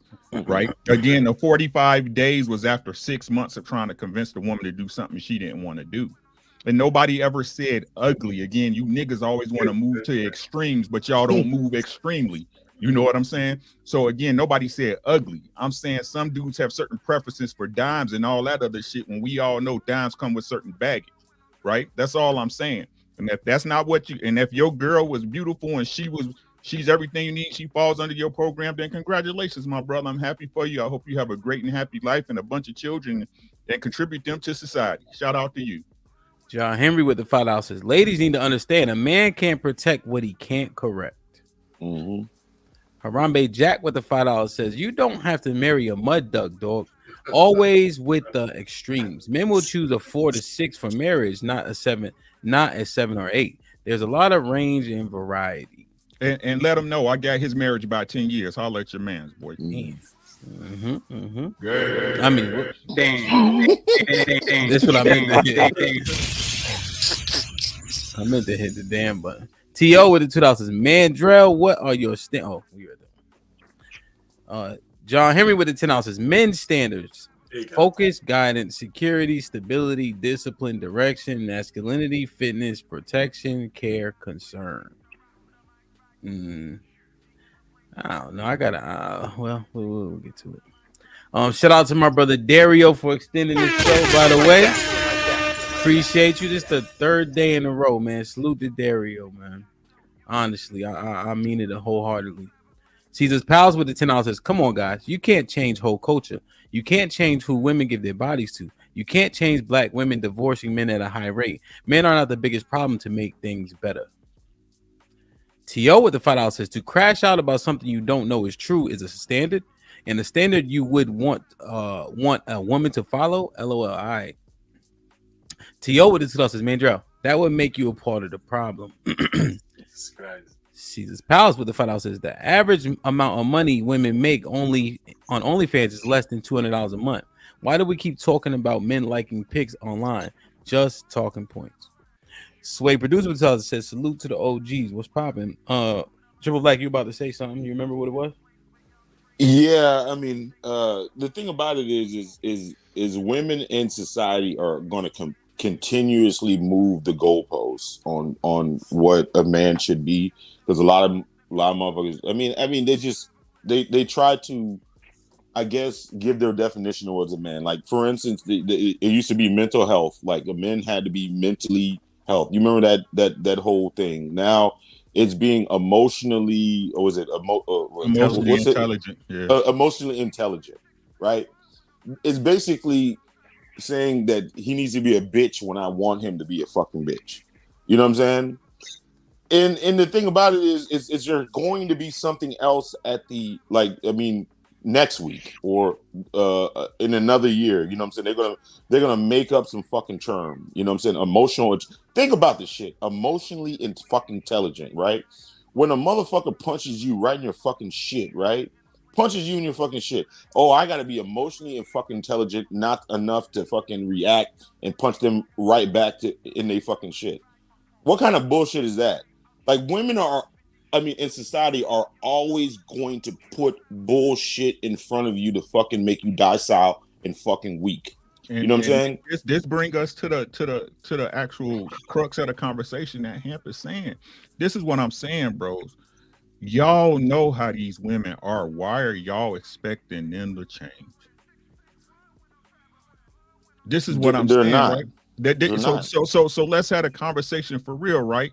Brothers, brother, you know what I'm saying? Like, what y'all gonna do when dealing with these women? Y'all gonna have standards? Y'all gonna stand on what y'all have, or y'all gonna keep validating hoes? Y'all gonna keep fucking these hoes? Y'all gonna keep making girls y'all know that ain't worthy of it, or capable, or smart enough to be your child's mother, to put you into a place where you got to go through bullshit for the next 18 to 23 years? Which is it gonna be? Oh, but you know what? It's all about hitting that ugly bitch at 3 a.m, right? Listen to what I'm saying. This ain't no knock on you, UT, but this is the arguments y'all make, right? Listen to what I'm saying. Not you in particular, but as a whole, right? Oh, I'll fuck an ugly bitch, right? We just out here sticking and moving. We comfort. Shout out to what Sis says. Like, y'all play like sex is just that. It's just a game, when y'all know sex is to make babies. It's fun. It's enjoyable, right? Everybody likes doing it. I fuck, you fuck, we all fucking, right? But you know, right, that if you shoot up in her and the conditions is right, she gonna get pregnant. Mm-hmm. Right? Yeah. I said this before, right? Y'all know women are children. Why are we allowing in mass for children to raise our children? That's all I've been saying forever. He who finds a wife finds a good thing. And y'all expect a wife to be just laying out on the street. It would be nice. But when has it ever been that? Were the numbers greater? Yes. Right? But the game is the game. The game is the game. Right? And if this is what you want, no matter what you say, and shout out to what Triple Black was just saying, they gonna move the goalpost. Like I said, I want to know how much a goalpost mover get paid because they must make some type of money, right? So this is why you as a man have to be the man you need to be for you. Fuck everybody else. And if they rock with you as a man and the shit you stand on regardless, then that'll be the one for you. But why is y'all out here changing and placating, right? For these people who really don't love you, who really don't fuck with you like that. Because if you love me, you're gonna fuck with me the way I am. But what's the first thing men and women say? You know what? She just ain't good enough. He ain't good enough. I need to have you at your best self. You gotta be more. You at the end of the day, right? You at the end of the day, what more can you be? No, you know what that is? You need to have more. You need to be able to buy me more. You need to be able to take me more places and get me more things. That's what y'all really saying. And then who really suffering at the end of the day? Let's keep it a bean. It's these goddamn kids. The kids y'all say y'all give a fuck about. Y'all don't give a fuck about no kids. So what would be the result, Uncle Rick, if the men stood on a square? And shit wasn't fluid and they stopped negotiating. Listen to what I'm saying, right? The truth of the matter is, hold on. That question though. I heard what you're saying. I'm saying, like, let's say we do exactly what you're saying. Like, they're gonna be fluid. It's emotional intelligence one day, mental health the next day. We saying, look, you stand on your principles, moral code, and value, right? You stay on that square, regardless of who the woman is, what it is, etc. What would the results be then? The results is gonna be a lot of broke hoes out in the street. It's gonna be a lot of women that's gonna change their tune, but again, it's gonna be it will be a monumental shift. The same way if the female sat on their box like they supposed to, it would be a monumental shift. We're dependent, we're codependent, y'all. That's the problem. Listen to what I'm saying, right? Right now in society, everybody's thinking you don't need no man, you don't need I don't need you, bitch. I don't need you, nigga. And that's the fucking problem. No, we're symbiotic. We're yin and yang. We're black and white. That's why I don't play gray when you niggas keep saying gray. Gray is where the lies play at. I don't play gray. Keep it simple, right? Either be the man you supposed to be, right? Or ladies, be the lady you supposed to be. You will get the results you want. The reason why, it's only two things going on, right? You got only two options that's gonna happen, right? If you're a woman about your business, you're gonna find a good man, or if you're fucking with bad men, you're gonna stay by yourself. Because as a woman, you won't allow yourself to compromise yourself, right? It's the same with a man. If you're a man standing on business, you doing what you're supposed to do, providing for your family, either you're gonna find a wife that's worthy, or you're gonna be by yourself. But like y'all said, y'all ain't trying to get married anyway. Hey, Ham, yes, you were on a panel with full of Gen Z dudes, dog, and much respect to them, dog. But they were talking about some whole ass shit. Like they were talking about what they say, women moving on dudes that got motion, meaning they got motion. Clout. I mean, clout, bitch. Like what I'm saying. You can be a fairy, a moist fairy dude moving in these goddamn streets. You know what I'm saying? Long as you got motion, it doesn't matter what the fuck you doing. You know what I'm saying? As long as you got fucking motion. And this is what these bitches was following. Fuck out of here. That shit it's crazy to me. Like you could be a man that's not standing on nothing. You can be a straight like bitch ass nigga. But long as you got motion, this is what these bitches are following. It's like, come on, man.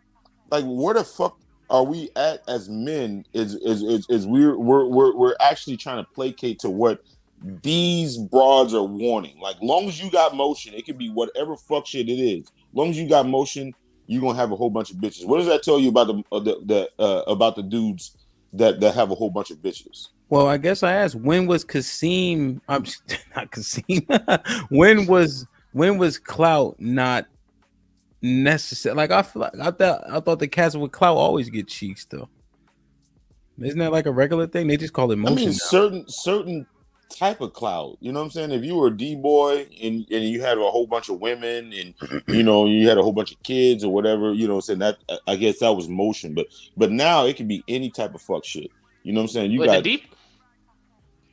But the D-boy stuff wasn't good either, though. That's what I'm saying. Like when we go to judge that, the D-boy shit wasn't good either. Yeah, the kids on TikTok wouldn't be doing what the D-boys is doing.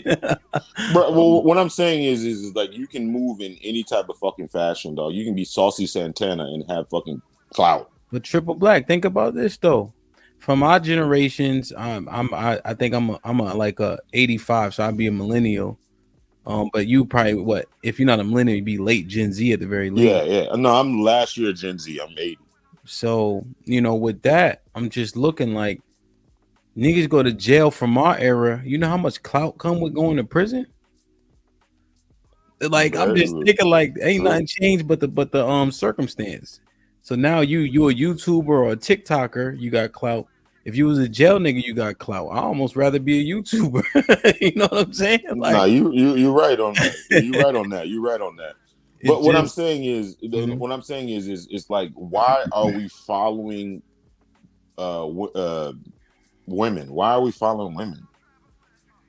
It's like that's the thing I don't understand. It's like growing up. I mean, we have plenty of like when I was growing up, man, there was plenty of dudes but I never I followed my dad. You know what I'm saying? That was it.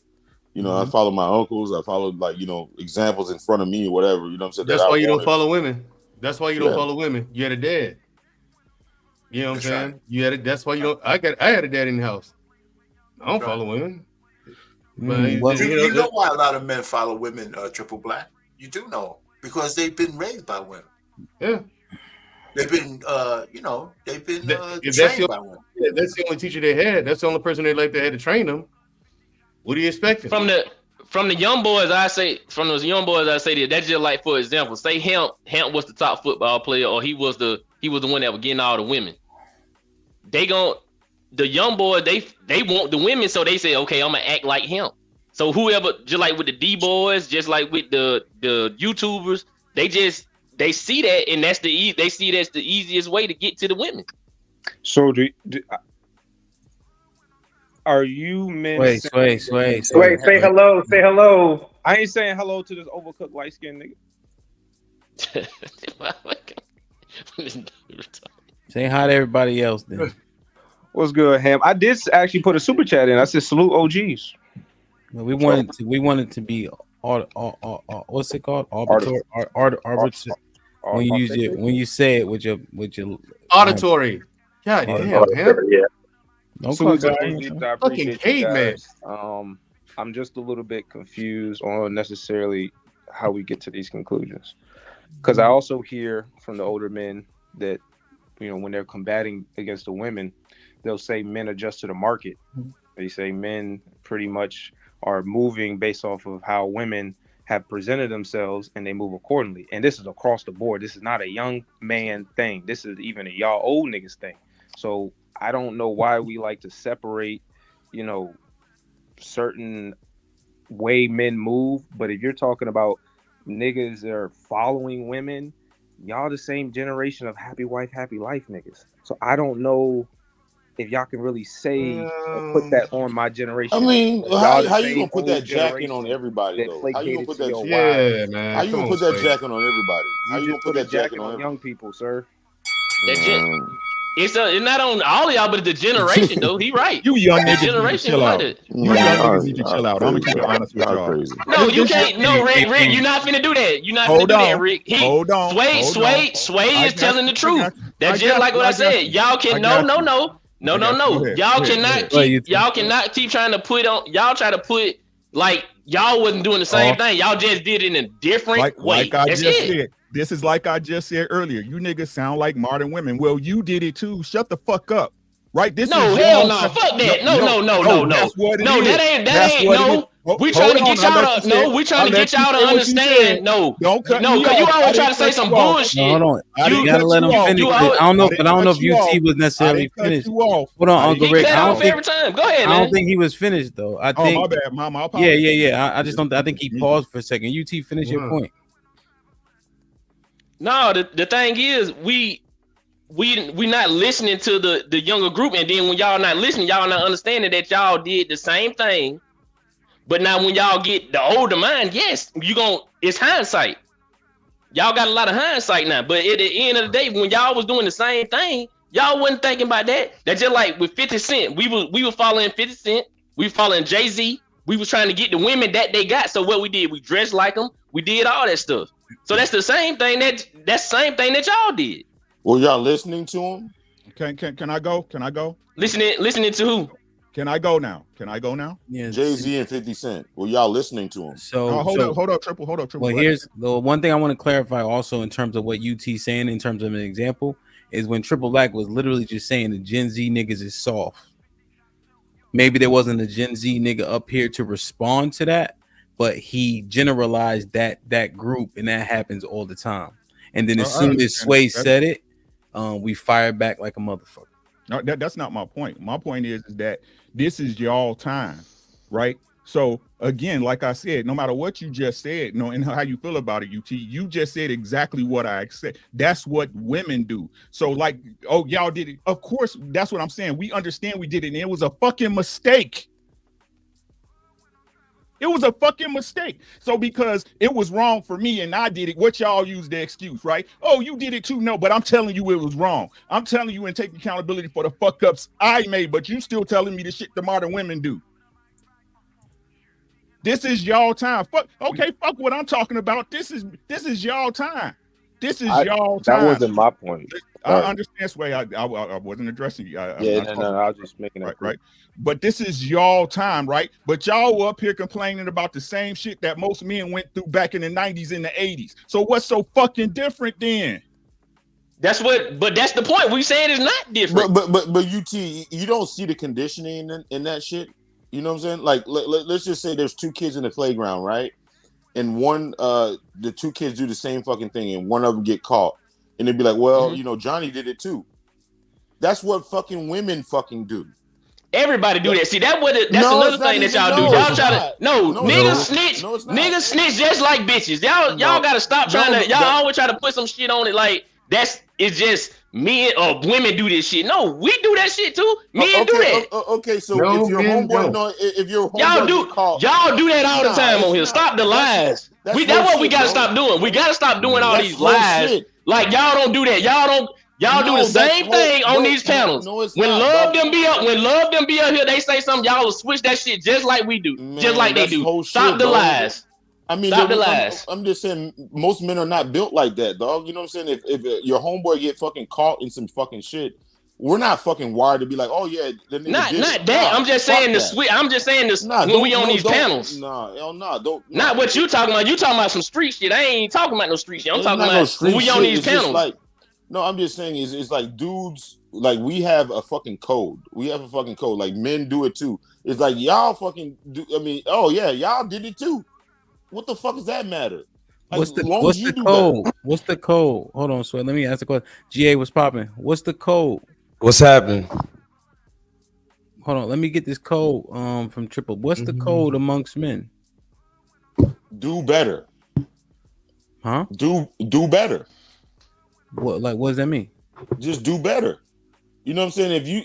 If you see your homeboy doing some fuck shit, it's like, oh, he did it too, so let me do it. No, you do better. I mean, it's just like it's wired. I mean, for me, it's wired. It's like I've seen like a whole bunch of people that I grew up with do some fuck shit, right? But there was a certain like group of us that was like, you know what, we're not gonna do the same fuck shit that they did. You know what I'm saying? In and out of fucking prison and all this type of shit. There might have been like one of us. I mean, like there might have been like 10 of us and one of them. You know what I'm saying? It's like I thought that's how men operate. We fucking learn from other motherfuckers' mistakes. That's why you have a fucking father. Like they tell you, you know what? Don't fucking do this. You got uncles, don't do that. You got cousins, don't do this, and this is how you progress. You know what I'm saying? But I'm not gonna be like, you know what? He did it too, so I'm gonna fucking do it too. Like, fucking do better. Do fucking better. And I thought that's what Gen Z was doing. You know what I'm saying? You seen a whole bunch of motherfuckers doing some fuck shit, and you guys are trying to do better. I mean, like, all right, real quick. Let me make this a little bit more concise, really quick. So Gen Z is saying this. He's saying, you guys paid. This is what they're saying to us. All right, they're saying do better. Okay, so they're saying you guys paid all the bills for your wives, and you still getting pushback. She's still arguing. You are not getting full submission. So why would I not make her fucking work, pay a portion of these bills if I'm gonna get the same results you got? While not paying, and you paid all the bills. That's what they're saying. But that's not the reason, though. Well, hold on. This is not the reason. Think about this, though. They're learning. They're saying you didn't get what you were supposed to get by paying the bills. So why the fuck would I pay all the bills? That's what they're saying. They're saying it doesn't make sense to get a woman with no education because he's pretty and she works in McDonald's. I want a woman that can contribute. That makes logical sense to them. They're saying I'm not settling for baby moms. We know Generation X love baby moms. We don't need to argue that.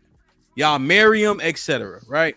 They are saying I'm not doing that because the benefits don't outweigh the cost. So these are what the young boys are saying. So are they not learning? If they're learning, do you have to concede that initial point? No, they said we soft, Ham. Hold on, Sway. You are risky, but the thing still soft, Sway. You see, that's why you just gotta stay on mute for a second. I was handling it. Big ass nose. But it might be risky. You said a lot that I agree with. Like I said, the reason that, I mean, the only thing I have to say, Ham, that's not the fucking reason why they're not fucking being wives. It's just not. There's so many other factors, especially I'll give you one main reason: the fucking government. Did you say why? Yeah, why? No. I was saying what the young boys are doing. Right. I mean, saying why we're not. Why they're not getting any submission and shit like that. It's like, I mean, you know, the grandfathers and shit like that, when they took care of every fucking thing, they got that cooperation and shit like that because they didn't fucking have the goddamn government in that shit. No, but they didn't have fucking. But that's not how. Now think about what you just did. Right. Wait, now you doing what UT said. It ain't me. It's the women. It ain't me. It's the government. Think about what UT. Triple Black. You got to understand what we're arguing. We're arguing what UT said. Y'all said y'all don't do, and then we steady doing it. And then we said the young boys aren't listening, but I gave you 3 factors that they considered that we didn't. So these points, do they actually stand up in court when you hold them to the test? Right, but they're trying to marginalize they're trying to marginalize. Now I get it. I get it. There were problems, but is that not pussy? Nah, I mean, no, I'm not. I mean, but kind of, right? Oh well, you know, no, it's not kind of. But that's how. So, all right. Like, let me do this. GA, you see what I'm saying? We talking about men here. Right. So we were marginalized. We got all that. Oh, these niggas was holding me back. Shut your bitch ass up. That's what the response should be if we talking about man code. Right. We got to keep it a buck, and that's why I agree with what Risky was saying. All right, if I'm yelling. Unpopular truth to a degree.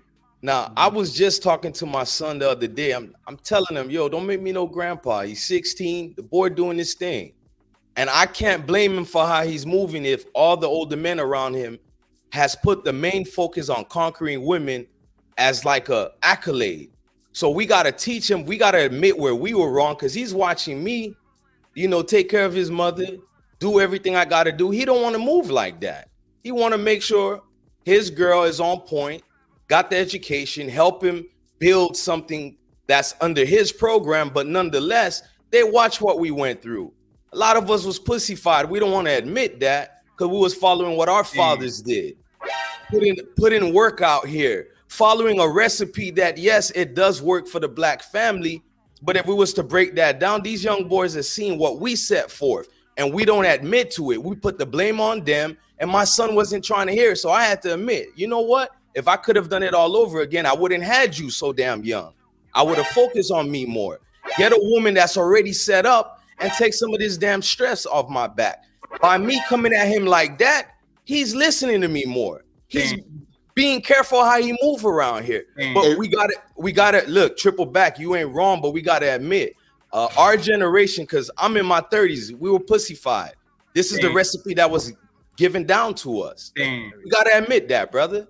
No, but I mean, but if you rewind that, like Ricky said, you sound just like the fucking women.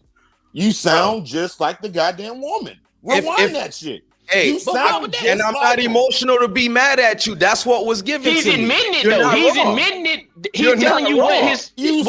what he had going on. You sound. I mean, men are not But he's supposed to taking. sound like that. See, he don't sound like the women because he's taking accountability. That He's was taking accountability of what he did. This is what I'm saying, right? I don't disagree with the young boys, right? I don't disagree. That's not what I'm saying, right? What I'm saying is the very mistakes that happen is the shit that open y'all eyes for y'all to do better. Stop saying you old niggas and then condoning bad shit, even though we telling y'all it was bad, and because we did it, you want to justify you doing it. Okay, I see what you're saying. That's not what I was talking about though. But okay, I get what you're saying though. I agree. But the thing is, that was Rick's overall point. Period. Because you do hear a lot of that. They use us doing it as an excuse for them to do it. When me having a father in the house and a whole village full of uncles.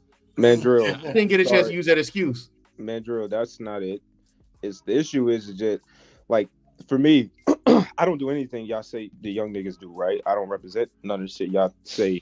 I'm probably a minority and y'all. I give you that. You know, the main thing I issue is when older people are. It's not necessarily y'all, like you living your life, but I get the energy. It's the pot calling the kettle black. It's like, where the fuck did they get this from? Who raised them? I'm a firm believer. If you're talking about the degeneracy, the lack of discipline, the quote unquote weakness, softness, all this other shit that y'all got to say about the young boys, either they didn't have a father, or that nigga didn't do his job. So if you can give me a different explanation based off of the talking points y'all believe in, I would like to hear it.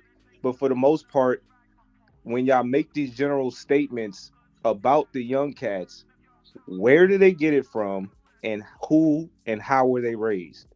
A lot of times y'all talking about your own nieces and nephews and kids yourselves, unfortunately. So let me throw this out real quick, because Ricky said something I thought was that I've said before myself. There's yin and yang in life, men and women, right? We belong together, even though we try to fight that shit. The only difference between my time and this time, the balance between the yin and the yang is different. The way we move with each other has changed, has shifted, but it's still there. So I don't think I'm really guilty myself. I'm gonna just take this personally. As a baby boomer, I don't beat up on millennials or Zs, because my kids are a millennial and a Z. One of my kids is a millennial and the other one's a Z. So I don't routinely beat up on either one of them, and I take responsibility for how they are. But they came from an intact family, even though their peers didn't, right? Because me and my wife are still together. So Sway, I do understand where you're coming from, and I think it's a mistake for us to seem like we're passing judgment. But what Ricky said is true. If you guys know the mistakes that were made, and you're living your life now, that's just like with black people who always talk about slavery. At some point, it's time to let go and just move on, because y'all know what the right things are to do, right? And whether we tell you or not, you know what the right things are to do. So it's time to start doing the right things based on your understanding, because a lot of you guys are intelligent and all that other shit. You don't have to lean on us anymore. You know, you could ignore what a lot of people say, but again, the synergies between men and women, the yin and the yang, it's just shifted. It's just shifted, but it's still there. Let me give you an example, Arpain, and let me know if the men also agree. I know Hamp brought this up as an example earlier, is that if a white person or a white boy or somebody or a different race call you the N-word with a hard ER or just in general, you're supposed to have a visceral response, potentially punching him or assaulting him or some sort, standing on business. And if young niggas say, nah, we ain't about that, y'all call us soft. I wouldn't. I don't do that. My thing, because that dude probably that's a smarter move, because that dude's probably, if he got that much nerve to say it in front of you like that, he's probably baiting you into some shit. Yeah. You know what I'm saying? So it'd be smart to stop and think first. Why is it do well? The nerve. Why But see, now you contradicting yourself, yeah. Mandrill. You contradicting yourself again. Yep, with that No, I sister didn't. thing. It's the same thing with My that sister sister and thing. someone Huh? calling you a nigga has nothing to do with each other. Yes, it is. Yes, it is. That's the How? These same. are That's two the different same. scenarios. Yes, it is. Because you are going off your feelings when you went with your sister, but now you telling this man, you telling him not to go off his feelings because of the nigga word. I'm not going off feelings of that. It's contradicting it. I'm not going off feelings Let's of that. stay on point. Yes, you are. Yeah. It is stay on point. My thing is, one thing has nothing to do with the other. Yes, it does. It does with the person that's saying it. You always have. If you contradict yourself on a standard, then you have none. It's just like him been saying. It's fluid. I'm not contradicting the standard. Let's UT. Someone calling you the N-word. I got you. Y'all go ahead. Move on. I got to do with each other. Different example, right? Let's say that again. Let's use a different example. Can I say something real quick? Let's use finances. Let's use the idea that young men don't want to be the sole provider. Y'all would call them soft as well. And so older men will call them soft as well. Fuck them. Older men will call them soft as well. What older men are you talking about? That's wrong. That's wrong. Listen. Let me say what I'm gonna say. One mic, guys. All my One aunts mic. and uncles, they both worked. My aunts had pension. They're from the silent generation. They could have retired with pensions. So when the young women tell me the only reason why women stay with men is because they had to, that was bullshit. All my goddamn aunts could have left their husbands and still survived. Facts. We all worked in my family. Everybody, men and women. My wife worked when I met her, even way back in the dinosaur age. The only thing is a programming for these women to tell you guys that you're supposed to take care of them and all that shit. That's August, I'm gonna bring you right back, August. Hey, all right. Who said that? Who said that? Here's what I'm hearing, though. Here's what I'm hearing. Sway is making points. I don't care about no anecdotal examples. We know that what he's saying is what's said to them on a daily basis when we have these arguments. If I'm in a McDonald's and Mandrell let some Chinese nigga call him a nigger, I'ma think he's a bitch ass nigga. And I'ma walk his kids to his car because he ain't qualified to no more while I'm around. Like that shit don't make no sense. We know what gets said to them. We know that it was a goal we treated as a trophy to pay all the bills in your house. Niggas respect that type of shit. Like, come on, come on, y'all. Come on. If y'all want me to call Love and tell her to get on the panel, just say that. Yeah, but the thing if y'all want deflection, but what I'm saying is a lot of young niggas don't want to listen to what we're saying because we say shit like that. Like we don't got no results for them to listen to. No, but what I'm saying is okay. We say shit like that you need to fucking pay all the fucking bills because we know if you fall short of that shit, we know what comes with that shit. So then why did we deflect? We know what comes with this example. Hey, Triple But it's Black. still hold on. It's still coming anyway. It's still coming anyway. If you do pay the bill, you still get men still getting disrespected. Men still getting disrespected when they paying all the bills. Nah, hell nah. We see this every day on here. What are you talking about? What household are you talking about? See, now you going anecdotal. When we be talking on these panels all the time, these men come on here and say that. Okay, now you're not gonna let me talk. That's true. I'm not. That's true. I don't know you. So I'm not talking about you personally. I'm just saying on the internet. That's what people be saying all the time. They get disrespected even though they paying all the bills. That's why the young boys. That's why the young men been. That's why they've been watching. So they saying if I'm gonna pay all the fucking bills and I'm still gonna get the same thing, why the fuck I'm gonna pay all the bills? That don't make no sense. But you know what? I watched my mother cuss my fucking dad out at the same time she was fucking cooking and fucking putting a fucking goddamn meal in front of him. You know what I'm saying? She was fucking still handling her fucking bill. Like she was still handling her fucking business, dog. I'm just saying, it's like if you fucking paying all the motherfucking bills and you doing all this goddamn shit, there's certain baseline shit that you're going to fucking get. Like all the other shit don't fucking matter. Did she fucking cheat on him? Get disrespected in your house? Yes. I mean, come on, man. Don't I forget don't it's make a me new talk day about. and I've age. been told, Yeah. Hey, Triple he done black. lost his I rabbit got ass mind, examples bro. of Black. why, bro. Like, I don't think you understand. The goal. Older men say young men. I think it was even in the chat earlier that if we don't have a level of streetness to us, street smarts, these like ideas of the hoodness, you're soft. If you don't know how to toke it and move in certain situations, or you're not strapped, or whatever the fucking case may be, or you don't even like guns, shit like that, like you would be considered soft. You'd be considered all the shaming languages. Like, but then if I give you a valid reason, you'd be like, nah, nigga, you just a bitch. Man, that, So, I mean, you guys listen, You know listen what, to Sway? listen. Sway, I you, really want to Now say you listen to this. too many the hoes. the Hold on, nicest let thing you can say is you make a Sway, Hold you on, know what? One mic. the Hold on, nicest Sway. thing Hold you on, would say Sway. is Hold you on, make Sway. Hold on, Sway. You made the mic. point. Let's get a valid response. You made the point. The hell you I gonna want to I just wanted share to say, something with you. Sway, I real want quick. Sway wasn't capping because And a then lot let's of get us GA grew up and then in it. Kasim. All right, go ahead. We grew up in an environment where I'm not gonna use that toxic masculinity crap because I still don't understand that. But we was raised a certain way. All I heard was being called soft. To the point I ain't know how to express myself to my son. Honestly, I had to understand where he's coming from. We gotta adapt in what we were brought up with and kind of change it up on how we come at them. The core of being a man don't change, but how we approach the younger ones is important. We can't call them soft and expect them to listen to us. And we got all this other shit they could easily point out.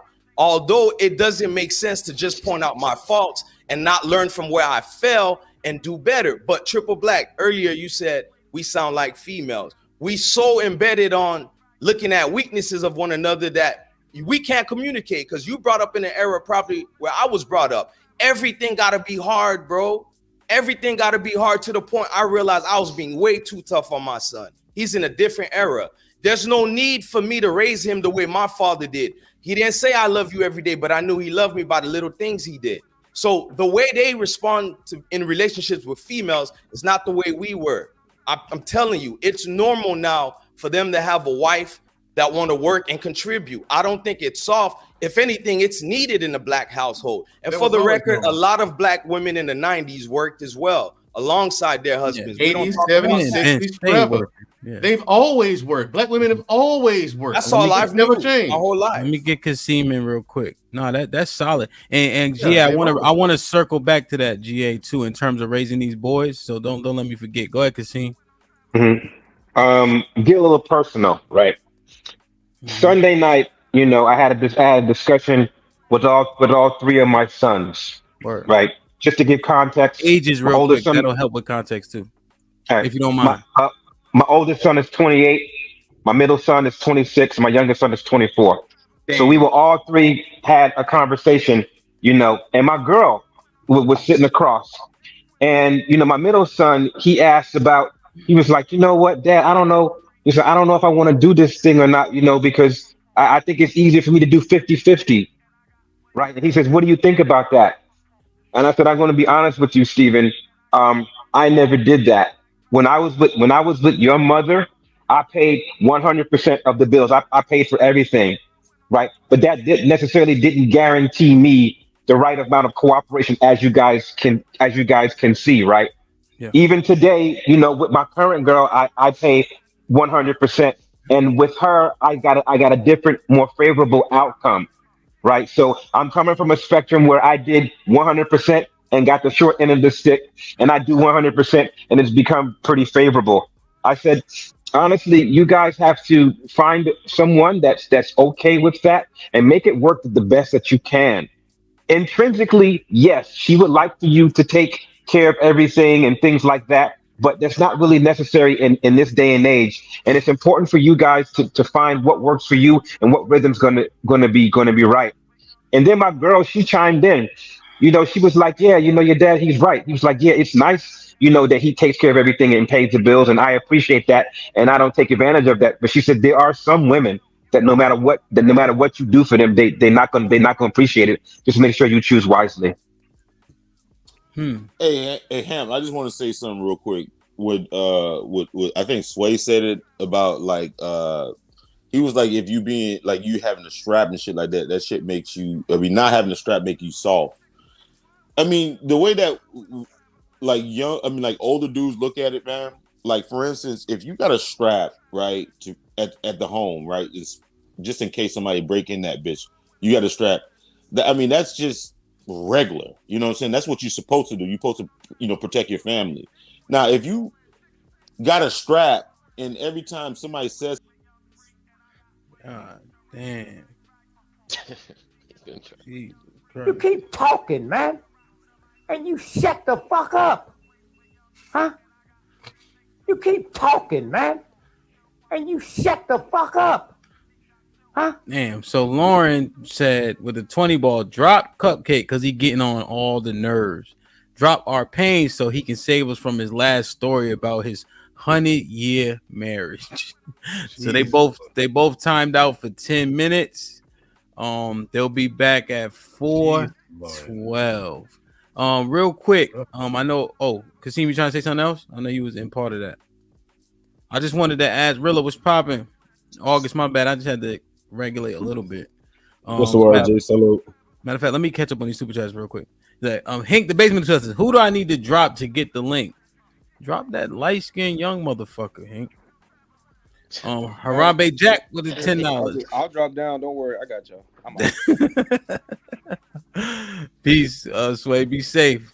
Harambe Jack with the $10 says there are men who pay all the bills, and the reward for this generous proposition is to have to pay child support for a child that isn't his for the next 18 years while living out his car because of divorce. Harambe Jack with the 20 says women are their own worst enemy. Whoever women converge on and give status to becomes the prototype, meaning whether it's the nerds or quote unquote good men. Any group of men that women chase become the promiscuous men women resent. That's pretty solid. The Red Pill Ranger with the $5 says men don't do what aboutism. Only women and bitch niggas do, and they are synonymous. Tit for tat debating tactics are pathetic. Correct me if I'm wrong with the $5 says just saw your response, Rick. Thank you, brother. I'll rest. Agree to disagree. The Red Pill Ranger with the $5 says happy wife, happy life ain't no bro generational thing. It's what select individuals lame said. No one in my circle or community said that goofy shit ever. Lauren Mack with the $5 says Hamp dehydrated, parched. Can't even say auditory, Lord. Bring him some H2O. He needs to be delivered. I hope there's an accident on your way home from work and you don't get home till tomorrow. The Red Pill Ranger with the $5 says temporary MGTOW is the best route if women are that annoying and unbearable because you're not about to change them in mass. Steppin' Wolf was popping with the $5 says did the Young Bucks lie or is that the promised women seeking attention? Caesar's Palace with the $12 says Rick, if the laws don't change, women will not. And then the Red Pill Ranger with the $2 says sex don't mean kids, irresponsible sex does. Yeah, I hear you. Y'all keep saying that. Yeah. One more. Joker Bed with the $10 says there's an old adage. Hard times create strong men. Strong men create good times. Good times create weak men. Weak men create hard times. Guess what era we are in? Good times have created weak men. Real quick, I just want to touch on this, then we get realer in August. GA, you said you raising the boy, right? How old is he? Yeah. He's 16 and I got 2 others and 3 daughters. How old are the other 2, if you don't mind? My other 2 sons are 2 and 14. Okay. They was wondering in the chat how you had this many kids at 26 years old, but you don't gotta disclose your secret. I'm not. You feel me? So but my son, he's just 1, but I am hard on him. I have that type of, but I still kiss him. I still tell him I love him. You think that's the like, you know what I mean? Like the combining it, you know what I'm saying? Like I'm still, you gotta be well rounded with it. Yeah, but if he fall, like his mom be trying to go get him, I said, like, he'll be all right. Watch him shake that shit off. Then I said, Big Chook, shake it off. He be shaking his head, but he really hurt his arm. But he dumb still. He only won. So, No, but they need that. They need that. Like Yeah. I don't run to my son every time they hurt. Yeah. Like they do their own thing, and it's a part of being a man. You still have that component, but I'm talking about when they're coming to you and they need guidance. You got a lot of brothers in our culture that's so hell bent on trying to be tough. That ain't the moment to be tough. That's the moment to be a father and be vulnerable. And I heard someone in the comments say that's being soft. Know when to turn that on and off, brother, because you're gonna have a son that's clueless out here. I'm just saying I like being well-rounded, and I want to see my son be well-rounded. We may not be the same in terms of I'm a little tougher on things that I know he ain't gonna be. Much things bother me, like when you was talking about if I was called a nigga or whatever. He might be cool with it because he hang out with all type of fools or whatever. But me, I might be more, quick to respond if someone call me a nigga versus him who might shake it off. He don't care. It's just all that hard talk, and a lot of these guys do it. I'm telling you, I work in the prison system. That's where your child gonna be, thinking he got to be like dad, hard all the damn time. So I gotta always show my sons my vulnerable side where I fucked up. I gotta be open as I can. We're building men. Let's be real now. We're building men. That doesn't come with perfection. We gotta let them know where we fell short. That's all I'm saying. One question I want to ask real quick. What? I'm 38. Somebody got a crazy echo? Check. Who's the UT? Were you 36? 35. 35. He knows you 32, right? 31. August, how old are you? I forgot. No, I'm 32. I'm 34. Okay. But I'm just wondering, do y'all agree with what Sway was saying? Like, if you was walking around naked, like niggas would be like, yo, you slipping. Like, is that not the sentiment? Even if it wasn't you, but have y'all heard that before? Like, and I don't want to use the words, but if you know what naked mean, if you don't, you don't. Like, you know what I'm saying? In our generation, or you talking about like you show up somewhere, whatever the case, you slipping, my nigga. You you'll be doing since the early 2000s, boy, you better not be up that street the wrong time of day or night without some type of protection. But that's my neighborhood. My place went like that, except for Macon. Macon was like that, but like everywhere else, you didn't have to really be. You heard that lingo when we was coming up. Like, you slipping, my boy. Like, you know what I mean? Or they call it lacking now. Lacking, I think. Yeah. Is, you loafing or you lacking. Yeah. Damn. Let me get Rilla and August in. Oh, Hank, you wanted to say something real quick? That's why I was disagreeing with I think it was No Cupcake or Triple Black, whatever his name is, about that emotional intelligence. Emotional intelligence has nothing to do with you just being crying and being a bitch. It's also know how to handle yourself at the right time, at the right place, and when you got to deal with certain situations. That's what I didn't agree when you talking about you soft because you got to have emotional intelligence. Dog, is more than just about how you move and how you act, man. I mean, you crying all the goddamn time. I mean, I gotta hold myself to a certain standards when in certain places. Like when I'm at work, you got to show some type of emotional intelligence. I can't fly out the handle just because I don't agree with what one of my employees says. That makes no sense. I think he was saying that what the women think. He wasn't saying that what men. He was saying like women think. It sounds like he was talking down to emotional intelligence. That's what it sounded like to me. I could be wrong, brother. Yeah. He was saying women. He was saying like women want us to just, when they say emotional intelligence, they want us to just be a bitch. Pretty much, they ain't using it the right way. That's what he was saying. He was saying they do trending shit. Mental health now, then emotional intelligence next. Mm-hmm. Yeah. Now the way we use it is how you say it though. How you were saying. Yeah. Yeah. August Brilla was popping. What's the word, G? I'm sorry, man. I'm sitting up here going back and forth. August, you got a delay or something, my nigga. Unmute. Hold on, Rilla. Let me see. Can't hear you. You still on mute. Muted. But he unmuted for a second. I couldn't hear him. Unless it's me. Go ahead, Rilla. What's popping? Man, my daughter just texted me. She got into she graduates this year. She just got into her college of choice, her first choice. Man, I'm bugging. I ain't gonna be here long, man. I'm gonna go celebrate with her, man. I ain't even expect that. I really just wanted to say something just really, really quick, man. Shout out to my brother Slick Rick the Ruler, man. He always, you know what I'm saying, jacking threes from half court. Shit like that. You know what I'm saying? Like bottom of the net on these hoes, man. Old niggas, man. We gotta listen.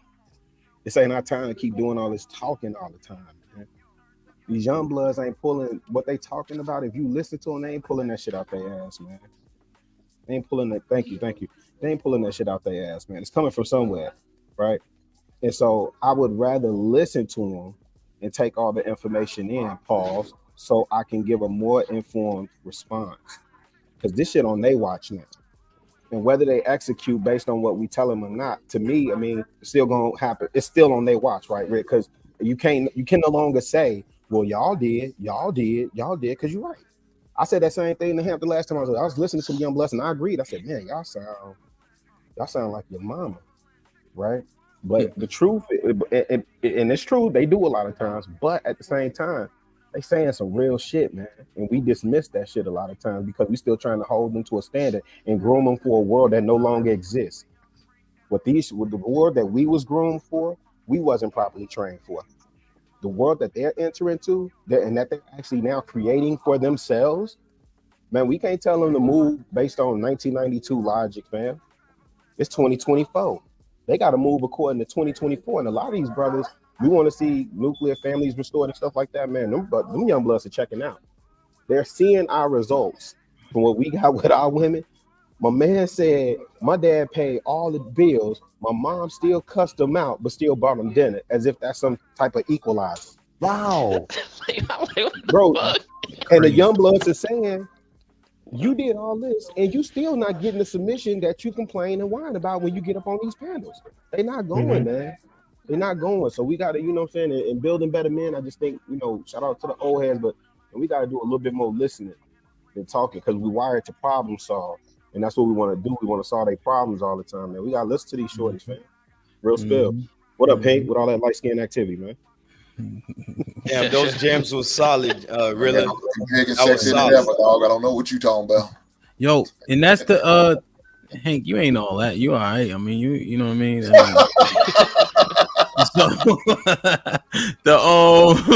hold on, that shit. So but you know, real shit, really, like I try to adopt that more and more. Like when GA was saying the vulnerable side, I hate it that he was right. You feel I me? hate it when I do it myself. Trust me, it take every like, damn, this is so foreign. But GA, what I'm saying is I'm gonna hear you in my head pause for the rest of my life, I think, in terms of making sure I try to incorporate that. You know what I'm saying? Because I say, okay, I can use that right now. Let's apply it.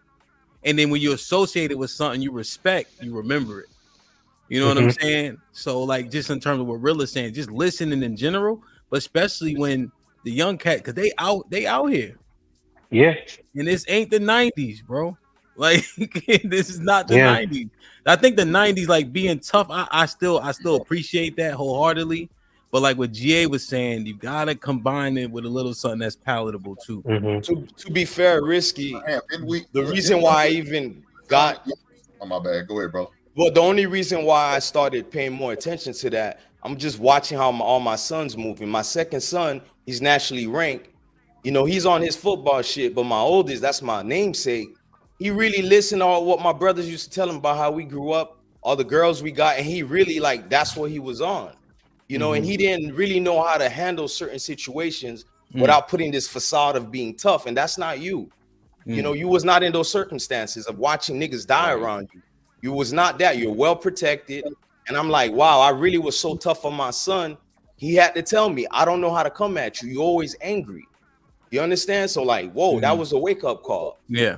And you know, it takes a lot to be vulnerable. Trust me. And the thing is, fellas, you ain't really got to be vulnerable with them. You can just talk to them like we're talking now. You know, you ain't got to scream. I see a lot of guys buck up at their sons like for no reason, just to talk to them. Just well, man, like I've seen, like I got a homeboy. I've seen him do this. Go get your fucking shoes.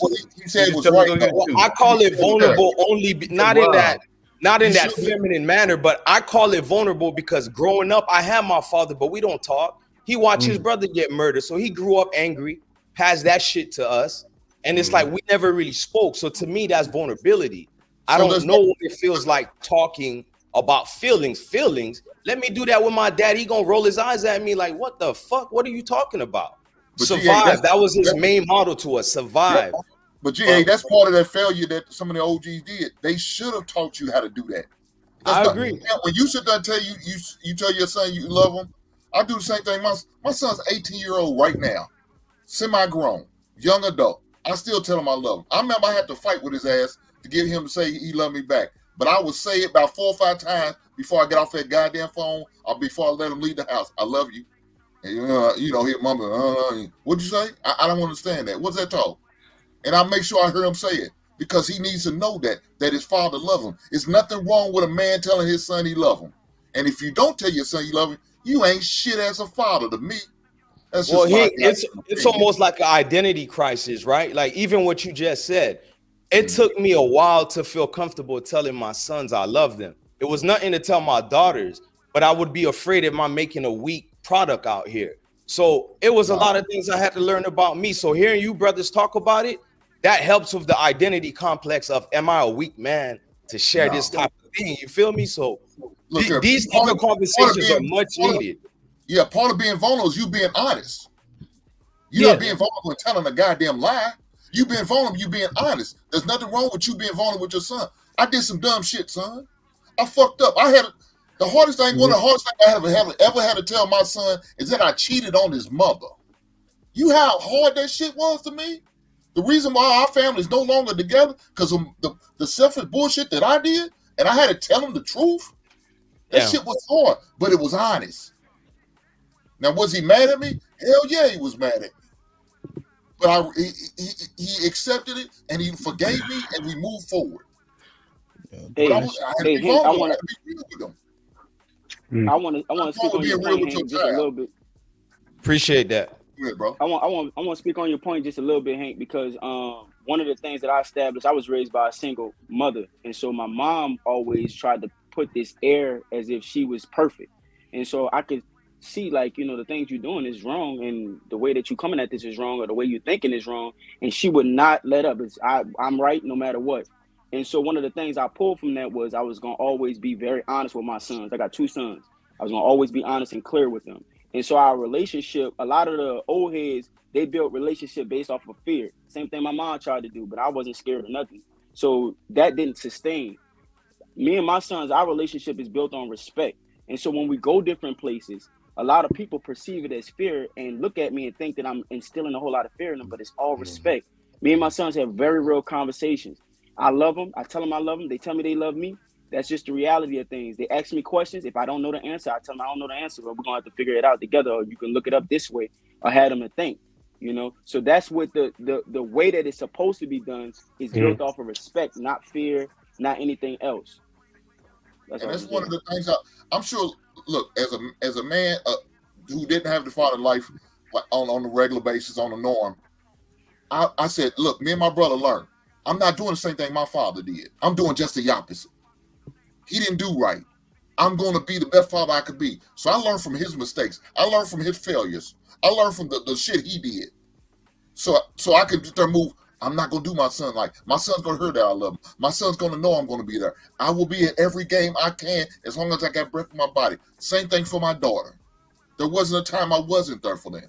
Because I didn't want to be that father like what my father was. I wouldn't want to put my child through the same shit that I went through. I'm not going to make them suffer like it. I know how it felt. I would never put them through that. Do you guys think that this is the overall sentiment with fathers, with boys, when it comes to taking the toxicity out of masculinity and letting them know, like, hey, like, you know what? There's one masculinity where you have to be tough, but there's another masculinity where you have to be a little bit more vulnerable, a little bit more open, and a little bit more honest. It's all masculinity. No, it's all masculinity. The thing is, your vulnerability. Hey, love, I see you. I'm about to swap you in a second. Your vulnerability as a man is going to be a completely different approach and presentation than anything than femininity. It's not the same. It's all masculinity. You're going to move in a different fashion than femininity is. I had to realize that to not feel. I love what you said because I had to realize that, and I'm like, yo, this is a part of it. Because check me out, my pops is 65, and the way he raised us, I think it's sad that all 6 of my brothers we alive except one, but like we can't even really speak to him open because he set this boundary. It's like what's good is very like short and to the point. And I told myself, I don't want that with my son. I want to be like an old man. If God willing, I'm still here. and he can come to me for advice. I couldn't do that with my pops. You feel me? So what you said, it hit it on the nail. I don't want that type of relationship. You know what I mean? Years on out without even seeing my father, like, nah, that's not cool. Because like for me, even though my father was in the house, he was a quiet man. You know what I'm saying? Didn't say much, but when he spoke, people moved. Facts. Period. You know what I'm saying? He ain't have to raise his voice. I think he might have raised his voice to me like 3 times in my whole life. That was it. How's the relationship? Well, he passed away, in 2008. But blessed dead. But did he say I love you and shit like that? I can remember one time. Yeah. You know what I'm saying? So the thing is, like me, like my mom's was cool with me being so aggressive as a kid, like liking to fight and shit. You know what I'm saying? But like I'm listening to y'all, and I'm like, okay, yeah, the hard stuff, being hard, that's all I had growing up. Yo, but if you know what I'm saying, it's like, yeah, that's crazy. It's a real. So when I got somebody, just this will be quick. So I was getting locked up, right? So I fought the case, whatever the case is, boom, lost the case, right? So I plead out with an Alfred plea. So I had to go in, right? And so my dad did my mom, she like yelling, the normal shit, right? Trying to talk to the judge, the whole regular world star shit, right? Yeah. So I'm going in, whatever. Right, I'm looking like I'm the fucking Pillsbury Doughboy because I got 5 pairs of underwears on. Your ass better have all that. You hear me? I already knew what time it was. Yeah, you already know what time it is. All right, yeah, talk to it. So thanks, D-Town. I appreciate the ad-lib. Hey, I love y'all too, man. Y'all doing y'all thing. I know, y'all right? be warm inside right now. You feel? Too big MC. But the thing that I never get out of my head is, I did the look back. I got to play the role. I'm trying to get an Oscar, right? Right. So I did a look back, and my dad's face, like the pain on his face was like, he'll never say it though. You know what I mean? He ain't say nothing during the process. It just is what it is. But that they be wanting to say so much shit to GA and Mandrell point, but they never did. You know what I'm saying? Like never did, but I knew it though because I saw. But if I wouldn't have looked, I would have never known. You know what I'm saying? Like it just real though. Like, but what would he would have said to you, him? But it's just like shit that my mom was saying. But I'm just saying, just building on the point of that, how that exterior made us like this. You know what I'm saying? Right. But there's such a facet missing that what GA was building on the premise that we have to make sure that we don't lose. Because everything else, I had to learn. You know what I'm saying? Like it was there. We talking about father. When you in the military, then you hit somebody first. Order hierarchy. Hemp just finished. He didn't say who was in it. He was next in order. Go ahead. Mandrell, we're gonna wash your hat again. You better relax. Ain't no wrong with that. I just want to say something real quick, and then I'm finna bounce, man, because I really do gotta go celebrate with. Go ahead, real quick. I know you gotta go.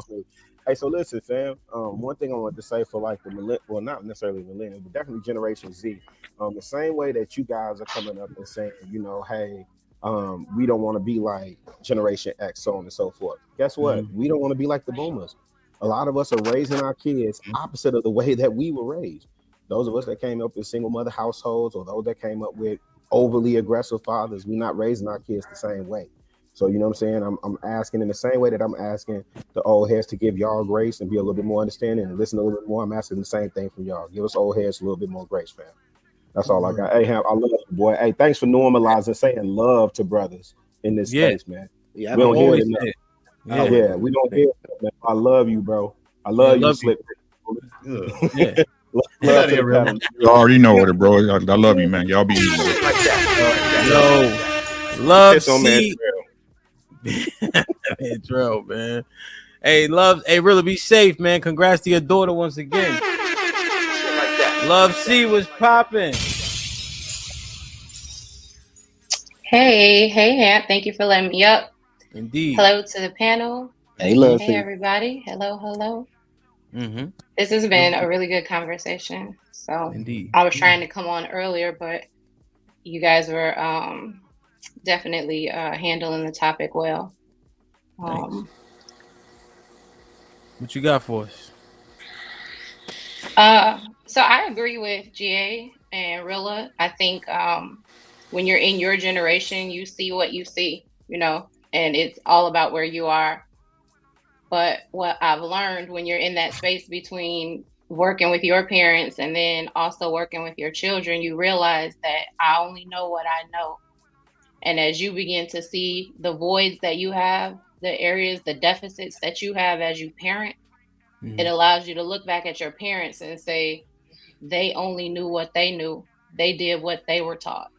And so then as you begin to find your own shortcomings and your own flaws, that's when you start to course correct.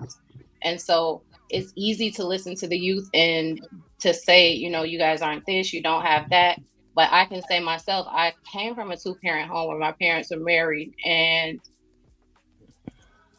they modeled something excellent in front of us, right? But they didn't necessarily give me a blueprint on how to recreate what they had. I think they assumed they gave us a life, and because they gave us a life, that would transition into success. But as I got older, I realized they gave me an environment, but they never taught me how to build that environment again. So I got out here, and when it was time for me to do certain things, I was looking to create the feel that they provided, but I didn't know what the ingredients were. And sometimes we have to take the time to step back and say, you know what? I've been feeding you a good thing, but I've never taught you what goes into the process of making it. And that can be a humbling thing. But if we want to stay connected and we want to do what we talk about when we say save the community and preserve the nuclear family, we have to be willing to ask and listen and fill in those deficits for the people, if they're important to us, if we really care. So I know you're saying, oh wait, so who should be doing the asking? Sorry, just to clarify. The older generation. We should be asking, and there has to be a finesse to it. You can't just come straight out, and it's not like hey, what do you bring to the table? It's not that. But we should be asking, man, and make it light. Well, what's going on with you? With how many girlfriends you got? And just and let them talk. Let them come out with what it is, whatever it is that they're saying. And when you get that in, when they start to talk to you, man, be quiet and let them express to you, or welcome criticism. Do you think this would be approached like when I'm talking to my guys or the people that work for me, right? But it's all guys. No, I got one lady, matter of fact. I own a moving company, right? But when I'm having one-on-ones with them, I say, what can I help you with? That's what I lead with, and so it knows it's an open arm invitation. Now, if they in trouble, I lead with that. Warren Buffett said, lead with the hard shit first. If I got something to really tell them, but if it's just you just do check-ins, I say, how can what do you need from me first? You think that's a good approach as long as they ain't in trouble? Yeah, absolutely. I ask our children all the time. We sit down and I ask them. I tell them, you did a good job with this week, man. You were horrible with this week. And then I say, like, hey, what can I do for you? If you could just pick anything and I couldn't tell you no, that would make you feel like you've got the best mom in the world. What can I do for you? And I've been surprised. I have a child that's very stoic, off to himself. He don't want you to tell him how to do nothing. He know how to get it done. And how parents, you might be at practice and they're waving and they're like trying to act like they don't see you. He's kind of like that, right? So at that point, I would stay outside of his practices. But I asked him one time, he was like, it would make me happy if you came to my practice and watched me. And to me, that would have never showed up on my radar because of his personality. But I give him that opportunity to give me feedback, man. I'm not above criticism. I'm not hitting the ball out of the park in every arena. And I don't have all the same child. So what one might need, the other may not. And I'll miss the mark if I parent them the same way. And I'll miss the mark if I think that I have all the answers. So the biggest room in the world is the room for improvement. And I want to live in that room. Shit like that. I like that. I wish I said it first. Now, Love C, very important question. Can you got rhythm? No, leave me right where I am. All right. Hank be a little stiff sometimes. Pause. Oh, because you could dance, right? I know they put Mandrell right here so they can't see him at all. Yeah, the 50 about to hit us. Yeah, D-Town. I know D-Town got a little bit of juice. All right, god damn it. What you think I can't dance? I know you got can. me all covered up. That's all right. Oh yeah, let me August. Oh yeah, Triple Black can't dance. I know Triple Black can't dance. No, put me back because the sun is setting. I'm about to change position so it doesn't get so dark in here. All right. Weather outside is humid. She turned up her location. She must think I'm stupid. She wanna run the street, so let her ho, let her ho, let her ho. She doesn't show signs of stopping, so who am I to be cock blocking? I really hate to see you go. Let her ho, let her ho, let her ho. This nigga D-Town can't dance for shit, man. You're right, man. Drew. I should have put you in that spot, man. Damn. John Henry with the 50 ball. He says, the world that existed 50 years ago lived under a deceptive standard that the government was transparent. Men never faltered, and women were virtuous and respected the head of the house. We, Generation X, were misled, hence why we still do OJT through life. What is that? OJT. On the job training. On the job training throughout. Hey, Risky, I'm about to go do father duties real quick, but to Lovely C, she said something that made sense. They knew what they knew, our parents, and it's crazy because my father's grandchildren get another side of him that me and my brothers never did, and we always talk about that. Like I see my dad open up, like damn, the brother got a smile. You feel me? He was just so stoic, like so rough all the time, but he commanded so much respect in the community. You feel me? So I never talk about these things to judge the men of the past because honestly, I can weather any storm because of the tools my father gave me. You know, my hands still can build, etc. But I will say this: seeing what Lady Love C said, I don't blame them, but because we have a better understanding, being younger, we learned. I take that and I edit it. You know, if that's even a thing, I edit whatever was the faults and the positives, and I work around that with my son. So it's not to just abandon everything our fathers or the elders taught us, because I do think some of the young ones are missing some of that resolve. They could use a little bit more resolve, but it's still up to us to teach it and make it well balanced. There's nothing soft about that. As I'm learning, as I'm getting older. So look, I caught your show late, first show, bro. Rissy, like I said in the comments the other day, man, you do a hell of a job hosting amongst a lot of other YouTubers, bro. Thank you. Do a hell of a job. Appreciate you. Panel, salute to y'all. I'll be coming as a regular, bro. Seriously. Come through. That's what Vince is the main moderator here. He hear all the. I think he call out of work every time I put the live stream thing up because he ain't missed one yet. So even Vince, I'm gonna have my boy check this out too. By the way, man, he's Yeah. been trying to learn to see what I'm watching on YouTube. So I have my sons paying attention too, y'all. Indeed, God Appreciate bless. everybody on the panel, everybody in the chat, man. Indeed, love you, bro. Be safe. Always, bro. Damn, man. Let me see who in the back. Okay. Damn, where were we, man? I'm about to. Goddamn. This been enlightening, man. It's been good. I think the listening is key. You know, and I ain't gonna lie though. When my football play, did y'all see the generations where I had all the boys up there? When I had the kid, two of the gentlemen that were on there, I'm saying boys, but they played football from when I was coaching them. They graduated high school in 2018 or 19, and so now they out of college. Now they both play college ball, and I still can't unsee them like as the kids that they were, but they grown ass men. You know what I'm saying? Like that's a problem with adults, I think too, man. Like you forget you was a kid and that those kids will become grown. Right. And that's what we should be preparing our children for is adulthood. You see what I'm saying? A lot of people, I think they say it's they raising their kids, but they're really sheltering them from things that they gonna have to assess and verify and tackle later in life. And this is what I'm saying, and I hear what everybody's saying about the father part, but this is what I keep telling y'all: this is not a job that nobody should be doing alone. Right? Look, and I understand what this is what you want from your father, right? But there's things that's required of your mother, right? Things that she should be doing as well. This is a two-person job. It's crazy to me how everybody understands you need 2 incomes to work in America, but don't nobody need 2 parents. Damn, man. That part. Yeah. I got a question.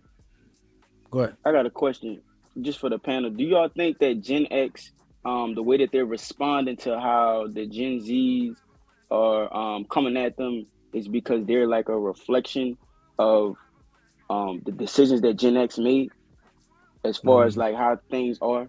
So like just dealing with single motherhood in excess, the coming off of that happy wife, happy life mantra that used to exist in Gen X.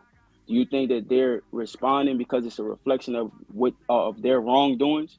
Let's do this. I want everybody to answer because I think it's important everybody answer. Let's try to keep the answer concise to 15 seconds or so. So if I go August and I'm gonna go out on a limb, I think it's there's envy there. That Gen Z is like, hold on, nigga, that shit was stupid. I'm not doing that. So then the default is like, you soft ass niggas, you too in touch with your feelings. That's why you even thinking about that shit. Again, I'm being extreme, but I think that is a proponent that needs to maybe be assessed. You feel me? What you think, Rick? Yeah. To be the truth, like I said, it's a little bit on this one. You can blame your parents, but I don't. Again, this is my opinion, guys. This is how I was raised, right? Look, man, I understand what everybody's saying. You learn from your parents. They're your first teachers, right? But I totally agree with the young fellas and the young ladies when y'all look at y'all parents, be like, that shit was dumb, right? It's fucked up. But then at the same point, y'all can't know that and then use your parents as an excuse once you become an adult. You knew. Yeah, that's a fact. You know, this what I've been saying this for years, Hamp. Once you become 18, yes, everybody, look, we black. Let's keep it a being, right? None. If you came from better than average circumstances, great. Shout out to you and your parents. They did a great job, at least in that form and function, right? But the truth is, right? My bad. Once you become 18, you're going to be responsible for the choices and decisions that you make. Right. So no matter whether you like it or not, it's your job to learn on the fucking job. It's simply what it is. Whether your parents fucked up or did a great job. You gotta make it. A lot of the time. Hold on, August. I want everybody to answer. You can go respond because there's so many different ages, different places that we come from. Go ahead, Hank. So what was the question again, brother? So I'll make sure I can answer. Put him in the fucking bedroom. Get him out of here. Put him in the fucking bedroom. Get him out of here. Come on. Let him go last. It's always one, ain't it? It's always one, man. They can start daydreaming. They gotta take their medicine. Go ahead, Triple Black. You remember? He outside now too. He think he exotic. See, I think it's like Triple Black. Go ahead, Triple Black. No, it's just about survival. You know what I'm saying? It's about survival and knowing exact. I mean, the thing about it is men put up with shit like in our generation out of survival. You know what I'm saying? There was a lot of dudes that what I'm saying that wanted the opportunity to be in a household and stuff like that, and they had to put up with a lot of shit. A lot of the dudes now, they don't have to really put up with a lot of the shit that the men had to put up with in our generation. So what I'm saying, they'd rather be by themselves. But I mean, they don't really need a woman. You know what I'm saying? They don't really need a woman. A lot of men in the 80s and shit like that had to have women. You know what I'm saying? I mean, that's just how we were brought up. You know what I'm saying? We just had to have that family structure. But now you have the infrastructure so built up so well to where everybody can kind of almost do their own thing. You don't have to have family no more. You don't have to have just to survive. So I think that's a real big difference. If we had it to do, all right, Triple. Everybody gotta go. Yeah, August. Hank, I apologize. Can you ask the question again? Because I don't I think Triple. So the question is, I'm speaking on the fact of like how Gen X refer to Gen Z as soft. Yes. And you're looking at Gen Z adapt to the environment that they're in. And so the response that Gen X is having on that, because of the things that they're going through, is that you soft for not being able to And handle why it the way is that that, I would right? handle it. Right. Yeah. Yeah. So why is I'm thinking? So I'm asking, is it because they're a reflection of what the actual truth is? Because I think that Gen Z are making a great adaptation as to how the market is, the dating market, the economy, all that stuff. So is it a reflection of what they're not? Like you said a little earlier, Hamp, you thought they were jealous. That's kind of what I'm saying. Do you think that it's a reflection of what they're not, and that's why they coming at them like that, or a reflection of their decisions? Is that why they coming at them like that? Yeah, no, I got you. Okay, so I mean, I can't disagree with the jealousy part. Yeah, I could see that. Yeah. Some guys looking from the outside, well, why ain't they got to work as hard as we did in order to get what they're getting? So I just think that's probably the situation. So yeah, I can see somebody being jealous and somebody feeling some type of envy because they don't feel like they're working as hard to come up or to get ahead as far as they did. Where it took maybe somebody else 20 years, but he got it in 5. So yeah. Yeah. See what you think? Yeah.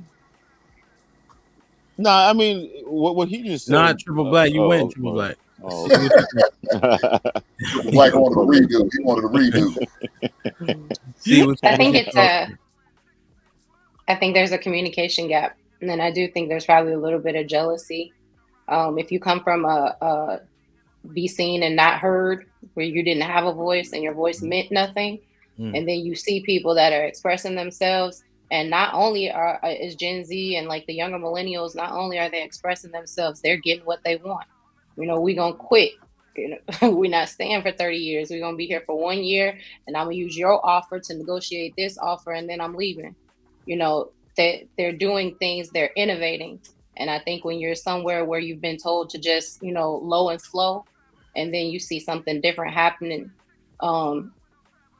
you can look at it and maybe regret.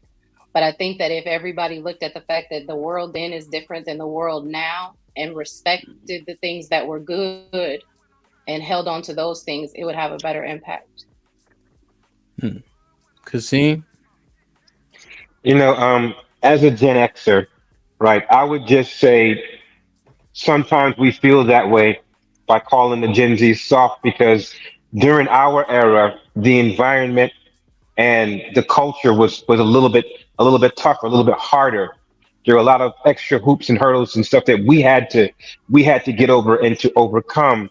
And some of us, admitting what the things that we did wrong, passed on that information to the Gen Zs to make it a little bit easier, right? And then when they complain, it's like, hey, like, you know what?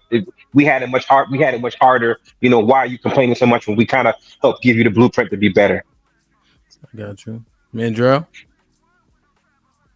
Yeah, a lot of it's ego. I'm Gen X also, and I'm in the last crop of it. But yeah, a lot of it's ego, and a lot of us still don't realize what happened to us. We were following their instructions: go to college, get a job, get married, the whole nine. But right on top of us, in the middle of us doing that, the whole world changed with the internet. Internet put everything in super fast forward. So instead of you guys becoming our subordinates, learning from us, you became our competition really quick. So there's a lot of it, and y'all did it. Y'all caught up to us without getting the lessons growing up that we did.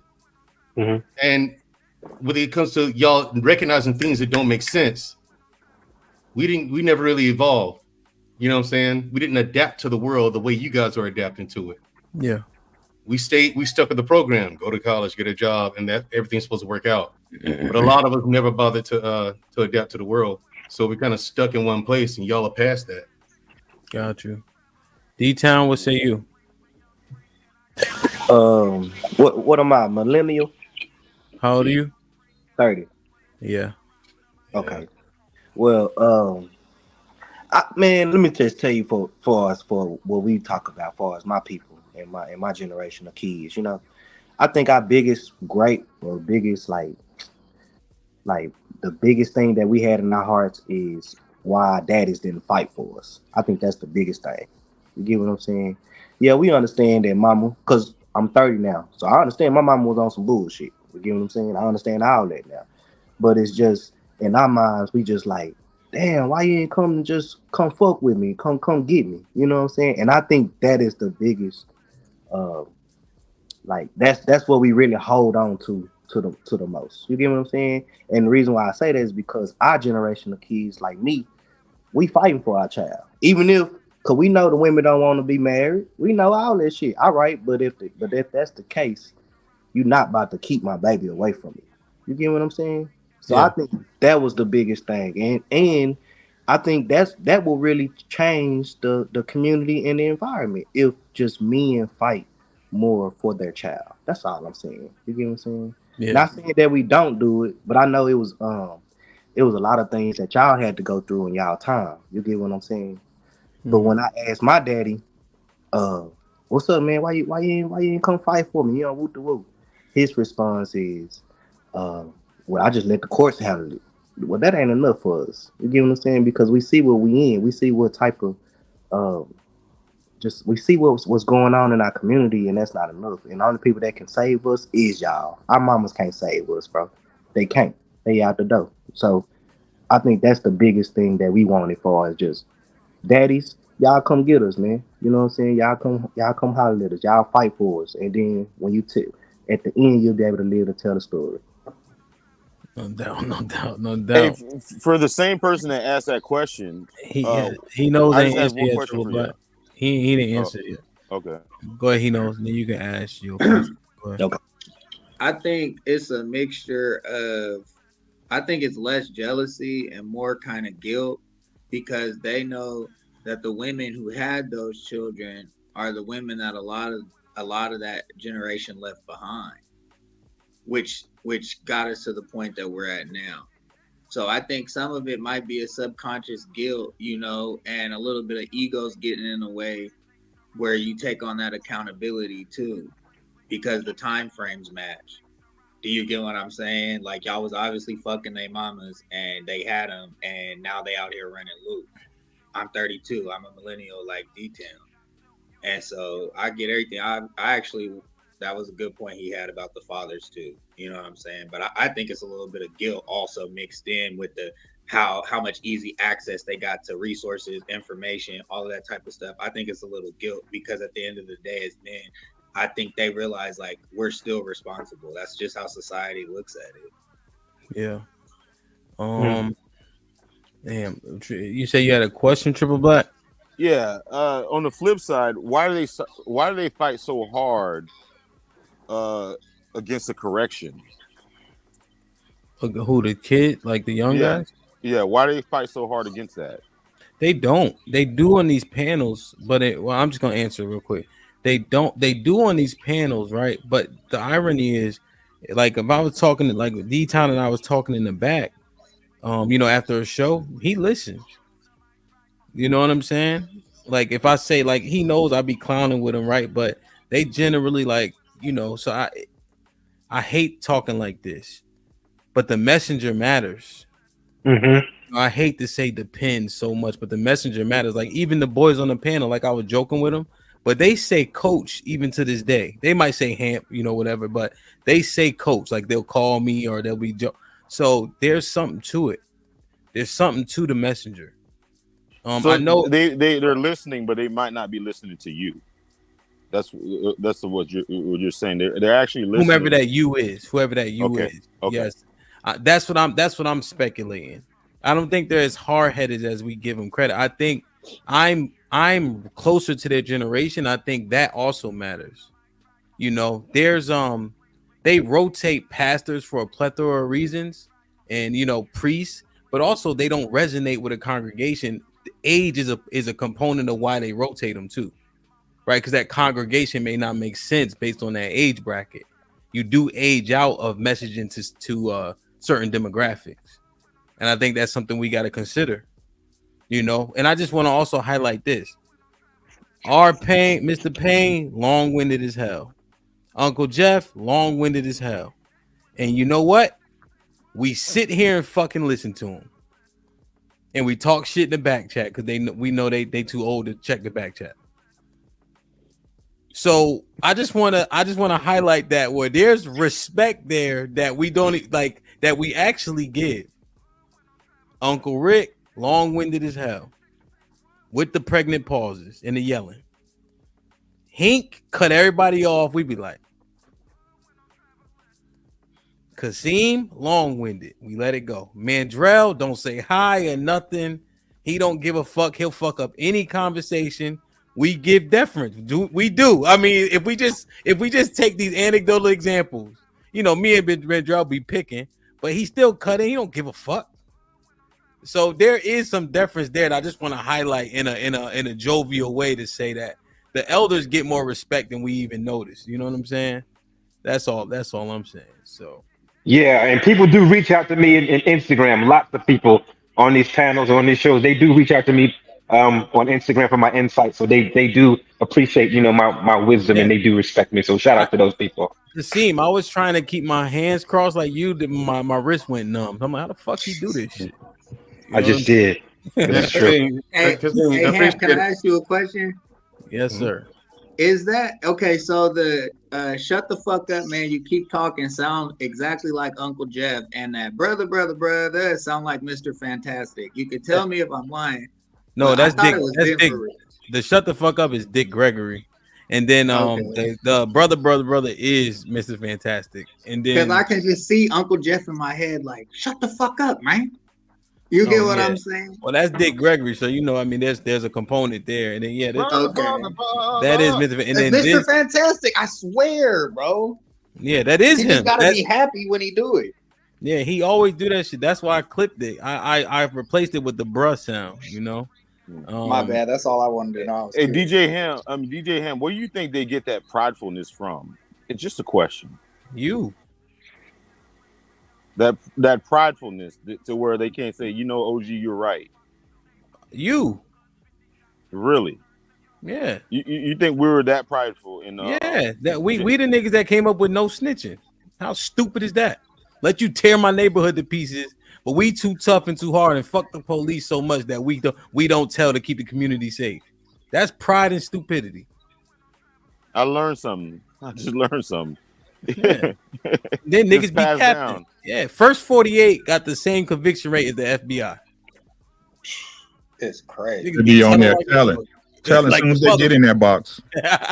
Crazy. Yo, I'm telling you, if they offer you a number one, my nigga, you in trouble. Right? They come in there pre-folded. Like the little cheap ass collar shirts you get in the little, they coming in there pre-folded. It's the pride. Like, yo, we've been getting shot. Like, our generation and Generation X have been getting shot for not giving up your necklace. We started that shit. Generation X probably started it, and then the older millennials definitely finished it. And the starter jackets. Getting shot and not giving your shit up. This nigga, y'all know Styles P by chance? Yeah. He said if a nigga steal my chain, I feel his pain, but I'ma pill his whole block till they squill his name. Like, that shit was fire. But when he said it, think about the logic. I get why you stole it. I empathize. But I'm going to shoot up your whole block till somebody tell them. Like, that's us. I remember when designer belts hit. They was robbing niggas for designer belts. Gucci and Louis and shit like that. Like, they're not playing. Yeah. So it's us, yo. You know what I mean? That like they were saying. They perpetuate what we do, but also they said some of it's like, hold on, slow down, and that's where we get the little bit of the envy from. Like, damn, y'all getting it, And that's kind of crazy how you say that, because when I think about it, like in my opinion, young folks kind of double down on bullshit. Mm-hmm. They'll double down on bullshit, and I guess that actually came from us. I think that's a black people problem, bro. That's the so-called culture, right? Doubling down on bullshit. That's why. Mm-hmm. Nah, bro. Like, and I hear you got to move smart out here, right? Hopefully, you move smarter than your parents, and your children move smarter than you. Yeah, real shit, man. Shit like that. But that's go ahead, see. No, I was gonna say, if you listen to what we're saying, the children are modeling what their parents did. Just because they don't model in the same circumstance that you do, they still model the behavior. So that same stubbornness where Gen X or older generations don't want to admit that they're wrong is the same way that the younger generations will not admit when you're right. So you have to reverse psychology. You have to lead with humility. If you want to be seen as right, lead with where you went wrong. That lets them know that you're open to being corrected. If you can lead with what you want to see, and if you already see they're following the bad habits, lead with what it is that you want to see. that endears you to your listener, and then you can go in because you built a rapport. You don't know somebody and you talking to them that way, they're not gonna hear you. Yeah, real shit, That's man. why I asked that question about the reflection. Yeah. No, that was a good springboard, August. I think that's how we got to that in the first place. August, any final thoughts, my brother? Yeah, man. I appreciate, what you're doing, man. The best moderator on this side of Mississippi for sure, and I appreciate everybody that's up here, all our older heads, Gen X's out here, spreading the word, giving us information. I appreciate it all. This is what healing look like in the community. So, yeah, let's keep it up. Let's keep on working. Kasim? I'll just say it's important for people to be open and transparent about life lessons and share those life lessons from a place of honesty and not being afraid of being embarrassed, because there's commonalities, right, in pretty much all of our experiences, particularly when it comes to the dynamic between men and women. So just be honest and transparent in that. Word.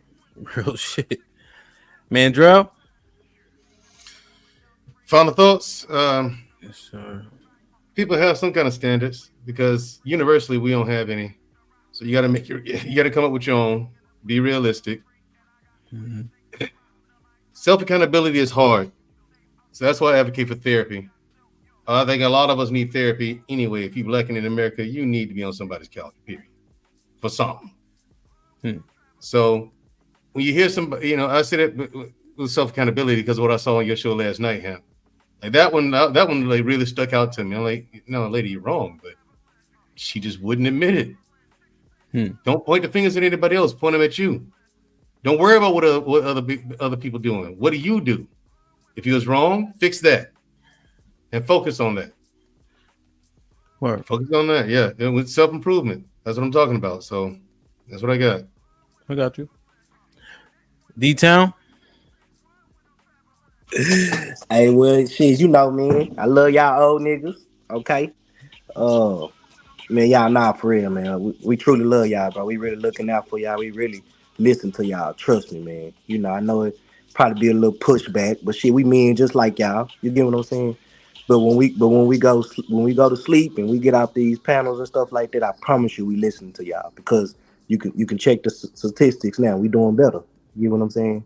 We doing better. So y'all just keep telling us what we need to know, man, and just drilling in us. Shit, don't give a damn. Drill it in us, because we listen. I promise you, and that's what we need. We just missing that type of love. But I love y'all. Love C. Love you. Y'all be safe. You know what it is. Y'all have a good week, man, and I see y'all again. Indeed. Indeed. Triple Black. You on mute. Brother. No, God gave us 2 ears and 1 mouth. We should probably listen twice as much as we talk. You know what I'm saying? And listening to a lot of the especially younger cats, we need to listen more. And I was talking about whole shit earlier, and I think one of the mistakes a lot of the older millennials, I mean not older, but the Gen X is validation. That's whole shit. We shouldn't really seek that shit, because I mean, first of all, it's probably rarely going to be ever given to you as a man, validation. So it shouldn't even matter. So I think we just need to listen more. I mean, even if what we're saying is not resonating, long as you stand on your shit, that's it. It doesn't matter. Word. Hank? Triple Black, man, you striking out a lot today, brother. I don't. Yeah, we should getting our props. We should be getting our prop due, man. Look, every father on her, shout out to you if you're a good father, and if you ain't shit father, fuck you. But be the best version of yourself. Every Black man, be the best version of yourself. Word. Uncle Rick. I appreciate you, Ham. Shout out to the panel. Thank y'all. Chatty Patties was good with y'all. What I'm noticing that, like, there's so many fucking labels, right? This is just my little mini rant. Like Gen X, millennials, fucking baby boomers, right? Why we just can't be people that rock together? Why we just can't be people that rock and learn from each other, you know what I'm saying? And capitalize off mistakes that people made before us. All right. But yeah, that's neither here nor there. Shout out to you, man. Man, stand on your fucking square, bro. Get you some standards. You know what I'm saying? Get you a fucking code. The code ain't got to be for nobody else. It could be for you as long as you stand on that. Ladies, I don't know what to tell y'all, man. Y'all need to start talking to each other because this ain't it. You know what I'm saying? Somebody got to figure this shit out because, but y'all know me. Shit, I think this shit over with, but fucking mine. Yeah, I appreciate these conversations. There's a couple things we tell men, get your money up, work out, etc. But we never tell them the hows, So one thing I wanted to paint was like working out. We say it, and I always see a lot of people who don't know what they're doing at Planet Fitness. So it was 24 hours. So I had like a $10 pass. So I would go there to get on like the stair climber, because you can go. I finish DJing and then I go over there, go on the stair climber, go home. You know what I'm saying? 3 a.m., whatever the case is. And people in there don't know what the fuck they're doing. But they got pizza on Tuesdays and they got Tootsie Rolls at the counter. People don't know these things. We just say them, but we don't give a game plan. If you qualify as obese, don't worry about them weights yet. Get on that stair climber for 45 minutes every day. All right. All the muscle is under all that goddamn fat. Even when I started back getting right, I know how to lift weights, but I don't know. I'm not that good at working out, but I know how to lift weights for football. So Mandrell know that's heavy, it's power, and it's explosion. But in football, you get a break every the play lasts 5 seconds, you get a 30-second break. So we cardiovascular, you do what you do, but that's not how you want to look for like health and things of that nature. So now I'm doing 315 for sets, but I'm 38 years old. The professor's like, man, Joe's like, what about your joints, stupid? What do you need to do that for, dummy? But I only know how to work out to lift, to play football. You see? So let's give people game plans to be healthy, to be able to go to the beach with your shirt off confidently, shit like that. So when we say these things, let's maybe give them the game behind it. You feel me? And on the workout shit, man, Gerald does it as a professional. He sucks at promoting it, so now I have to. But there's that old nigga. Yep. Shit like that. Hey man, I gotta read these super chats. Y'all can get out of here if y'all want. I just want to make sure I acknowledge everybody. If you want to hang out, that's cool too. We got a couple new ones. How you say? Three hugs. Shout out. That name. If you need help with the name, let me know. I got 6 kids. I've been naming motherfuckers for a minute. Marriage, politics, and sports. Shout out to Mr. Payne with the fellow says, I'm glad she didn't call me Cupcake. Gotta go. Thanks for letting me up, DJ. Later to the panel. And just to clarify, his podcast is called No Cupcake Zone. That's why. Steppenwolf for the $10 says, Lauren, he needs some milk. No, I don't, you asshole. Put him in the fucking basket. Get him out of here. Come on. We do got a show tonight that's gonna be popping. The battle of the Gen Zs. We got the Gen Z women versus the Gen Z men. That's gonna be dope. Shit like that. Fifi was popping with the $5 says, and all I shouted you out earlier. Something you had said. I used fatherless homes. Fifi with the $5 says, if all generations of single black men want childless 20-something-year-old black women, that's slim pickings for black men. You may have to date out. Dads competing with sons. Jeez. Lauren Mack with the $5 says, y'all better respect the celebrity Love C on the panel. She been a chat gang since chat gang. That's a fact. And she sent me a topic I still got to do. Shout out to my brother Marcellus with the 1 membership gift. Whoever got it, please maintain it. You heard? Lauren Mack with the $2 says, that's my dog. Let's go, Love C. Sway with the $2 says, Gen Z is 11 to 27 years old. Shout out to Sway. He probably went back out to grind. You feel me? Working and shit like that. John Henry with the $2 says, Mandrell is speaking fact. What the fuck did Mandrell say? Shout out Mandrell. John Henry with the $5 says, shared experience, quote unquote, resonates with the sector of men who see themselves in the same light as the person delivering the message. Ronnie says another one. Shit like that. Yes, sir. Tonight we back at it. Granville was popping. He said, hey, Love C. What's up, Granville? Granville with his $2 says, Hamp, I gotta go to the beach with my shirt off now. Yeah, I mean, hey, it's called self-esteem, not we esteem. But I know I lost like 15 pounds in the last couple months. I feel a whole lot better, bro. John Henry with the $5 says, Hamp, your first mistake is going to Planet Fitness. People don't go there to be pushed.